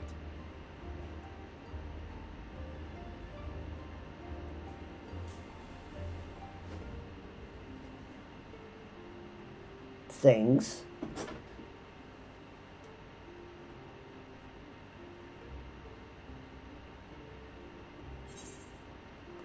A new adventure, what else? The road goes ever on, to strive for those we have lost, for those we can yet save. ...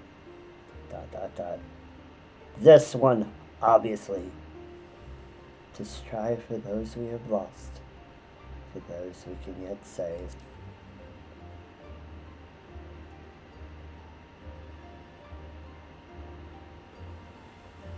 Indeed. The path behind us was fraught with hardship, and the path before us will be no less unforgiving. But a new dawn shall break over the realm, and I see before me the faces of those who will deliver it. Here, here.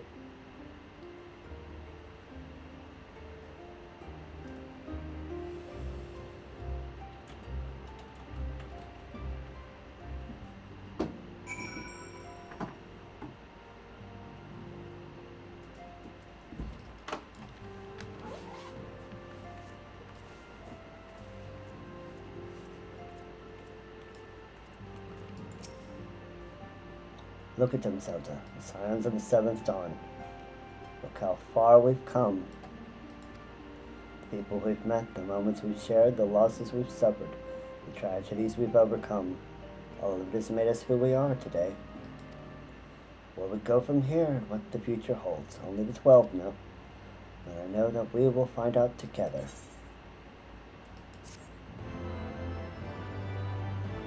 And thus ends patch 3.4 after this cutscene.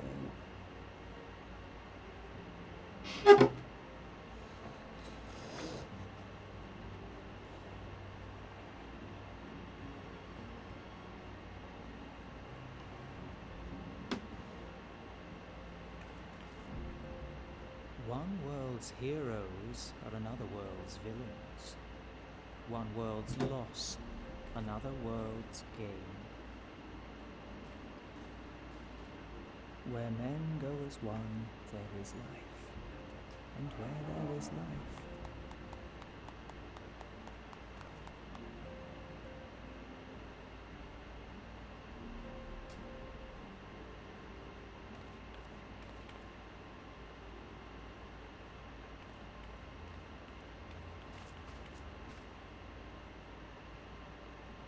My friends, if I may, I would ask that you entrust Tupsimati to me. Clouds gather upon the horizon, and as Master Louisoix's disciple, I would keep it close at hand.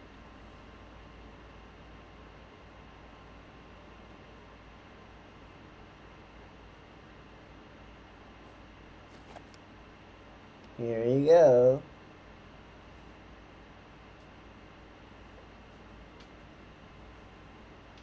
Thank you. I shall guard it well. I see that you do.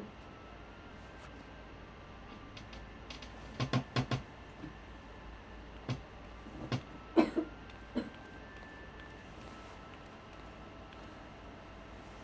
is cause to hope.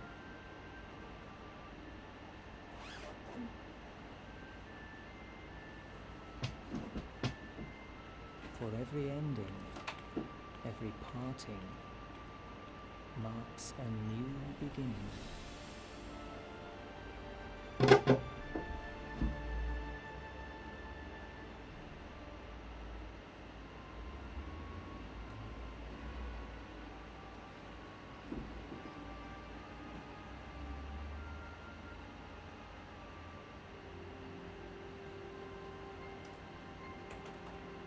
Well done, brother. You may resume your formal duties and rejoin the others. The coming battle shall be our greatest yet, and I intend to stand with you all on that glorious day.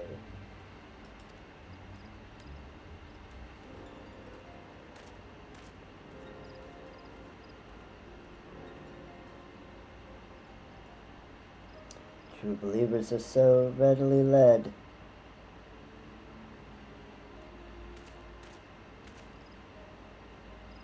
I have given them everything they desired, all for which they have prayed. I doubt you can say the same for your pawns. Get what you wanted then? Was it all worth it in the end? There were some unexpected developments, but they were ultimately to our advantage. Be it a host of us to a surfeit of light or dark, a world bereft of equilibrium is but a void in waiting. And a void is of no use to my master. I shall follow her emissary with great interest. As for the pawns with whom you so pity, they have delivered unto me a gift, which I do now present to you. Yeah, no, not the eyes. Fuck me. Not the eyes of Nidhogg. The eyes of Nidhogg. Many were the candidates considered, but by your deeds, you have proven yourself the most deserving.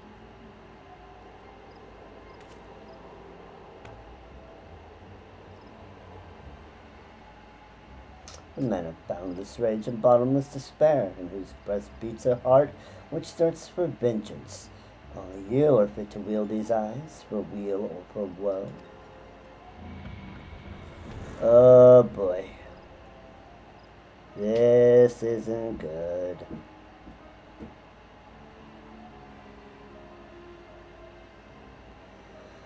This is less than good.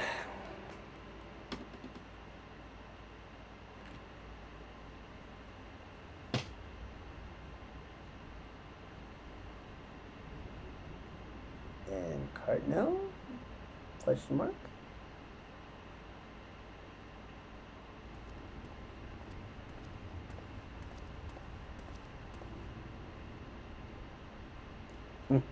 So it's here all along. Hello, Nero.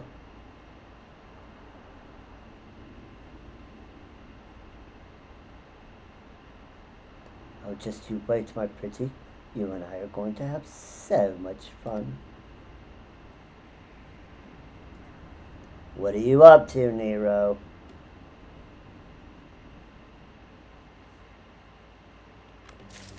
Well, I guess we'll find out later. No retreat, no surrender. But my friends, that will do us for tonight's stream. It was a shorter one for multiple reasons. Number one, we were only we're saving 3.5 until tomorrow. And because, well, my back does need rest after getting the ever-loving knots filled in my back. It is a little bit better with the medicine, but I need to go and stretch it out and take more Advil. But we shall see you tomorrow for the ending of Heaven's Word MSQ 3.5. And next week, of course, we'll be delving into all the juicy, lovely side content that Heaven's Word had for us.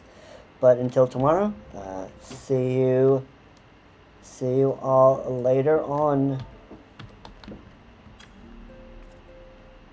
From all of us at the Scions of the Seventh Dawn, I bid you good night, farewell, maybe Nama bless, and goodbye for now.